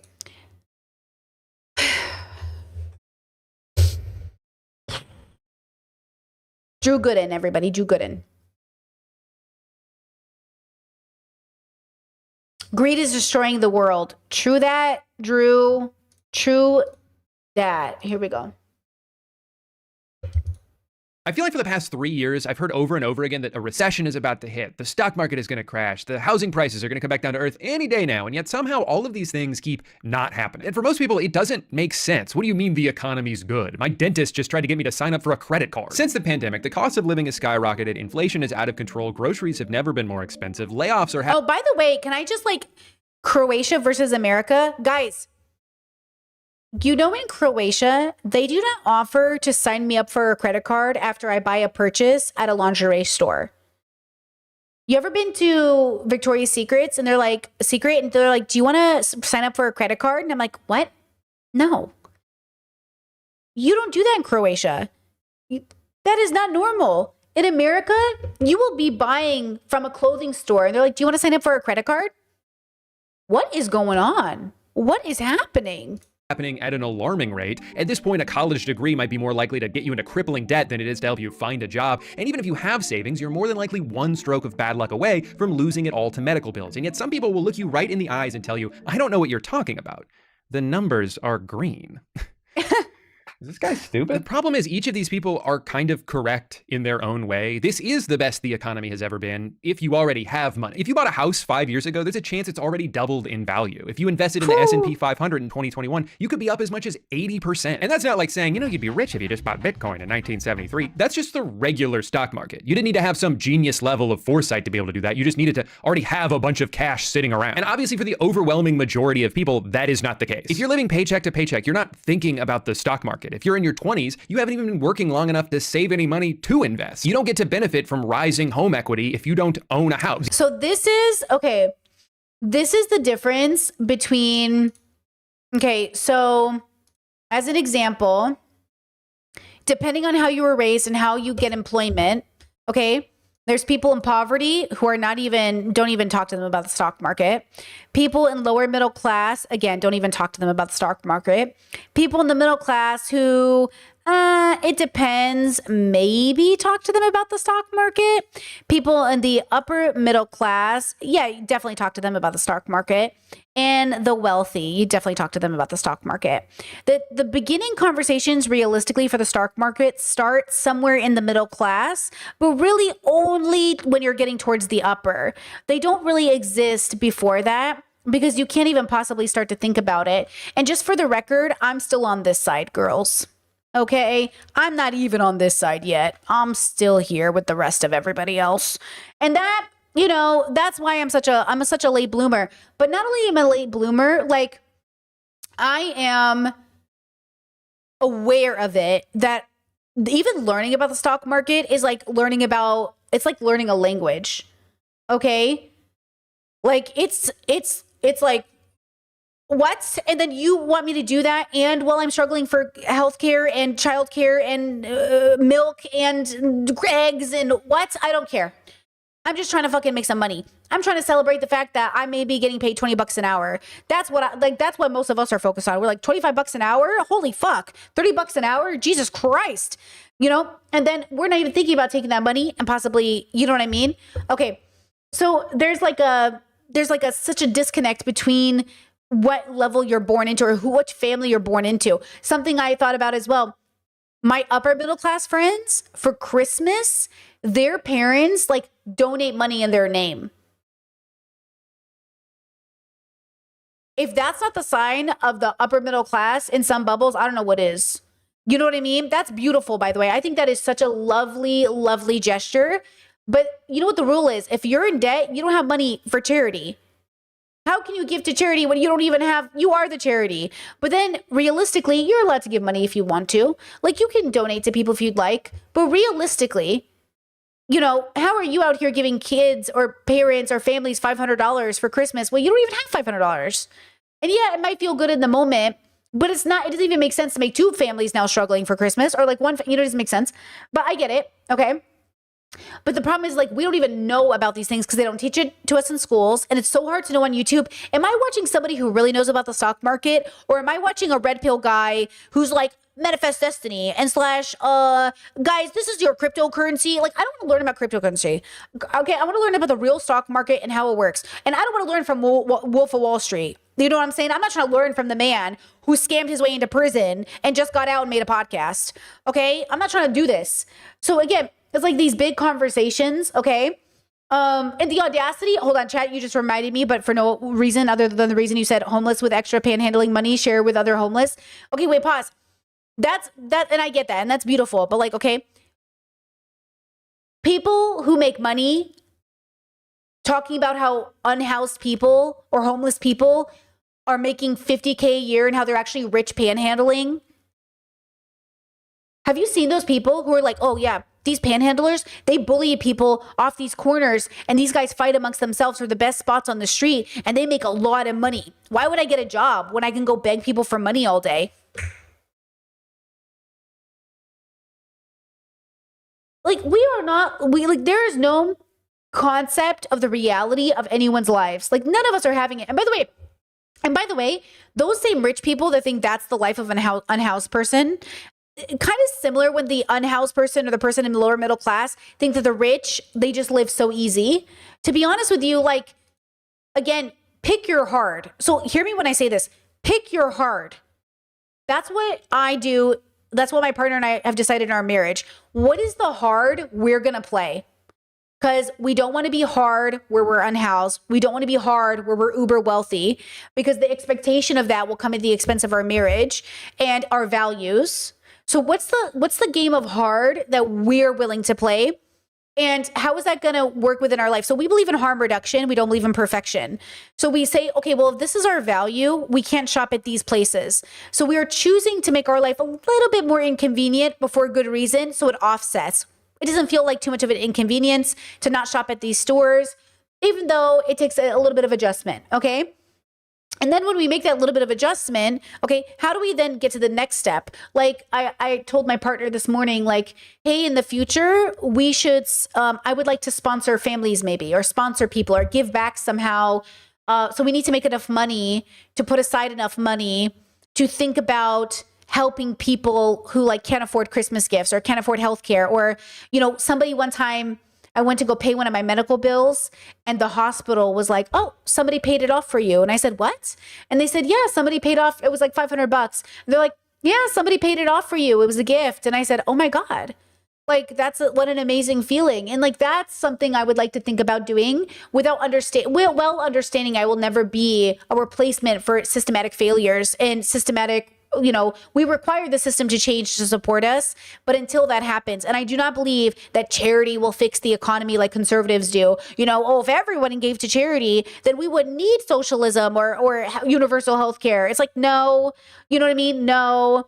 So yes, like I would love to be able to give it back, right?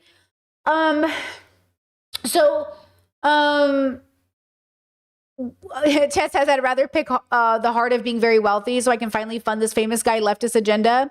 Hey, we love to see it. Look, if you can figure out a way to be wealthy without it coming at the compromise of your values, you do you. I cannot figure it out. For the life of me, the only chance I have of making good money without it coming at the expense of my values is my videos getting shared more and me becoming more popular, me writing a book, or me like promoting good ideas that go viral. But at the end of the day, like, I'm not, you know what I mean? If it happens, it happens. But like, I'm not trying to sit here and play the capitalistic game of like, you know what I'm saying? There's just like a game I'm not willing to play. But okay, so let's go back to Drew. So he's talking about the stock market, right? Okay, just wanted to say that for the different bubbles, right? Okay, here we go. The only thing this graph represents to you is how much further away that dream is getting. Right now, the average age of homebuyers is 59 years old. What Just kidding, that's horrible. Depressing statistic. This is the problem with an economy that disproportionately benefits asset holders instead of the people still trying to earn them. Wealth grows exponentially, but wages...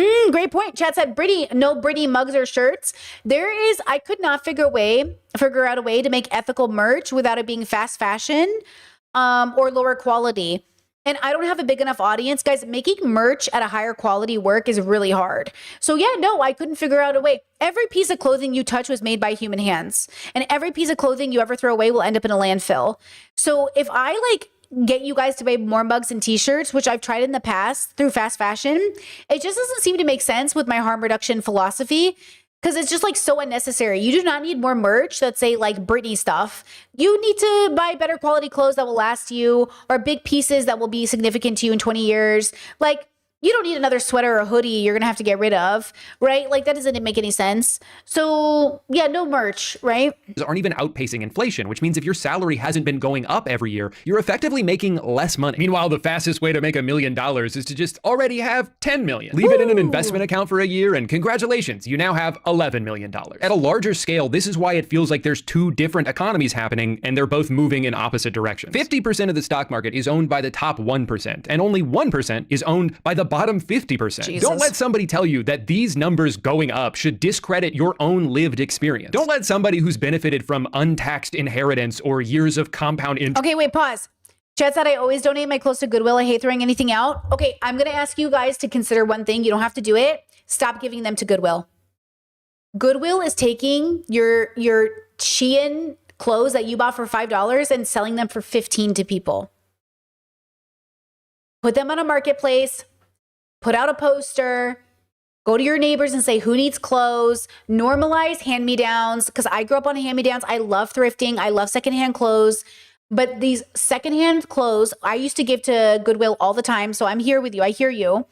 They literally upsell them so obnoxiously. Now, you know what I mean? Go online and say, go find the Instagrammers that are huge hand girlies and try to figure it out. Yes, donate to shelters.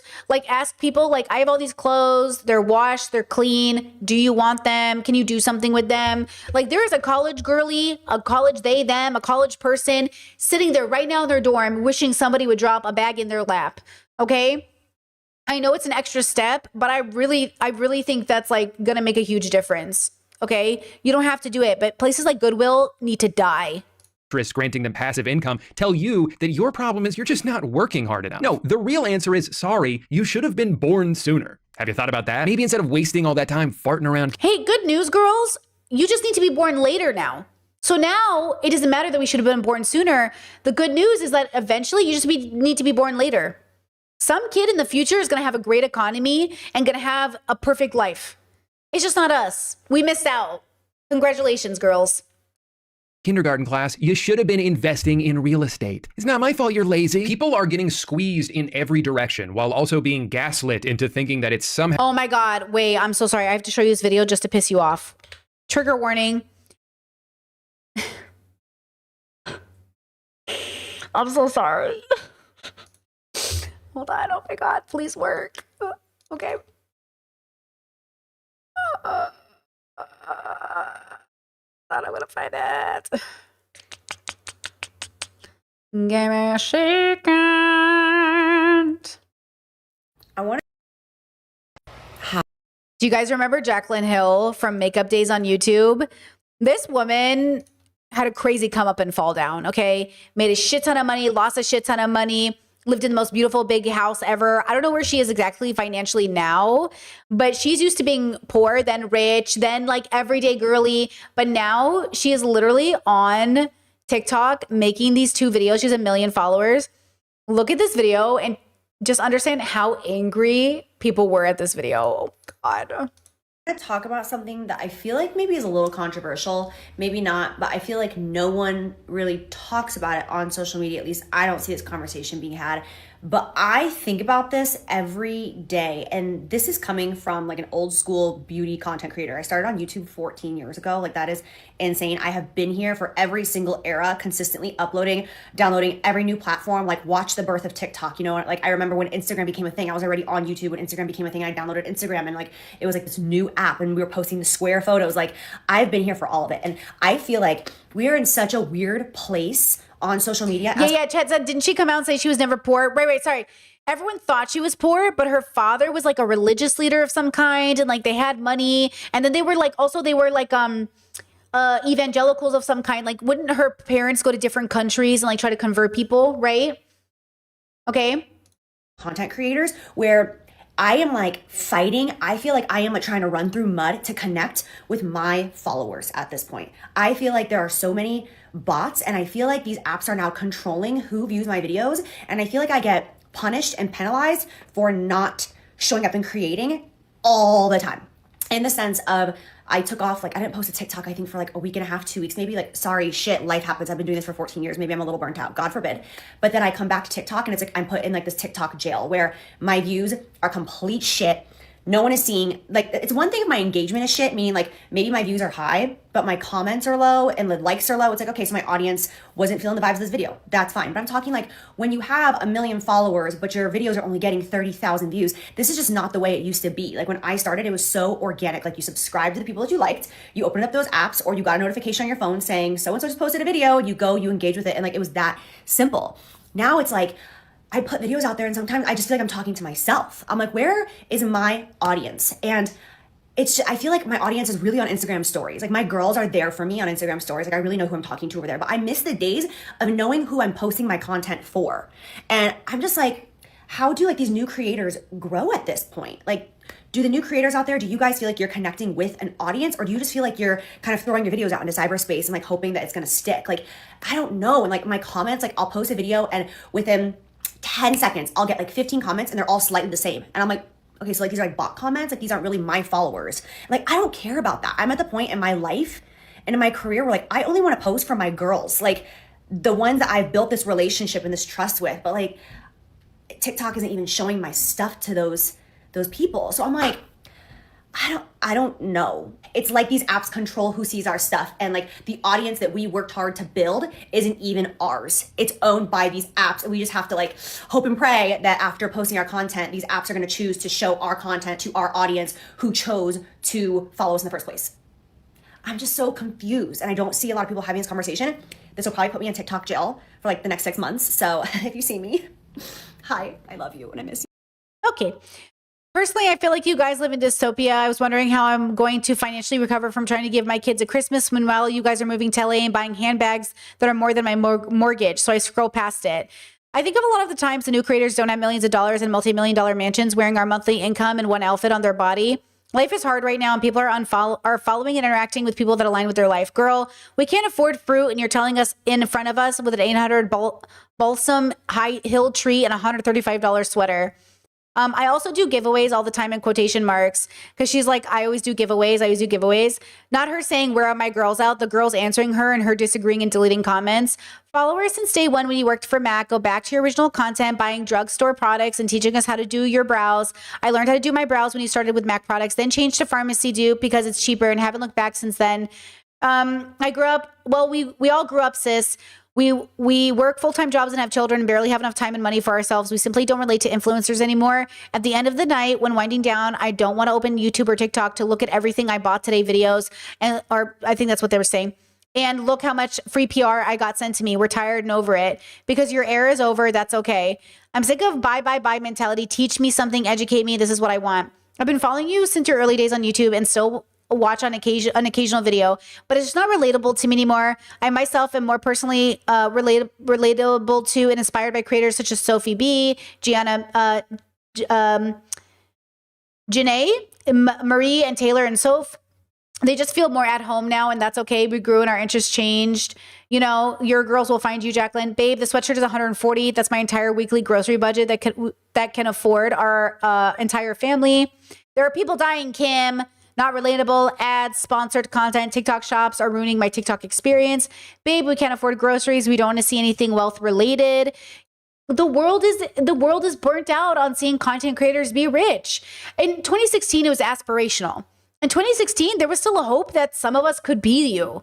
But now it's not aspirational. It's not motivational. We're not motivated. We're disgusted. You know, it's disgusting, right? She made a follow-up video.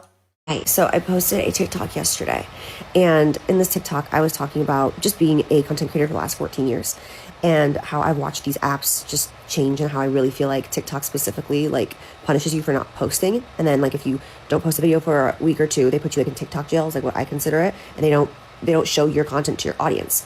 And the comment section has taken such a turn, and I'm listening. Like I've been laying here in bed for the last 30 minutes reading these comments, because when I first posted the video yesterday, the comment section kind of went a different direction. And at first I was like, wait, no, that's not what I'm talking about. Like, I'm not talking about like my content. I'm talking about the app. But now there's like, I think 2,000 comments. And I'm like, okay, my ears are open. I'm listening. I'm reading your comments. You guys are saying that like, you're sick of the influencer era. You're sick of the shit. You're sick of the luxury. And so my question to you guys is like, what is it that you want to see? Like, I started this 14 years ago when I was literally on food stamps, broke as hell. I had no clue that you could make a dime doing social media. I genuinely started it for the love of it. I cannot believe she's even asking her audience this question when one, they told her in the comments, and two, this is what I'm saying. She is a brand. She went from being a girly to a brand. This is why I make it my job to never be a brand. Because once you go brand, you're going capitalist. And once you go capitalist, you will literally lose touch with people. And you can't even think about why they're angry. The fact that she's even asking. Why are you even asking, dude? People can't pay their goddamn grocery bills and you're not getting it? What is not clicking? I just loved beauty. I loved talking beauty. I loved recommendations. I loved teaching beauty. I just loved the community. Then teach it. Then do makeup tutorials. Then do makeup tutorials again. Go back to the basics. With other women, like I worked at MAC Cosmetics at the time, and I freaking loved my job. I loved it. I still have dreams that I work in MAC. Like I loved it. I love just like talking about beauty products with other people. I love it. Anyways, with that being said, like the only reason I'm still here is because of you guys, because of the community. If you're not enjoying it. It doesn't feel that way.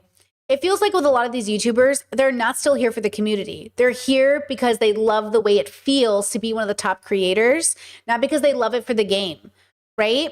Like, okay, I'm going to use PewDiePie as an example. One of the ways people think of PewDiePie now is the guy who really did it. He did the dream. He made a lot of money and now he's retired, only posting what he wants. Yes, he takes some sponsorships, but he's mostly like being a dad. That vibe never happens in this space. Because a lot of these girls up in the makeup space, a lot of these boys in the makeup space, they didn't save their money. They didn't make as much money as PewDiePie, but they made a lot of money. Like Jacqueline made a lot of fucking money, and she also lost a lot of money, but she probably isn't in it for the love of the game, but she's pretending like she is. Guys, I don't even do it for the community. With peace and love, I'm not in it for you guys. I'm in it for the love of the game. That's the problem. Like, girl, if you're just sticking around and making content for your viewers, isn't that kind of weird? Like, does that not feel parasocial and weird? Right? I don't know. You're seeing, I 100% want to know. I want to shift gears. 100%. So my ears are open. I would love to hear what you guys want to see from me specifically. That's the only point in this for me. You know, like, I just want to have fun with you guys. And that's it. So, like, we're not friends. They don't know you. You know what I'm saying? Like, you guys, like, we're not friends. And that's what it feels like. It feels like she's like, my girls. My girls who? Who? The same girls you tried to sell major products to with every fucking post? The same girls that you were just like constantly asking to buy your shit, which, by the way, was notoriously bad and there was a whole scandal associated with it? Those girls? Please let me, it looks like I have a mullet right now. Let me and my mullet know what it is that you want to see from us. Because that's all that really matters. Yeah, she just feels like, yeah. Makeup tutorials, I want to be educated, not influenced. I want to be educated, not influenced. But she made the big brand deals. She did the influencing. She pushed brand products every fucking time, right?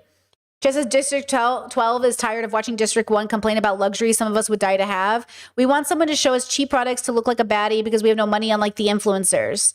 Okay? Not Jaclyn Hill, totally missing the point again. More how-tos and less show and tell. Do a charity event, help a single mom out or any low-income family, adopt them for the holidays, give back, go volunteer to Soup Kitchen. But see, you don't want Jaclyn to do that because it's for social media either, right? Chad said, I started it for the love of it. I love teaching beauty. I love recommendations. There's your answer. Yeah, but she didn't even keep it up. You know who did it really well? You know who came back to the beauty scene and went right back to basics and kind of did it well? I can't believe I'm about to say this. You know who really did it good? And I can't believe I'm going to say this. Tati Westbrook, baby. Tati went away because she had this whole scandal with James Charles and everything. And then she came back and she fucking went back to the basics. Hey guys, welcome to today's video. I am locked and loaded with so much new product from Catrice. And I have to say, I didn't think I was going to do a dedicated Catrice video anytime soon, but okay, a very long back product, to the basics, so I do girls. appreciate that. It's very thin. Why we loved makeup videos in the first place. All these influencers tried to update and go back. You know, go back. We're tired. We're exhausted. Go back. Go back to the beginning. We're going to go back to Drew now. But yeah, go back, girl. Go back to what YouTube was. Listen, you know, every time I think to myself, oh, damn, I miss all the, sometimes I think, oh, shoot, I miss all the trends. I missed my chance to get in on the big things that made people popular for a while. But then I always remember, the good thing about not being a trend content creator is it always comes back to the basics. It always comes back to the basics. My channel has been doing better than ever because I know people think I'm a small girly. She doesn't have as many views, and yet here I am paying my rent, girl. And it's because I like to bring it back to the basics.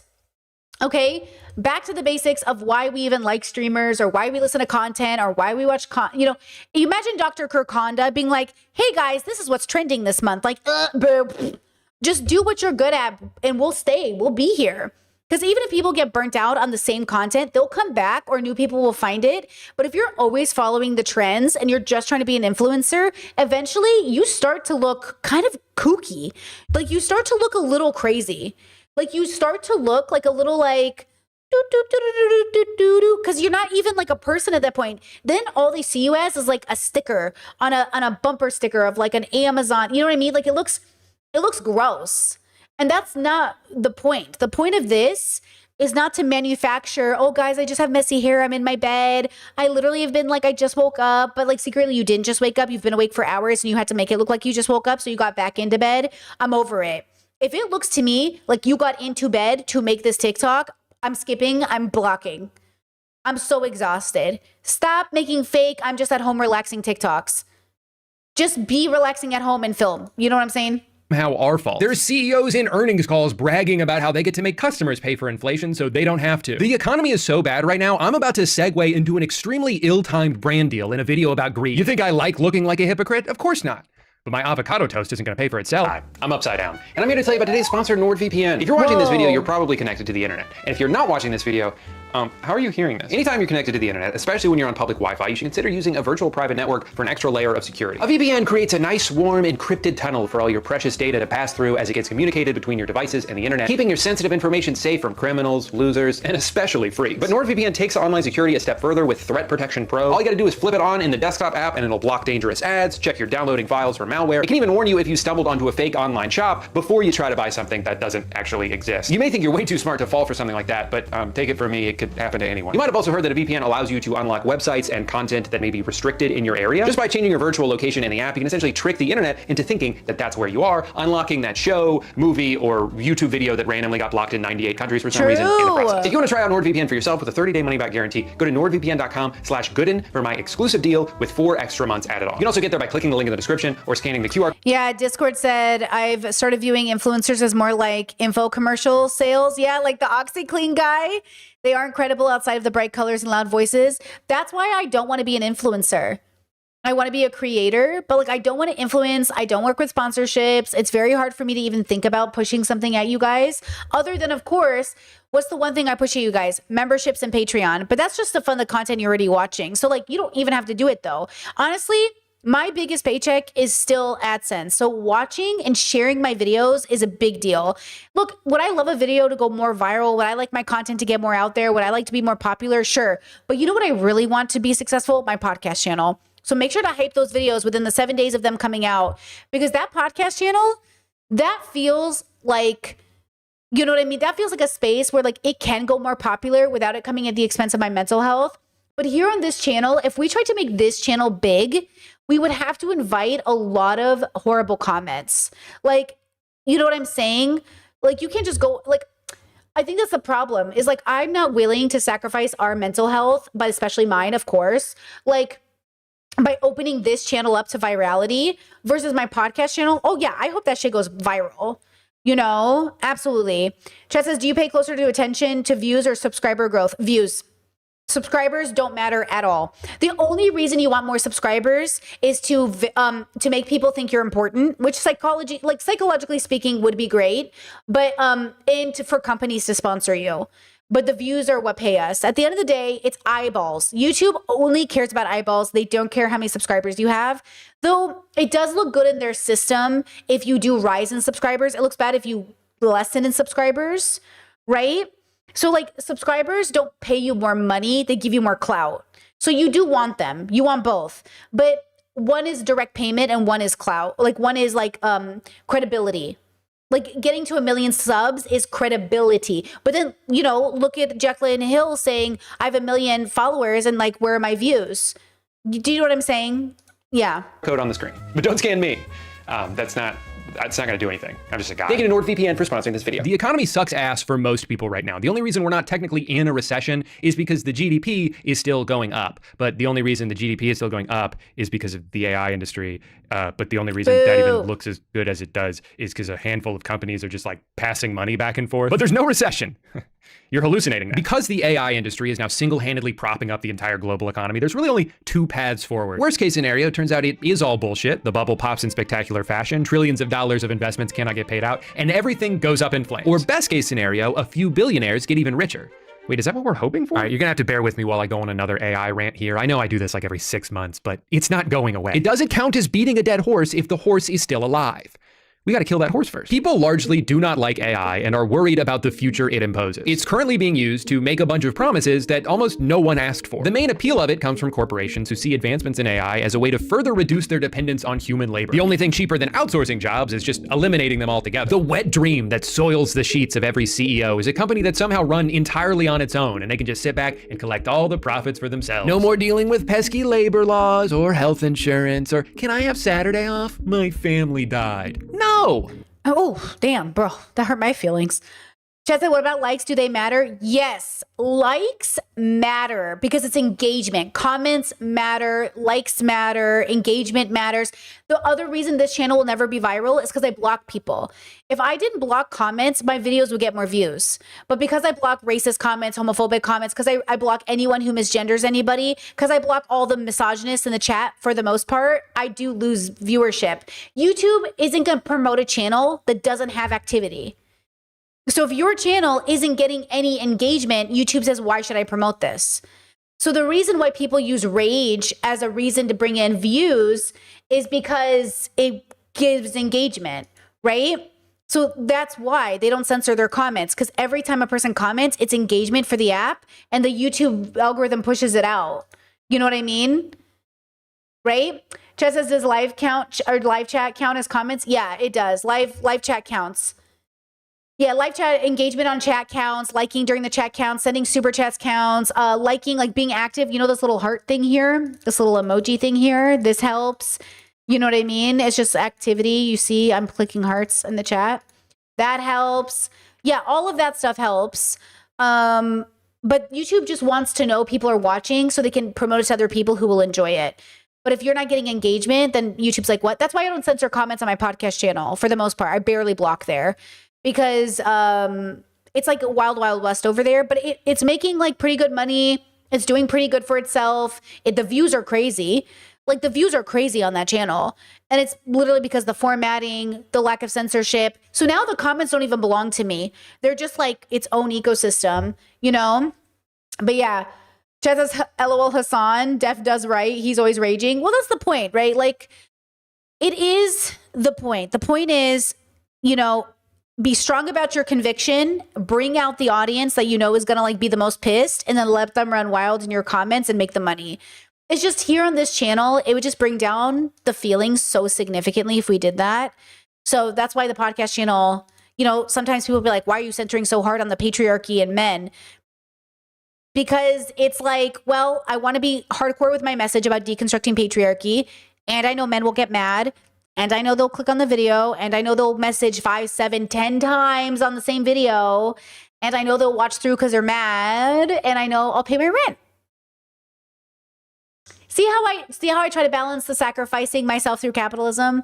At least here, this is the boundary, but over there, have fun, girl. Be mad at me all you want. Pay my rent, pay my rent, pay my rent, pay my rent. Shut up. That's the eventual goal, and why they're all pouring billions of dollars into NVIDIA chips and data centers and cool shirts for Mark Zuckerberg. And in the meantime, we're stuck with ChatGPT, a humanized Google search designed to affirm whatever belief you share with it, even if it's incredibly dangerous, or generative video apps that are already being used to trick people into thinking something happened that didn't actually happen. Awesome technology. I'm so glad this exists. And I think the best thing we can do to fight back against AI is to simply not engage with it. The problem is, even if you don't use these tools, if you live in certain parts of the country, you might be paying for them. There's been a lot of really good investigative journalism done on all these new data centers that are popping up around the country, who's funding them and who's getting screwed over in the process. For example, some residents in New Jersey who noticed that their power bill kept going up, even though they were actually using less electricity than usual. Well, it turns out it's due to an overall supply cost. Basically, when the total amount of electricity usage in an area goes up, power companies tend to pass those higher costs onto their customers. And for the past several years, electricity usage has been skyrocketing, with over half of that increase coming solely from data centers. Your utility bill is going up because Elon Musk wants to pretend to have a girlfriend. You see, AI doesn't just exist in some theoretical space. It has to be trained on trillions of gigabytes of data, and that data has to be stored in a physical location. To power this, it requires an absurd amount of electricity, which generates an absurd amount of heat, which then requires an absurd amount of water to cool off. Most of these buildings use over 1 million gallons per day, roughly the equivalent of 10,000 people. This would be even more problematic if they were being built in areas where water is extremely scarce. So we should be good as long as we don't build a bunch of them in like the middle of the desert. Whoops. But to be fair, they are extremely efficient about it. They don't just use the water, they also poison it. Every part of this process is wasteful and destructive, and this is only the beginning. AI is still a relatively new phenomenon, so we're only just starting to see the effects of this. But the Department of Energy projects that the percentage of electricity used by data centers could nearly triple in just the next 3 years. And who gets to pay for it? We do. It's hard for me to accurately express how infuriating this is. The giant buildings that power this stupid fucking technology are being subsidized by people who just happen to live near them. Oh, but hold on, because they're technically contributing to the operating costs. So does that mean that they get to share in the eventual profits? No, of course not. They're more like involuntary investors doing it for free, or really worse than free, because a lot of them are being kept awake at night by the deafening hum endlessly emitting from the factory shoved into the backyard of their homes that have now surely plummeted in value as a result. But hey, at least they're doing all of this to make a product that hopes to replace 80% of humanity. It's not enough that these people already own everything they could ever want. They could so easily afford to pay for these things without even noticing that that money is gone. But why would they do that when they could simply have poor people pay for it instead? Because nothing will ever be enough for them. You know, when a rich person makes some shady deal to screw over, listen to that, noticing that that money is gone. But why would they do that when they could simply have poor people pay for it instead? Because nothing will ever be enough for them. You know, when nothing will ever be enough for them. That is the meaning crisis. The meaning crisis is never being satisfied with life.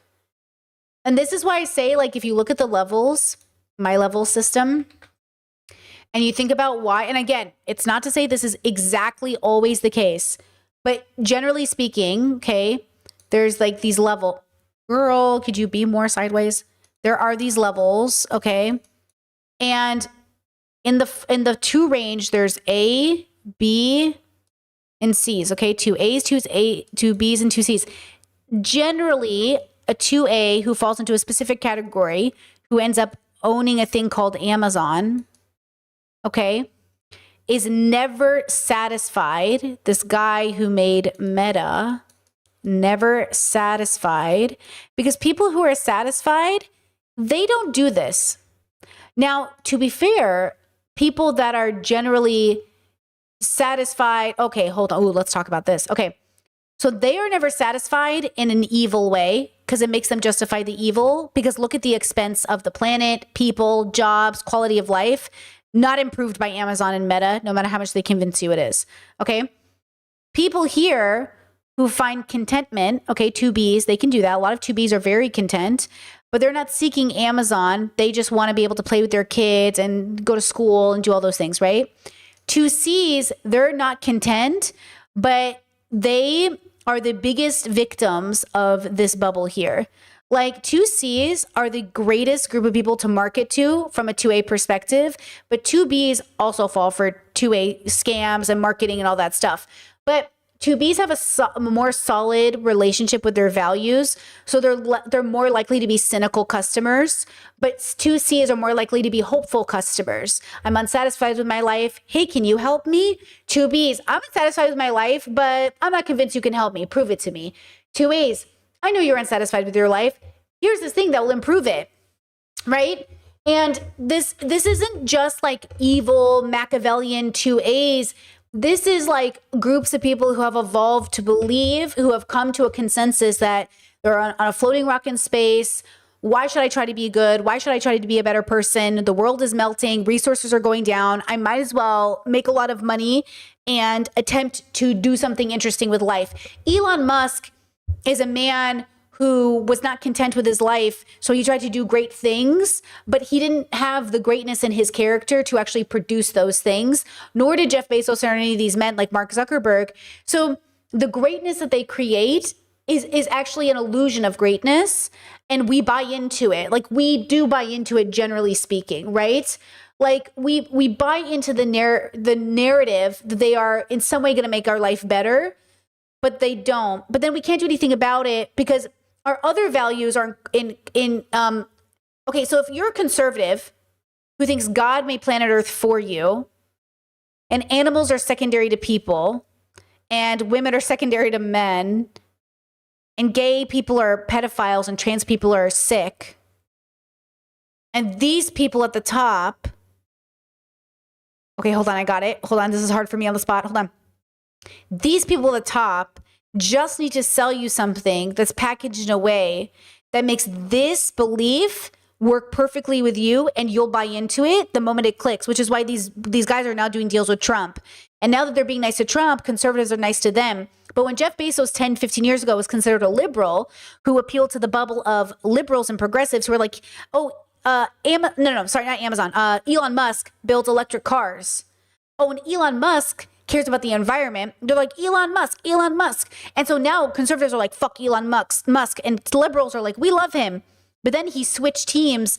If you just brand yourself well enough, these groups who think they're so well thought out, who think they're so cynical, who think are just as easily tricked. It doesn't matter if you're a liberal or you're a conservative. You are just easily tricked by these guys who know you just want to be told what you want to hear. But this isn't this isn't unique to conservatives or liberals. This is unique to your mothers and fathers and brothers and boyfriends. They just want to hear what they want to hear. It's unique to you. You just want to hear what you want to hear. Like, the problem with being a person is that we are fighting so many parts of ourselves. And if we're suffering so greatly, and if somebody just comes around and says, like, I can reprieve your suffering, we'll take it. And I'm saying it would be good if we learn to suffer wisely. So people will often say, oh my God, wait, I saw a comment on my video. I told my partner this. I told my partner, I found a comment on my video that said, when are women going to learn that 90% of infrastructure comes from men? That if men didn't rule the world, we wouldn't have skyscrapers or whatever, XYZ. And my partner was like something to the effect right away. My partner was like, okay, I like how they like to take credit for the skyscrapers, but not the 91% of violence. I was like, thank you. Like, you want to take credit for your skyscrapers, but how about domestic violence? How about rape? You want to take credit for that too? Oh, no. That's not our statistic. That's someone else's statistic. Are you sure about that? And also, why do we need skyscrapers again? Or at least in the ways that you've built them. But also, like, if you want to be real, we could probably benefit from more tall buildings. In Croatia, the joke is Americans won't build tall buildings, but then you don't have enough land. But in Croatia, we build a lot of tall buildings. And so families get homes faster because they can live in apartments or in condos or in big enough spaces. Like, I haven't been to an apartment here or I don't know. When I say apartment, Americans have a very specific image in their head. These are like home apartments. They're always big enough that in my head, plenty of Americans would be very happy in these apartments. They're way bigger than your average apartment. I think my sister's apartment's like 750 square feet or something. My house is like 1,200 square feet or something, right? It's like I'm in a very livable space. Now, to be fair, I think my partner's former apartment was obviously less than this. But it was still pretty big for a 1-bedroom, 1-bath. Like, I kept thinking your apartment is huge for a 1-bedroom, 1-bath. Like, but these are the homes that people have a probability of getting into, right? But then, like, there's this irony that happens in America where, like, you do pay to live in a certain place and then you work in a certain place. There's not like a chance, like in Croatia, as an example, if you're poor or rich, you still get a sea view if you live on the coast. Like, process that information. But in America, if you have a sea view, you are not poor. You might have been poor when you first moved there before the city built up. But, you know what I'm saying? Like, it doesn't matter, there's just so the quality of life is different for people who are poor and people who are rich. If everybody on public transit is a mix of the two, if people who take public transit are both people who work in government and people who, are working minimum wage, then you don't feel outclassed, even though there is obviously a rich side of the world that doesn't bother taking public transit. There's also a part of them that do. Because public transit is really nice here. And like, there's not a reason to act like you're better than other people, but there might be for some people. I'm just saying, generally, it feels like the bus is pretty diverse. It doesn't feel like in California, if you take the bus in Southern California, you're like, when I was a kid, you were like ostracized. It was like a scary idea to take the bus. Like, weird people take the bus. Like, you take a bus? Like, versus in places where, you know what I mean? KO, welcome to memberships.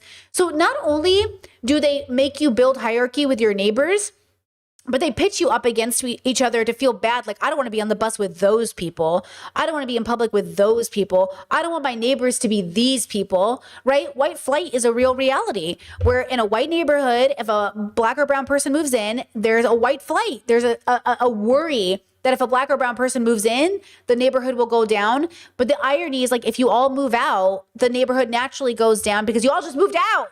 Like, what are you doing? Like, you are literally creating the reality that then reinforces your belief that the neighborhood went down after we moved.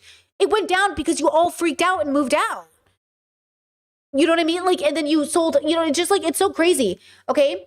So like, it's this whole paradox. Like, we literally are a self-fulfilling prophecy of our reality. And so like, oh, I care about people in one side of my mouth, but also on the other side, I'm going to do this. Okay. So again, I think what's interesting is sort of like why it's so easy. And again, we're all susceptible. I have given Amazon thousands of dollars. Okay. Thousands. And now I haven't shopped at Amazon in almost a year. Like, thousands of my monies, thousands of my hard-earned monies have been given to Jeff Bezos. I am a part of the problem. I've contributed to the problem. Now, the thing that turned me away from Amazon was a documentary I saw. I saw a documentary while I was researching being vegan, and it completely changed the way I looked at everything. Fast fashion, clothing, buying stuff, throwing things away, like everything changed in my brain. It was like my brain had a huge shift. I had a huge bubble pop, right? And I was like, oh my God, like our whole family unit changed, like me and my partner, that's the family in Indiana. The way we do things changed, right? Chad says, which documentary? I think it was Amazon documentary whistleblower woman. I'll find it. Amazon. Okay, hold on. Is this a Netflix documentary? I think it was on Netflix. Buy Now, the shopping conspiracy of Amazon's exploitative practices, the Martha Mitchell effect. You're likely thinking, let me see. I think it's called Buy Now, the shopping conspiracy. Let me double check. Let me look it up. I think this looks right. I think this might have been it. Yeah, this looks right. I think it's called Buy Now. Hold on. I think this is it. I think this is the one. I could be wrong, but it wouldn't hurt to watch it anyways, right? Buy Now. Let's see.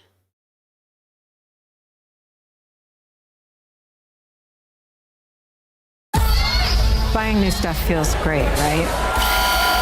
The problem is that every year we're consuming more, producing more, and there's a flip side to that. Yeah, this looks it. I don't want to watch too much. It might block my stream. But yeah, I think this is it. Buy Now, the shopping conspiracy. I'll share the video in chat. I think this is it. It looks right. It was like, I think I remember thinking it's like, I remember thinking the video's kind of hokey, like the documentary's kind of hokey, but it's real people and it's a real message. I think I remember thinking the narrator was weird, but the video itself, it's about this Amazon whistleblower and how she worked directly with Jeff Bezos. I think this is the one. And how she went to Jeff and she said, hey, you're killing the planet, right? Like we're killing the planet. And then Jeff was like, first they fired her, of course, but then he made an attempt to go green. Do you know how Amazon, big companies do that? Like, we're going to do this emissions. We're going to go this green. It is just to make you feel good about yourself. It is just to make us feel good about ourselves. That's it. It is not a real initiative. It is not actually helping, right? It is just to make us feel good about ourselves. And that is the point. So that's why I say I'm not interested in living in a world where I think I'm going to change it. I'm interested in examining how I participate in the world in ways that I think are unethical, and I try to do better. I try to be less bad every day, and I try to forgive myself for having participated in systems or belief systems or ways of existing that were not the healthiest or best. But I also know that like that's where people are. People are suffering. People are confused. People are traumatized. Like they don't have the information. And even when they have it, it doesn't guarantee that it will be the moment they have the bubble pop. Like I could have watched this documentary 10 years ago and maybe I still wouldn't have changed my mind. But I was in the right place at the right time, hearing the message, and it clicked. Same with being plant-based. All my life I've heard about vegans. And now I'm like, wait, is being plant-based better? And like, you know what I'm saying? Like you have to be at the right place at the right time, which is why we don't hold on to the attachment that the world could just change if it wanted to. The world is a reflection of it where it naturally is supposed to be. It's beautiful the way it is. And I would like to change it by changing ourselves, by changing me. Because if I can't do it, then how am I supposed to expect other people to do it? And even though I've done it, I can't expect people to do it because they're not me. And those two contradictions have to live in cohesion. They're not me, so I can't expect them to be the same. Sometimes people say, I expect my partner to do exactly what I can do. I used to think that too. In my 20s, I used to say to my partners, well, I can do it, why can't you? Because they're not me. So now the question is, how do you end up living in a world where people are not you and can't do it just because you can? And then how do you still hold people to a standard? You make them really embody the standard. And that takes time, and that is very hard. And we don't know how to do it exactly. Some people do it through prescriptions. Some do it by taking the hand off the wheel and saying like, it is what it is. Some people make a good video, right? Some people get up on stream and talk about philosophy 5 days a week. Some people do, we're all trying our own way to get people to be nicer to one another, kinder to one another, more compassionate. And we'll die, which is so weird to think of, like, you're going to die. We don't know what happens after. We're just going to die. We're probably nothing, right? And then it will be someone else's job. And that's life. And it's still great. And it's still beautiful. And it's still worth living. And I think you can be really joyful in a life when you accept that you're just a moment in time. Like, you're just living history, girlies. And that's okay too, you know? But don't be afraid of AI. Be ready. Don't be afraid of capitalists. Be ready. Like, don't be afraid. Be ready. Be kind, be compassionate, but don't be afraid. Your fear will just hold you back. It will just keep you. It will keep you in more suffering than necessary. So learn to suffer wisely, right? When a rich person makes some shady deal to screw over the working class, people will joke that they just need that money to buy their 4th yacht. And like, I don't even think it's that. They could buy 1,000 yachts and still not run out of money. They don't want to spend their wealth. They just want it to get bigger. It's the same obsession with seeing number go up that keeps me addicted to old school RuneScape, except the only life that's ruining is my own. What they have is a disease. They have been scourged with the blight of insatiable greed, cursed to an endless pursuit of wealth that will never bring them true happiness. I would almost feel bad for them if they weren't actively destroying the world in the process. One of the most frustrating things about this problem is that if you even try to suggest that maybe these guys should just have a little bit less money, like, you guys can still be rich, whatever, just turn it down a notch because you're kind of making shit terrible for everybody else, you're treated like you're crazy. No, this is the American way. If you don't like it, then leave. And yet these ideas aren't radical. They're not even new. Most people who advocate for a more progressive tax system are only calling for a return to something that used to exist in this country. We just forgot about it. So I think it's important to do a little history lesson here. If you can believe it, there was a time where the working class in this country actually had it really good. And it was mostly because things got so bad during the Great Depression that the government was worried about the country collapsing. Thousands of banks had closed, millions of people lost their entire life savings, unemployment peaked at 25%. So in fear of a revolution happening, the government was like, all right, fine, we'll give you livable wages. Just please put that musket down. I don't like the way you're looking at me. So the New Deal was born, and with it came Social Security, better labor standards, the right to unionize, a national minimum wage, an 8-hour workday. And over the next 2 to 3 decades, America became the most prosperous country on earth. Productivity skyrocketed and wages rose with them. Extra profits weren't just redistributed for white people to employees, but their employers for men were proud to do it. They would brag about how lucrative it was to work for them. Look, 37% of profits went to our employees last year because this is a team effort, and when we win, they win. In 1943, Johnson & Johnson puts out this mission statement that's like, here's our list of priorities in order. Customers number 1, we got to make good products. Employees number 2, everyone who works here needs to feel valued and respected. Our community number 3, we all want to live in a better world, and as a company of our size, we feel like it's our responsibility to contribute to that however we can. And finally, all the way at the bottom, our shareholders can just have whatever's left. Of course, we need to make a profit to survive and grow, but that should just come naturally as a byproduct of focusing on these 3 tenets. Compared to modern corporate standards, this is all such a foreign concept that it almost sounds like it's coming from a fictional universe. But this actually happened. This was just America 70 years ago. Now, during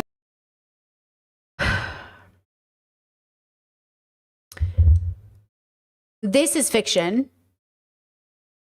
because this wasn't America 70 years ago. This was parts of America for certain people called Americans. You know, and that's the part that like continues to annoy me about when we talk about like make America great again. Yet Drew unknowingly, at least for this section, is making MAGA Republicans go like, yeah, how do I get that again? Because in their head, that was America. Make America great again. But they want it for white people. They want it for what they feel like America is, right? And so like I think the problem with the narration, like even the pictures he was showing, it was all white people. So it's like, how does this relate to everybody else? But okay. This time, what do you think the tax rate was on the wealthiest Americans? For reference, in 2025, the highest income tax bracket is supposed to be around 24%, but because of how many ways there are to circumvent the rules, it often ends up being as little as 3%. For someone like Elon Musk, who doesn't take a salary from Tesla and instead just owns a large percentage of its stock, as long as he doesn't sell any of that stock, then technically there's no income to tax him on. Now, he can still leverage the value of those stocks to make purchases, you know, like how money works, but it's still not taxable because of the rules. This is how people like him and Jeff Bezos can be, in terms of net worth, two of the richest people on the planet, and in some years pay $0 in taxes. In the middle of the 20th century, the tax rate on the ultra wealthy was not 3% or 20% or even 50%. It was between 70 and 94%. It honestly sounds crazy, but even a lot of the people being taxed understood that it was necessary for society to continue to exist. And having a strong middle class was a crucial investment into the future of the country. But I don't know, man, I just think it's kind of interesting that during what's referred to as the golden age of capitalism, the government did a bunch of socialism. During the period of time that birthed the idea of the American dream, the government was taxing the absolute shit out of the richest Americans and using that money to provide jobs and welfare programs for everybody else. A single income household working a regular ass job could afford to start a family, buy a house, send their kids to college, and retire. White. Using that regular ass job could afford to start a family, buy a house, send their kids to college, and retire at a reasonable age. No wonder people who grew up then gush about capitalism the way they do, because for them, it was great. But at this point, it is disingenuous to use that time period as the example for why capitalism works, because that version of it stopped existing a long time ago. The generation of people who started as beneficiaries of a more equitable system changed the rules once the roles were reversed and they had the power. So what the hell happened? Everything was going great. What changed? Well, there were a lot of things, obviously, but one of the first big dominoes was the US's involvement in the Vietnam War, which was expensive and deadly, but to be fair, also accomplished nothing. And this had long-term ramifications. America had been diverting so much money away from manufacturing and towards defense that it opened the door for other growing industrialized countries to surpass them. More and more products were becoming cheaper to import than they were to produce. This led to factories getting shut down, unemployment starting to creep back up. A recession hits, and we're now facing a pivotal fork in the road in the late 70s. Either we could go back to what worked in the past, prioritize the working class, reinvest into our own infrastructure, try to help lift people out of poverty they've fallen into through no fault of their own, or we say, fuck the government. We don't owe you shit. We're stupid, isn't that right? I don't even know my own name. Exactly. The deal is you pay taxes and we don't do anything. And you like that, right? They like that? Sounds good to me. The prevailing philosophy throughout the 80s became trickle-down economics. The logic being, oh man, these rich people are really handcuffed. You know, I bet if we lower the corporate tax rate from 70 all the way to eventually 28%, then companies will use all that extra money to pay their employees more. I mean, if there's one thing we know about rich people is that they're always looking out for the little guy. Now, for some reason, this hasn't worked out yet, but it's only been 55 years, so the jury's still out. See, I would argue that part of the reason why companies in the 40s and 50s were so generous with their extra profits was because the tax rate was so high. I mean, think about it. If you're faced with a decision between giving a huge chunk of money to the government or redistributing it back to the employees who helped you earn it in the first place, you would be much more likely to do the latter because it's an investment in your... Okay, we talked about this yesterday. I just want to say it again. People who eat or people who work at these amazing, wealthy Michelin star restaurants, you pay $500 to go to this Michelin restaurant. The employees who work there can't afford to eat there. And some have never tasted the food that they help bring out to you as waiters or clean up after you as busboys or whatever they call, you know what I mean? Like, just process that information that, like, how am I working in an industry that I can't afford? And that's because what happens is everybody has to experience a lessness, right? In order to make the moreness, in order to pay for the cost. And then so people, now that lady, I think I'm going to make a video about her maybe because I just learned about her, so I don't know her name yet. But that white lady who's a chef, she went up against like Anthony Bourdain and all these people at the time, and people thought she was pretentious because she said everyone deserves to eat organic food. And everyone's like, not everyone can afford it. And she's like, but don't you think they should be able to eat it? Like, everyone should be eating good food. We shouldn't be only affording bad food. We should be able to afford good food, right? She, in her kitchen, used to have like 2 main chefs, and everybody was paid well, and everyone was like not overworked, and everyone told her it wouldn't work, but it worked. She's like all the documentaries I've ever seen about chefs, she's the only one that was given any props for actually like making it work in a real way. And I can't help but feel like, is it because she's a woman? Is it because she did it slow but surely? Is it because she had good people around her? I think a big part of it is having good people around her, you know? And I think that's interesting. And she's white. That's a big part of it too. You know, she has resources and networks and all this other stuff.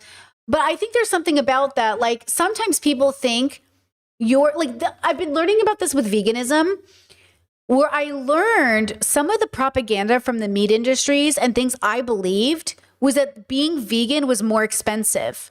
But now that I've been doing it plant-based on the same budget I had before, when I wasn't plant-based and I was still eating meat, I kept telling my partner, I know we can't afford it right now, but I can't wait till we can afford for me to have a steak. And the steaks were like 11 euro a steak. So that'd be 11 euro for one day of food. And that's way above my budget for my weekly budget for food. So I was like, okay, when I'm ready, I'm going to eat steak and I'm going to get so excited. I couldn't afford to eat steak. I was eating mostly chicken because that's like always the cheapest, right? Fish and chicken. And I remember thinking, I'm going to wait till I can save up. But before that could happen, I went plant-based. And now I'll probably never eat that steak, right? I can't guarantee you what Brittany would do in the future. But right now I have zero plans to ever eat meat again. Okay. I'll just say that. Like I have zero plans to ever purchase meat again. I'll probably more accurate, but like I have no end in sight for my plant-based journey, but I don't know. Okay. So, that's funny to me. Like I laugh about it. I was like, man, I might never have it again. Like that was it. Like, you know, and I think it's like overall, like really, really good. Like it's good for me to have done it and to realize like that is propaganda, that vegan food is expensive. It is true that pre-made meals are expensive, but that is also true for regular food.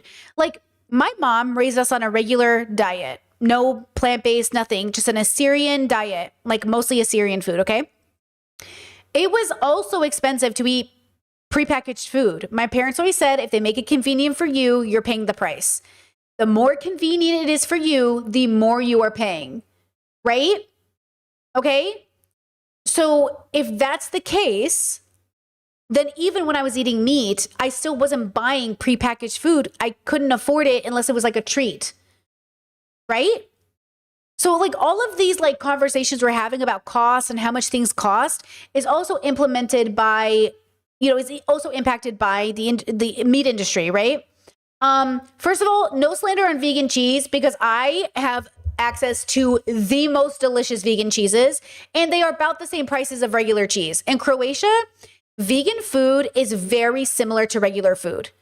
It is almost the same. I am very lucky. Croatia has been a complete blessing to my plant-based journey. In America, I know that's not always the case, but in Croatia, the cheeses are almost 1-to-1, the meat's 1-to-1, everything is almost exactly the same price. Okay, it's a little different, but it's almost exactly the same. And I am so grateful. My milk is almost exactly the same. If not, I think it's like a 10-cent difference. You know, we're talking like pennies. We're talking like little cent euros difference. You know what I mean? So I'm really, really lucky. But I really enjoy vegan cheeses. Like, yes, they don't taste like regular cheeses, but honestly, I made a vegan pizza the other day and I literally was like, holy fuck, did I put regular cheese on this? And I was like, oh no. And then I was like, no, I couldn't have. We don't even have regular cheese. And I ate it again and I was like, is this cheese? And I got so confused and I really, sometimes I panic. Sometimes I'm like, oh my God, is this chicken? And then I freak out. And then my partner's like, Brittany, you are not eating chicken. And I was like, are you sure it tastes like chicken? And he's like, it's not chicken. And I was like, are you sure? And he's like, I think you forgot what chicken tastes like. I was like, well, in that case, bless. Because I legit, my brain, because like I think of it like a computer that has like rewritten itself to like remember it being like this, I think. Because like sometimes I really panic that I accidentally bought non-vegan food. Right? So the good news is like, it might be weird in the beginning, but at this point, I don't know, girls. Also, most food is vegan. You know, spaghetti is vegan unless you put butter in it. You know what I mean? Like food is vegan, you know, unless the pasta is made from egg. But like a lot of food you're eating is vegan. Most salads are vegan. I think people just hear the word vegan and they panic. You know, when you eat fruit, you're eating vegan food. When you have like, you know, vegetables, they're vegan. You know what I mean? So like a lot of your food you're already eating is vegan. You know, it just feels like people freak out But I get it. Transitions are hard. And I don't think I could have done it until I was ready. I was just ready. I was just ready.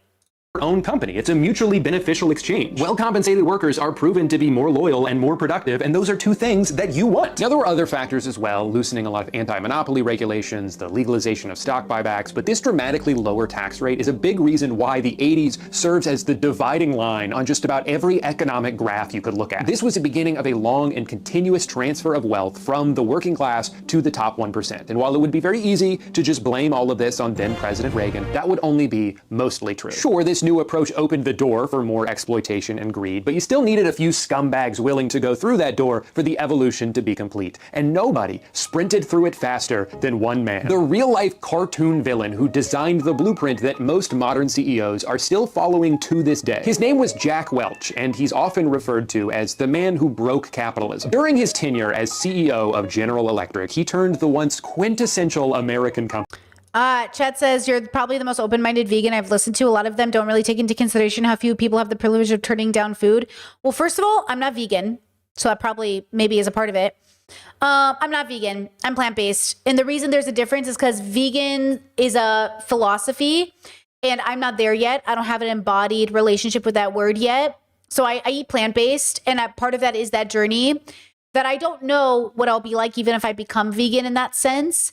But I will say I am starting to see dead animals as like really like humans, like a little bit. Like I was watching a documentary about chefs, and he had the corpse like the cow. And I've worked on farms. I've like helped participate in killing animals, and it didn't faze me before, but now that I watch the documentaries, it's starting to faze me. Where I'm like, oh, I feel bad. And I'm like, uh-oh, I feel bad. And I'm like, interesting. So I'm really having a real experience. And no, chat, I'm not vegetarian. Plant-based is no animal product, but it's a diet more than a philosophy, right? Vegetarian just means no meat. You can eat eggs and dairy and cheese. Plant-based is mean it comes from plants. So as an example, I bought cereal the other day because I read the ingredients, and though it didn't say vegan, it didn't have anything that I could read. And then I went home and I was curious about why it didn't say vegan. So I Googled it and I found out it had vitamin D3, and vitamin D3 comes from either a vegan source or a lamb or sheep source. I think lamb. So I realized like, oh, even though the ingredients on the back don't say anything like milk or eggs or whatever, it's the vitamins. So I didn't realize how many of our vitamins are animal based versus like if you get omega-3s, like the fish, those are like you eat the fish stuff, like that's, you know what I mean? So I had to think about like, oh, and I wanted to buy, I wanted to buy miso the other day, and I had to think about, wait, does this miso have animal product in it? So I that's what it is. It's like, okay, I'm getting down. So it's a harm reduction reason I'm doing it, right? But I'm working on it, right? Right? And Chad says, what do you guys say to people who say, but why go vegetarian, vegan? We've been eating meat for thousands of years. I'm a carnivore, so I don't know what a counterpoint for that is. Well, again, it's always about why you do things. I'm not making a prescription. I want to cause the least amount of suffering and the least amount of direct harm, and I want to contribute to the least amount of bad in the world. And going plant-based is just like a win all around, right? B12 is usually animal source. No, it is not. B12 actually comes from soil and is found on mushrooms and is usually washed off because we sterilize our food so much. We actually wash off all the vitamins we need. So vitamin B12 is found in mushrooms that are eaten by animals, and then we get it through animals. You can just take the supplement, or you can eat a lot of mushrooms and not wash off your mushrooms, I guess. But from my understanding, that's what's been explained to me. That's what I've learned. So B12 comes from soil. And so I just eat a lot of mushrooms and I take B12 supplements. And by the way, lots of meat eaters also miss out on their vitamins. A lot of them are not getting tested enough. A lot of them are missing nutrients. So it's not about that. Look, if you want to argue about people, like what they should do, ask yourself, what should you do? What should you do to be a little less bad today? What is something you can do to be a little less bad? That's it. And then do that. Okay? That's it. that reshaped people's lives and supplied hundreds of thousands of high-paying jobs all across the country into a worthless carcass and a joke of a corporation, all while he became one of the richest people on the planet. In the century before Jack Welch took the reins, GE invented things like X-ray machines, jet engines, TVs, radios, and just about any kitchen appliance you can think of. In the 1980s, Jack invented laying people off. That was his big idea. What if we just fire a bunch of people? And then we don't have to spend as much money. It seems so simple and obviously very commonplace today, but before Jack, companies were not doing this. It was almost seen as un-American to fire somebody unless you absolutely had to. But Jack didn't think like everybody else. He was a pioneer. He bravely instituted the rank and yank system where every year the bottom 10% of employees would get laid off no matter what. Not because they all deserved to be fired, but just because they fell on the wrong side of a spreadsheet. What's that? You were 3 years away from retirement and now you no longer qualify for pension? Okay, then die. And to be clear, the layoffs were also not because the company wasn't profitable. It very much was, but it just wasn't profitable enough. See, when you routinely shut down entire facilities, you uproot thousands of lives, you create a toxic and selfish work environment where loyalty is replaced with fear, and if you're a company with the size and influence that GE had at the time, you can almost single-handedly destroy any semblance of a middle class across all of America. But this number gets a little bit bigger.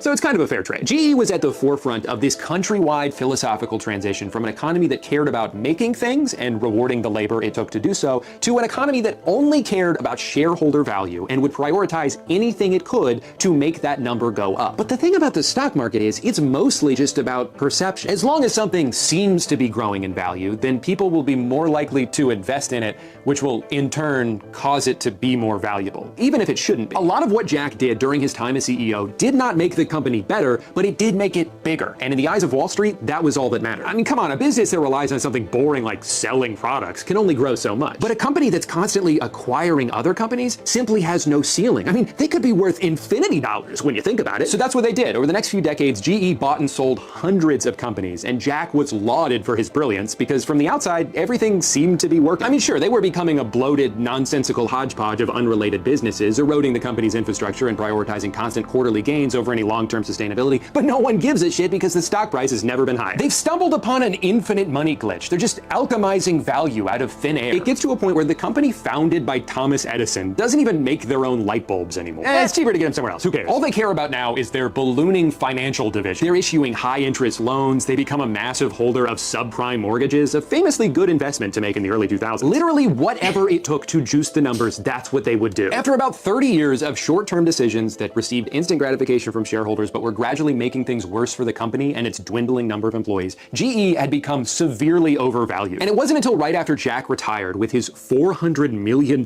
severance package where his successors stepped in and were like, wait, this doesn't make any sense. The time bomb Jack planted explodes in their faces and GE spends the next 20 years slowly bleeding out. And at this point, they couldn't fall back on just like selling microwaves because they'd been cutting corners on production so long that nobody wanted to buy any of their shitty garbage anymore. And of course, they had fallen way too far behind on innovation because they spent all their money on acquisitions instead of research. By 2021, the company that helped bring electricity to America was mercifully laid to rest, split into 3 separate institutions, none of which have come close to the dominance or influence that GE once had over the American economy.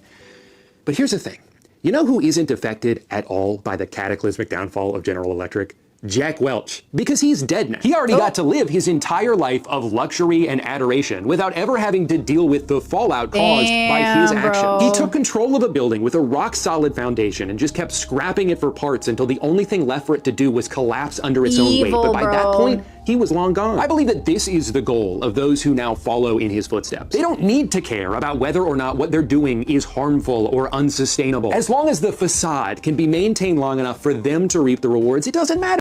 If you guys are serious about bodybuilding on a vegan diet or plant-based diet, it's absolutely possible and it is a thing. But you just got to educate yourself. It's okay if you don't know and you are not educated, but just so you know, I promise you the information is out there. Like, that's what's so funny. Guys, you are so much more capable of so many things than you think. You're just not educated. That's why we have to educate people, because you don't even know how many options you have. that the ship is sinking behind them because they have a lifeboat. It doesn't matter that America spent the past 60 years exporting all its jobs and decimating the economies of small towns all across the country because a few hundred people responsible for those things already got to live long, happy lives. They don't give a shit. This cutthroat corporate culture that Jack pioneered is still seen all around us today, and through the magic of time, it's only getting worse. CEOs make $1,000 every second while their employees have to piss in water bottles so they don't fall behind. Routine layoffs, regardless of if a company is even struggling, are so normalized that it's just something we've come to expect. The stock market rules the world. Every major decision is dictated by this inherently volatile and short-sighted metric, and look at where that's gotten us. Millions without jobs, an enshittification epidemic, and a concentration of wealth that should be seen as a threat to humanity. Even while owning everything, billionaires live in fear of losing it, so they weasel their way into politics, they influence elections, they buy policy changes, they use their wealth to reshape the world to benefit them even further. They try to control narratives by buying up news outlets. They can dictate what's on our social media feeds. They spend an enormous amount of resources on pitting us all against each other, so we're too distracted to see that the real problem is them. Should the human race survive? I disagree with this one, and I'll always disagree with this one. I do not think they are turning us against each other. I think we hate each other because we hate ourselves. I think we are bigoted and racist and cruel, and we've been that way before technology and before phones and before everything else. It is not unique to the time we are living in now. The world has always been a violent, bigoted fucking place. And I am sick of you taking the responsibility and putting it on billionaires when, yes, they are influencing you, but they are not the reason the world sucks alone. We also suck. And I think we are giving ourselves way too much credit when we're like, they did it to us. Okay, girl, relax. Okay. So yes, you know, they contribute, but it's a group project. Exactly, chat. It's a group project. Okay. And so again, like, be less bad every day. That's all you can do. Because again, I understand how you want to point the fingers and say it's somebody else's fault, but it's all of our responsibility to be different. Again, there's a lot of us, and there's too many people in the world for it just to be their fault. There's too many of us, okay? Now, we know this when we look at our family and friends. You know you're dealing in your family with your pedophile uncle and your aunt who steals and your dad who hit you too hard. And on top of that, there's capitalism, and on top of that, there's fascism, and on top of that, there's all these other things, and on top of that, like, you know what I'm saying? Like, again, even if these media companies were held accountable, now what? Now you still have to go to therapy and fix your family structures and stop wasting money on shit you don't need and stop raising your kids to want Bugattis and stop, you know what I'm saying? Like, the world is a reflection of us as a whole. The world is a reflection of us as a whole. Okay? And that's the thing. At the end of the day, like, we are all, that's why we say, like, you know, being a minority isn't enough. You know, white women uphold the patriarchy every fucking day, right? Like, women in general uphold the patriarchy every other day. And white women engage in racism every day. Like, we all are at fault. All of us, always. Okay? Again, we have to understand that it's us. Now, this is where, again, my work, Britt Hartley's work, Vervaeke, we're focused on meaning. You need to find meaning in the universe because it's always going to be this way. It always has been this way. It's not going to change. It's not going to be different. But but we do change on the macro. Okay, there will always be war. There will always be famine. There will always be genocide. But the frequency, the expectation, how, when, who, all of that will change. So the question is, you know, what are you going to do every day to contribute a little less harm into the universe? Now, if you say to yourself, oh, I don't contribute any harm. Well, first, that's your first problem. All of us contribute harm. The question is, like, in which way do you contribute harm? Okay. And then do a little less. You know what I mean? Yeah, this is the one talking point I really hate because it takes all of the power away from the people. It just takes any responsibility out of our hands. But I don't mean it as a Republican means it, because Republicans don't mean it either. Republicans don't actually believe in pull yourself up by the bootstraps, right? Chad said, where did he say only billionaires are to blame? Well,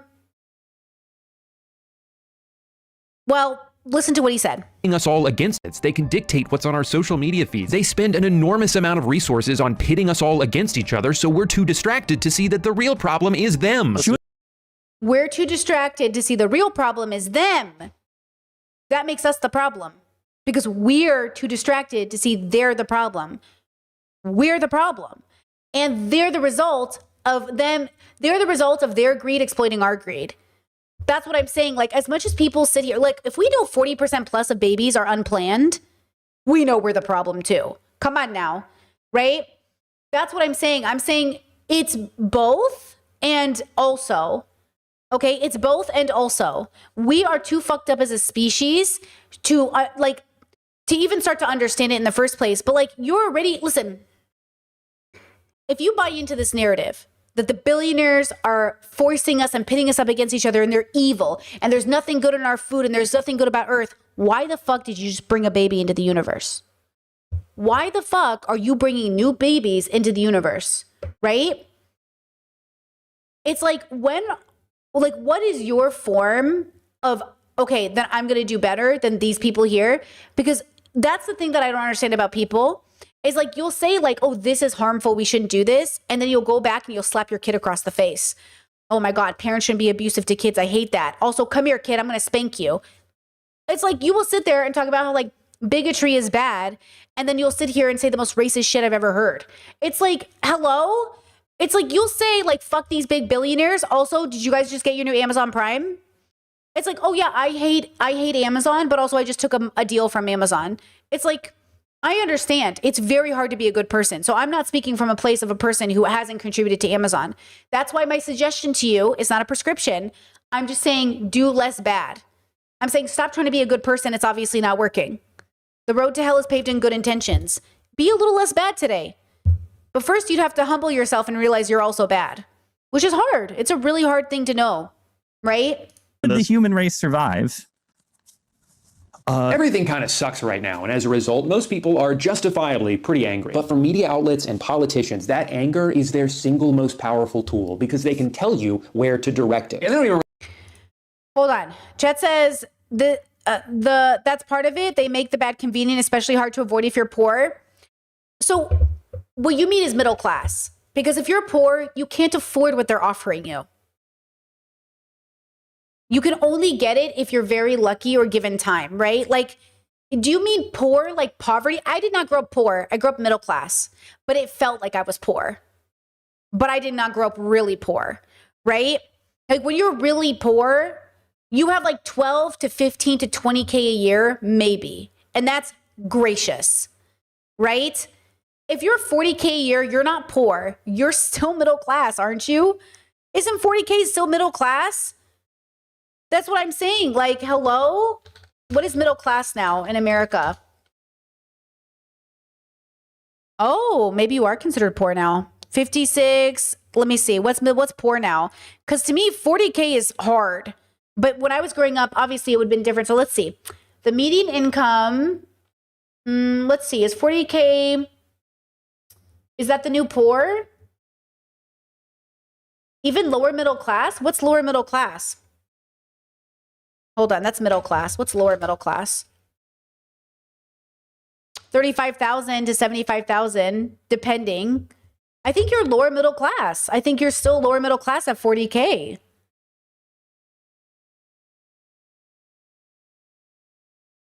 Well, it depends on what website we're using, it looks like. So I'm a little confused at which number to go by. Does anybody know, like, what's a good metric? What's a good website to use for this? Because, like, I get it, right? Like, again, guys, I just want you to hold on. Just because your life is harder does not mean you're not middle class.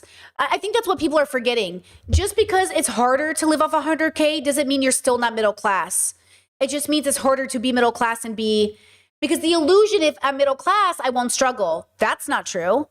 That's why we're mad at the economy, because you can be middle class and still struggling.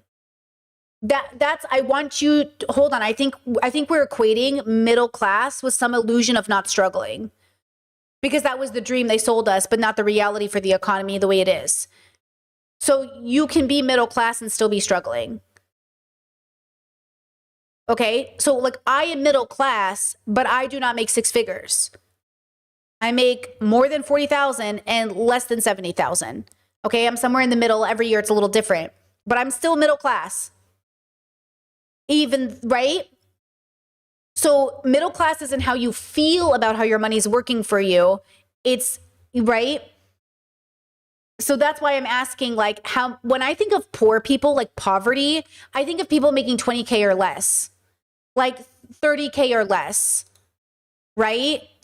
I think of people who are like, that is hard. That is fucking, and I used to make 20K a year. That was hard.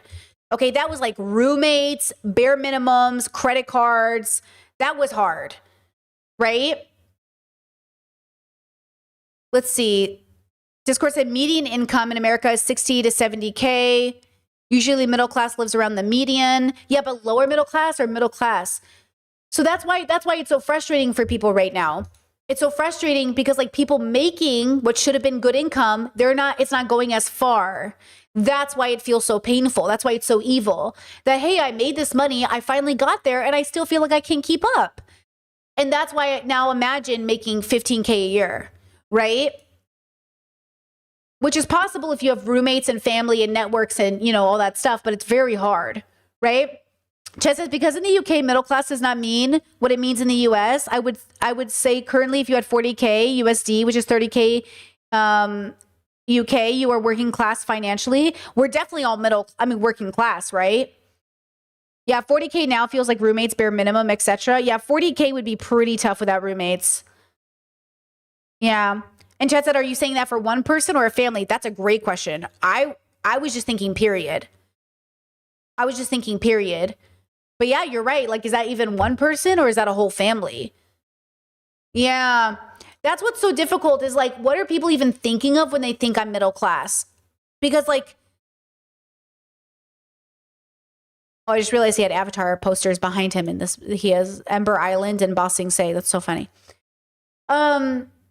Yeah, that's a great point. You know, I'm not trying to disparage anybody. I'm just trying to like allow you to rethink how the process of making money works.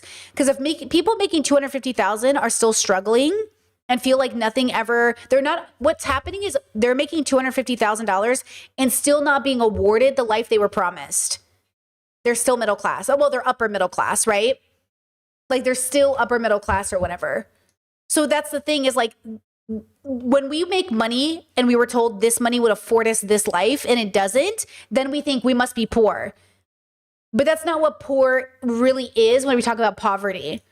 So when I think of poverty, I know I've never experienced it. Okay? So that's, you know, that's what I'm trying to explain to you is like that idea. So like I highly, you know what I mean? Okay. Don't really care who it is, so long as it's not them. That's why it changes all the time. Sometimes it's trans people, sometimes it's immigrants. Most recently, it's been poor people. There's been this whole war going on over food stamps because when the government shut down, 42 million Americans lost access to SNAP benefits. Now that's an objective piece of information, an inarguable statistic, but depending on how it's presented to you, it may lead you to draw a drastically different conclusion than somebody else. For some, it might put into perspective how dire the situation has gotten. Like surely there's underlying issues with a system that's allowed 12% of its population to be unable to afford food. Alternatively, you might hear that and think, wait a minute, my tax dollars are paying for these greedy freeloaders? I'm busting my ass over here to barely make ends meet, and these leeches are using my money to buy cookies? That's not fair. And all it takes is highlighting a story or two of someone taking advantage of the system to make you think there's this rampant issue, that you're expected to feed all of these people with money you barely have enough of to feed yourself. This narrative has been used since the 70s because it's very effective. You work hard, they're lazy, this program is bad. It's easier than ever now to push this narrative because you can just AI generate a video of a fat lady screaming in Walmart and get everyone pissed off. But in order to properly analyze this, let's take a look at the data. First of all, SNAP only makes up about 1.5% of the overall federal budget, less than 1/8 of what we spend on defense and 1/8 of what we spend just on interest on the debt that we owe. By my math, cutting this program would only save the average taxpayer a couple $100s a year. And of course, that's assuming that if they were to cut it, they would send you a refund in the mail. Now, I'm pretty sure they would still take the same amount, but instead of reinvesting it into the economy, which is what SNAP ultimately does, they would just buy some more missiles or send a pile of cash to Argentina. Second of all, by definition, the majority of SNAP recipients fall under the umbrella of elderly, disabled, veterans, full-time caretakers, or just temporarily unemployed. Remember, not everybody who isn't working does so because they don't want to. It is very hard to find and keep a job right now. The fact that SNAP spending ebbs and flows so closely with the overall state of the economy should be proof that this program is primarily used for temporary relief. Even still, many of the people on SNAP do work, and about 70% of the ones that do work full-time. That doesn't seem like a laziness problem, that seems like a wage problem. They need supplemental income to survive because of how little they— Guys, if teachers have to get summer jobs to pay for summer. You know, when I was young, they would say the best part about being a teacher is summer, but you know, they don't get paid for summer. They don't get paid. I have so many family members who are teachers, so many, and all of them take a second job out, or they tutor, or they save a certain amount of their paycheck every month and live at a lower level to pay for those months. 2 months out of the year are not paid. So they went to college, got a degree, got a credential, got into a system, got into a job, and they still have 2 months they have to figure out what to do. How do they make that money? They're being paid. Of those full-time employees, their two most common employers were McDonald's and Walmart, who combined to earn $23 billion in profits last year. $23 billion, and you're telling me they can't afford to pay their employees enough so that they don't need government assistance? See, what that means is you wouldn't have to help pay for these people's food if their employer, a nearly $1 trillion corporation. Chet says, I almost think they shouldn't have to pay for college. College used to be free. Reagan fucked that up. Colleges basically were free. They were like literally nothing. And then Reagan came in and said, and now colleges are, Barack Obama did not pay off his school loans till just before he became president.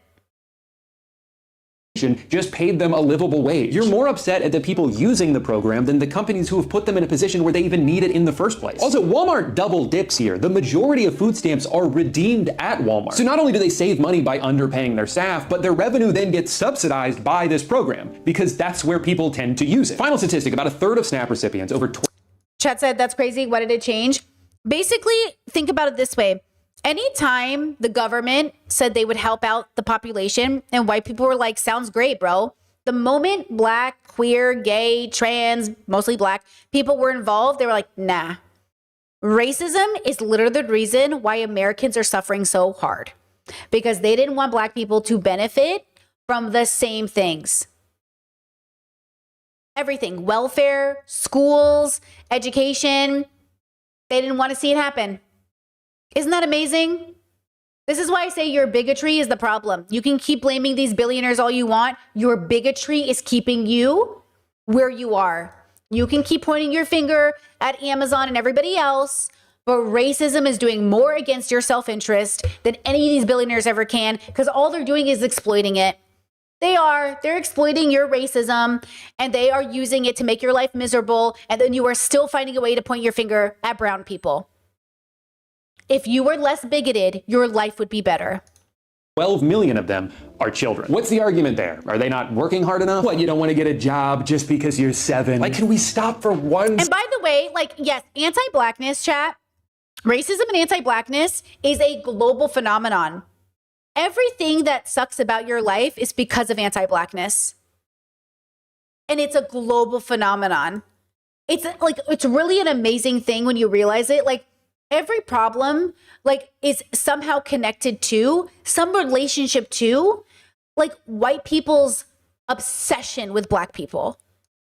And I know that sounds so crazy, but when you start realizing it is all connected. Elon Musk's whole fucking family and their anti-blackness is why I am suffering right now, why we are all suffering right now. His racism, his bigotry is why all of us are suffering. You know what? I don't even know how to start to explain to you how all of these people are so anti-black. Please know the image of all the richest men in the world. And please know they're men. Okay? All these pictures Drew keeps showing us, white, white, white, white, white, white, white. If white Americans who are poor really wanted to see a difference in their lives, they would face their own bigotry. Second, to think about what you're saying here. You have let somebody convince you that in this situation, the only way to make your life better is if 12 million children starve. So I want to ask, who is more to blame here? A bunch of kids who got born into poverty or CEOs with more money than anybody could spend in 1,000 lifetimes who expect you to solve the problem that they helped create? For some people, it doesn't matter what you say about capitalism, they will still go to war for it, even if it's not working for them. Statistically speaking, it's probably not. You'll try to criticize a multi-billionaire who's not paying enough taxes, and people will defend them like, hey, it's not their fault. They're just taking advantage of loopholes like any smart business person would. And you're like, okay, so then we agree there's a problem with the rules, right? If they're just exploiting the system, then maybe the system shouldn't be so easy to exploit. We've reached a point where a lot of the core principles of a free market no longer apply. Like the idea that you can vote with your dollar. I get to pick which businesses I support, therefore the best ones will succeed and the worst ones will. So Jeff Bezos's ex is Mackenzie Scott. And Mackenzie Scott, through her divorce, became one of the richest women, but she also helped build Amazon. Like, she's infamously known for having a hand in it. She donated over $700 million of her money to historically Black colleges and universities. And that was like a big deal because it was almost like she was sticking it to the man, you know? She donates so much of her money and a lot of her work. And look, I'm not saying she didn't help build one of the most corrupt companies in the whole fucking world. Okay? But it is interesting to see how people were annoyed with her for giving away her money. But when she gave it away to Black colleges, I was like, oh, she's really trying to piss them off now. You know? But that's the thing. Is like, she shouldn't have even helped to build that company to begin with. But, you know. Fail. Yeah, except when one company is allowed to corner the market and price out all their competition, suddenly there isn't any. And we would have small businesses tell us if they walked into a Walmart or a Costco, the retail price at those stores, the price on the shelves at those stores is lower than the wholesale price a small business. And by the way, can I just say this? I saw a girl who said this on TikTok. Hold on, let me see if I can get it for you because she just said it better than I could. Because this is why I say, like, yes, the billionaires are at fault. I understand that. I'm trying to give you an understanding, though, that the world is a reflection of us as a whole from a progressive lens. In case the world... From a progressive lens, it's not just, like, not a politically progressive lens, a philosophical progressive lens. Yes, the billionaires are bad, super bad. And also, they teach you, so you know they're teaching you habits. Yes, lock in. You know they're influencing you for the worst. You know they're getting into your head.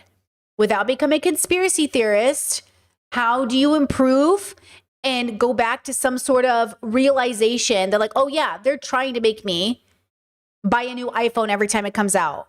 They're trying to convince me that I need this Starbucks Bear cup, right? And I'm not saying you can't enjoy it on occasion. I'm saying if your whole life is getting the next iPhone, you are a part of the problem. The world made you forget using a phone until it's actually broken and wrecked is normal. Driving a car, the same car, for over a decade is normal. Packing a lunch to work every single day for your 9 to 5 is normal. Reusing gift bags for the holiday season is normal. Wearing clothes, the same hoodie, for many, many years is normal. Saying no to plans you can't afford is normal. Always here to de-influence you.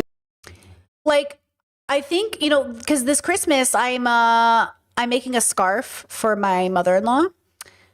And I was like, oh, what bag should I put it in? And I went to my closet where I pulled out all the gift bags she had given me over the last couple years. And I was like, oh, I'll use one of these. Because, like, every time she gives me a gift, I save the gift bags to reuse them.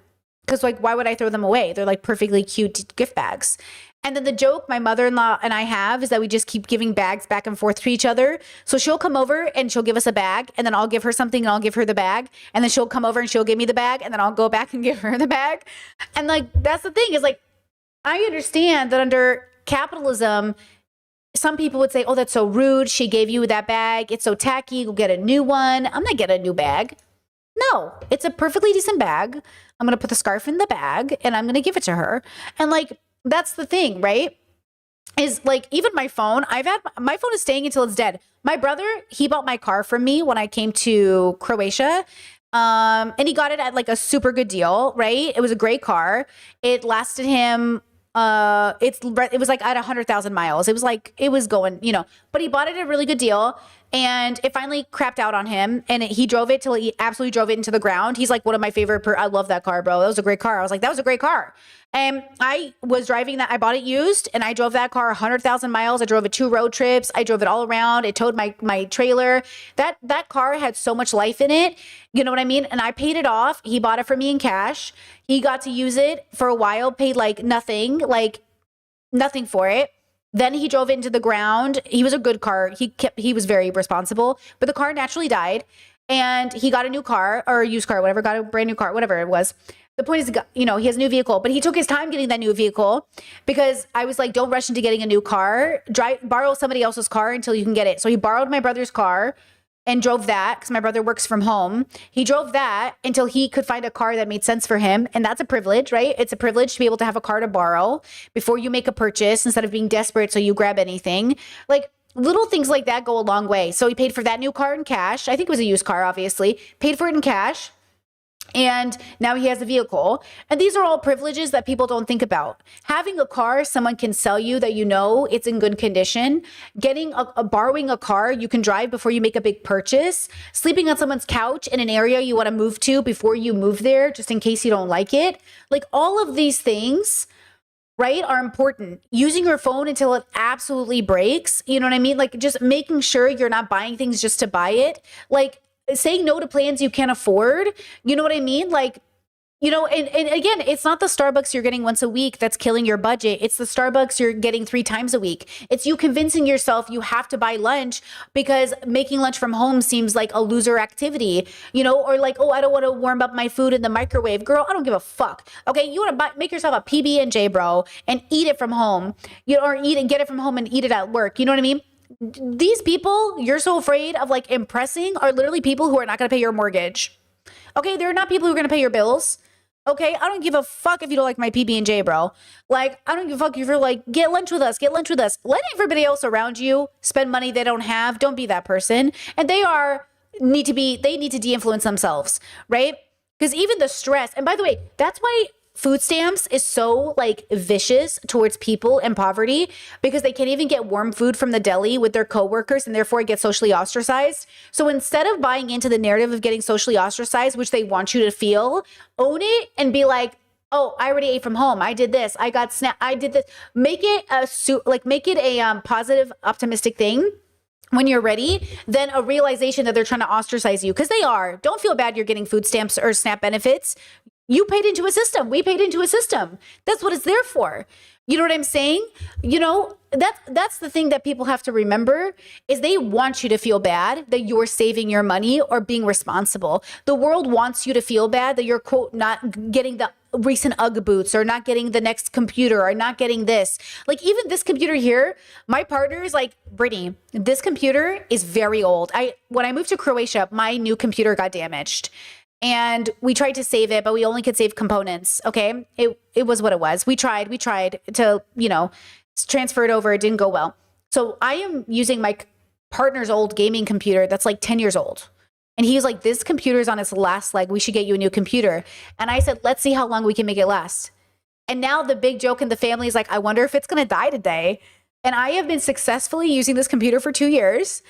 And we'll see how long it lasts before I get a new one. Because guys, the next computer I have to get will be a very expensive purchase.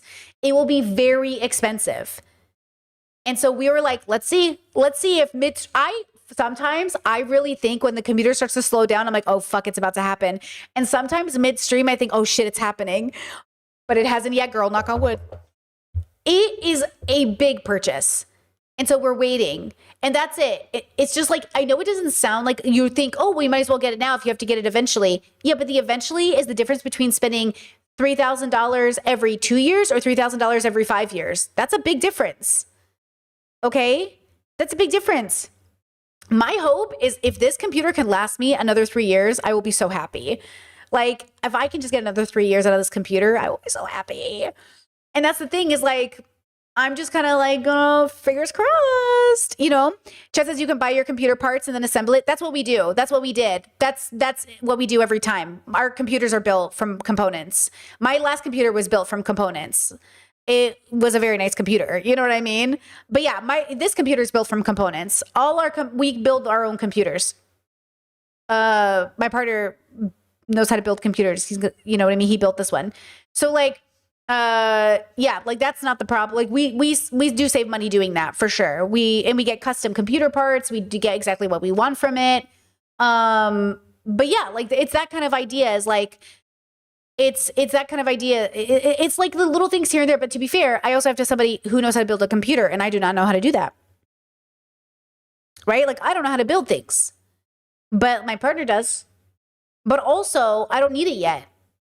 And that's hard. You know what? Again, I feel just as good doing this than buying a new computer. Do you know what I'm saying? It's like the same thing for my brain, but it never used to be. Before, it would have felt like I was missing out. Before, I would have been so annoyed. Like, why can't I have it? Why can't I have the thing? Why can't I pay for it? I hate that I have to save. I hate that I have to be responsible. And then I wouldn't be. I'd put it on a credit card, right? Then I would put it on a credit card. And then eventually through, I had to do a lot of philosophical work. Because you have to, when it comes to money, you have to really know why you make money. Like, what's the point of money, right? Once I got there, now it became exciting. Now I'm excited to be like, oh, I wonder how long this will last. Like, I get excited, right? I think there's a way to upgrade your life and make it beautiful without feeling like you're losing something. I actually think, okay, stay with me here. I actually think the difference between people who elevate their quality of life and still live off very little and people who live off very little, but their quality of life is still bad, is that journey you have to go on to recognize that the quality of life you can have off very little comes with realizing there's a quality to it.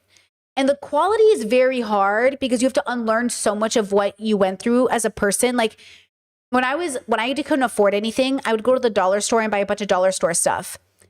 The quality of dollar store items, sometimes amazing. Often not. Often you're just wasting money rather than investing in a quality item that will last you longer and be worth more. But to get that quality item, you have to be disciplined enough to save up for it. And that's the hard part. The hard part is the between of I want it, I save for it, I buy it, versus I want it, I get it now. I want it, I save for it, I get it for longer. That is the game changer. And that is what the big billionaire companies are convincing you need to do. You need to get it right now. If you don't get it right now, you can't get it later. That is their biggest manipulation tool. If you don't get it right now, FOMO, FOMO, FOMO. And I'm telling you, your biggest line of protest against these companies is getting rid of that FOMO. Your biggest line of defense, your biggest dent in their wallets will literally be your ability to be like, no, I'm good, bro. No, I'm good. And times that by 350 million Americans or 300 million Americans. No, I'm good, bro. I'm good. Hello? But they won't, because you go on this journey, it's personal. You can't get everybody on this journey overnight. This journey is personal and it takes a lot of deconstruction and it's really hard. It's really hard. I say this as somebody who's like really new to the process. It's really hard, but it's possible. Business is getting. And so there are huge disparities here. And that's now feeding into itself, right? The more dire the economy is for everyone, the less freedom they have when they're deciding what to pay for. Amazon is certainly not the only place to buy things, but historically speaking, it's almost always the cheapest and most convenient. So how do you convince somebody who's also been forced to pinch pennies due to their own circumstances that they need to spend more time and money buying that same thing from a local mom and pop shop when they could just click 3 buttons and have it magically appear at their door? What did he just say? Convince somebody who's only place to buy things, but historically speaking, it's almost always the cheapest and most convenient. So how do you convince somebody who's also been forced to pinch pennies due to their own circumstances that they need to spend more time and money buying that same thing from a local mom and pop shop when they could just click 3 buttons and have it magically appear at their door in 3 hours? It's not even really fair to impose that because that person is also struggling. But exactly, which is why I will say to you, I am not judging you, girl. I have been there. But if you want to know how I've been liberating myself from this cycle of abuse with capitalism, it is telling myself that I don't need it now and I certainly can wait. And every single thing that I can wait for, I am waiting for. Everything that I need now is an emergency. Everything I need right now is emergency. Everything else can wait. Everything else is stuff to look forward to. Everything else is also, listen, I ask the universe to teach me patience. That is my meditative prayer every day. Teach me patience. It is teaching me patience. It is teaching me patience. So be honest with yourself. It will really help you. What is something we have to do today? So emergency spending, fine. What is something that can wait? And then give yourself a good time to wait for it. 6 months, a year. Just tell yourself, like my partner and I are so excited. We're a year away. We're a year away. Like we're a year away from like a next step in our journey. And we're so excited.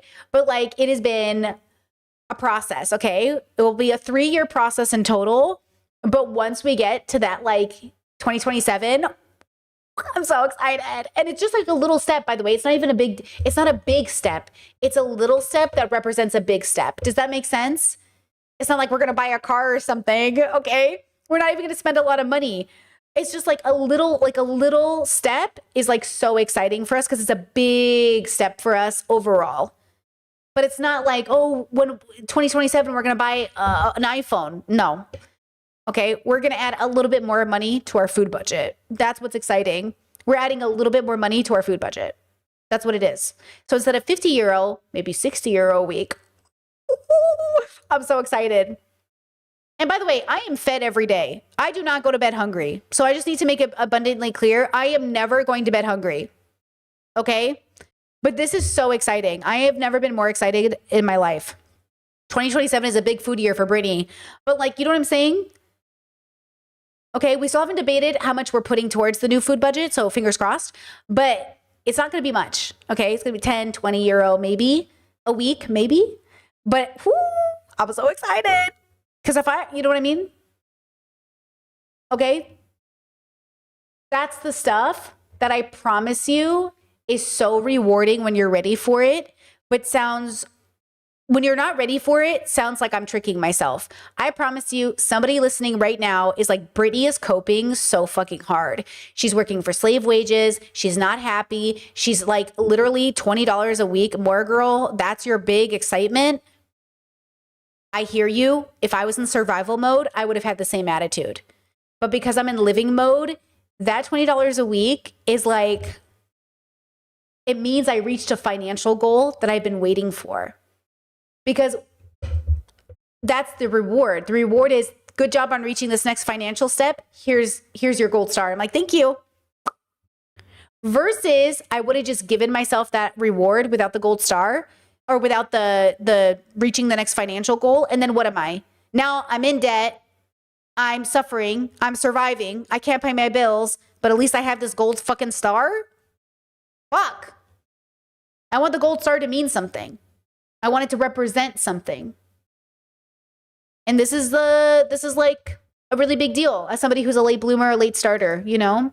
Then the cycle continues. The small business closes, Amazon and Walmart extend their reach even further, and once all competition is defeated, then they can just raise the prices to be whatever they want. They can train an algorithm to charge you the maximum price they think you'll pay at any given moment. Now, one of the most common counter-arguments you'll hear if you bring up the idea of raising taxes on the ultra-wealthy is that, well, if you do that, they're just gonna leave. First of all, no, they're not. That's a bluff Bye, bitch. they've been using for years, perpetuated by media networks owned by, you guessed it, rich people who don't want their taxes to go up. Sure, a few of them might leave, but the kinds of people who are willing to go to the trouble of moving their entire business from New York City to like Kissimmee, Florida, are probably already doing everything they can to avoid paying any taxes at all. It doesn't seem like a very productive mindset to cater to this parasitic minority at the expense of everybody else. Second of all, oh my God, can we grow some fucking balls here? I don't understand. They're not gonna like it if we raise their taxes. Do you hear yourself? Do you hear how pathetic you sound? Okay, so what, we can't do anything then? That's it? It's over? They won? Your plan is that we should just give up and let the billionaires have whatever they want. Buddy, we've already tried that, and that's not working either. Third of all, this criticism is predicated. No, Drew, if you just give billionaires a leeway to do what they want without any restraint, they'll actually help us. But because we keep putting all this restraint on them, they keep punishing us. But if we just give them full, no rules, full rate, do whatever you want, then they'll reward us. On an idea that taxation essentially has And that's a belief that people have. People believe that. They do. bell curve to it, where after a certain rate, your overall revenue actually decreases because people will lose the incentive to work as hard or, like you're saying, move away. With this in mind, Yes, abusive relationship dynamic. Oh, you're so smart, chat. That is what's happening. We are in an abusive, girls, lock in. Chat, you're so smart. We are in an abusive relationship, and I know I keep telling you, I know it's your boyfriend's fault. I know it's his fault, girl. It is 100% his fault. I hear you. You still need to leave this man. I know you keep thinking if you stay, it'll be better, or what are you going to do without him, or how will you survive? I know, girl. But I promise you, you don't need him. I know he's convinced you need him. You don't need him. Okay? And I promise you will be so much better when you realize that. When you're ready, no rush, no judgment. When you're ready, no rush, no judgment. I know. But that's what it is. It's an abusive relationship with this system, with capitalism, with Jeff Bezos, with FOMO, with Mark, with everybody. Okay. It's this idea that like, what would I do without my Amazon Prime though? Like, can I live without Amazon Prime? I promise you, you can. Now, if you're in a very unique situation and you have to be honest with you, you can't lie to yourself. If you're in the most unique position in the whole world, it might be harder for you to give up Amazon Prime. And I hear you and I feel you, but most people are not in that position. Most people are not in that position. Okay. So then you have to think about that. Are you really in that position? Or do you tell yourself you're in that position because you can't actually like imagine a life without it? Okay. And that's only up to you. No one can do that for you. No one can make that decision for you. Only you know that. Because I promise you, when I stopped buying on Amazon, it was hard at first. It was so inconvenient. And even my partner was like, damn, we just get this on Amazon. I was like, no. It was really hard.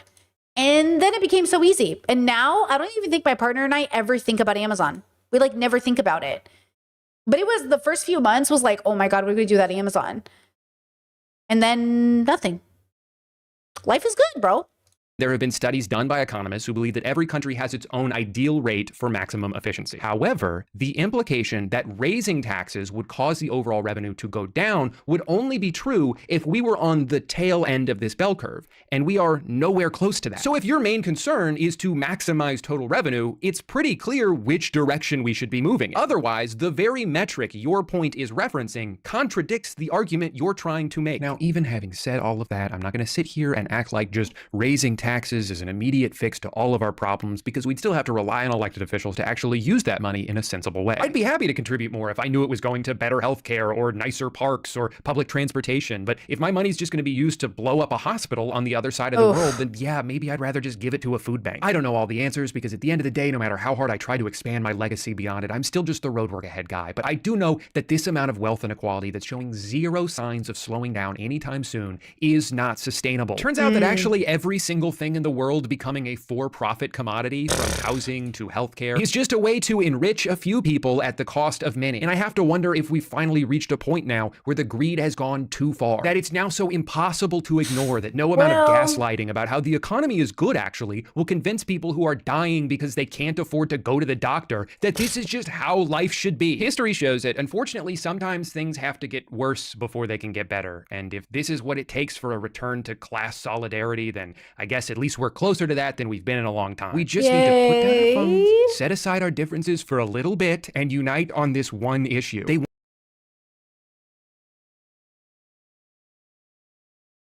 Drew is so white, bro. Put down our phone, solidarity, then I guess at least we're closer to that than we've been in a long time. We just need to put down our phones, set aside our differences for a little bit, and unite on this one issue. They want us divided because they're afraid of how strong we would be if we stood together. Do not fall for it. Now, if you'll excuse me, I need to go argue on Reddit about how Ghost of Yote is woke because they didn't make the main character hot enough for me. Okay, is that a joke? Okay, was he making a joke? Because that's a joke. Am I autistic? I am autistic. That's a joke. Is it a joke? Okay, it's a joke. Thank God. I was like, am I? Okay, that's my autism. Autism and autism crime. Okay. Bro, but is it a joke? Is the whole thing a joke?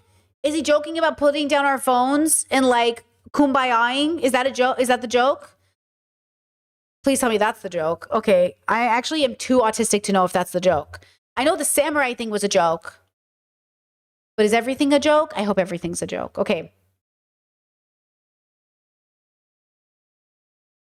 Put aside all the oppression you've experienced. Yeah, is that it? I think he's a joke. Hold on, let's listen to it again just so I can make sure. Divided, sliding about how the economy has rich a few people at the would work ahead guy, but I do know that this amount of wealth inequality that's showing zero signs of slowing down anytime soon is not sustainable. Turns out that actually every single thing in the world becoming a for-profit commodity, from housing to healthcare, is just a way to enrich a few people at the cost of many. And I have to wonder if we've finally reached a point now where the greed has gone too far, that it's now so impossible to ignore that no amount of gaslighting about how the economy is good actually will convince people who are dying because they can't afford to go to the doctor that this is just how life life should be. History shows that, unfortunately, sometimes things have to get worse before they can get better. And if this is what it takes for a return to class solidarity, then I guess at least we're closer to that than we've been in a long time. We just need to put down our phones, set aside our differences for a little bit, and unite on this one issue. They want us divided because they're afraid of how strong we would be if we stood together. Do not fall for it. Is that the joke? Is that a joke? Or is he serious? Or is that the joke? Is that the joke? I cannot tell if that's a joke.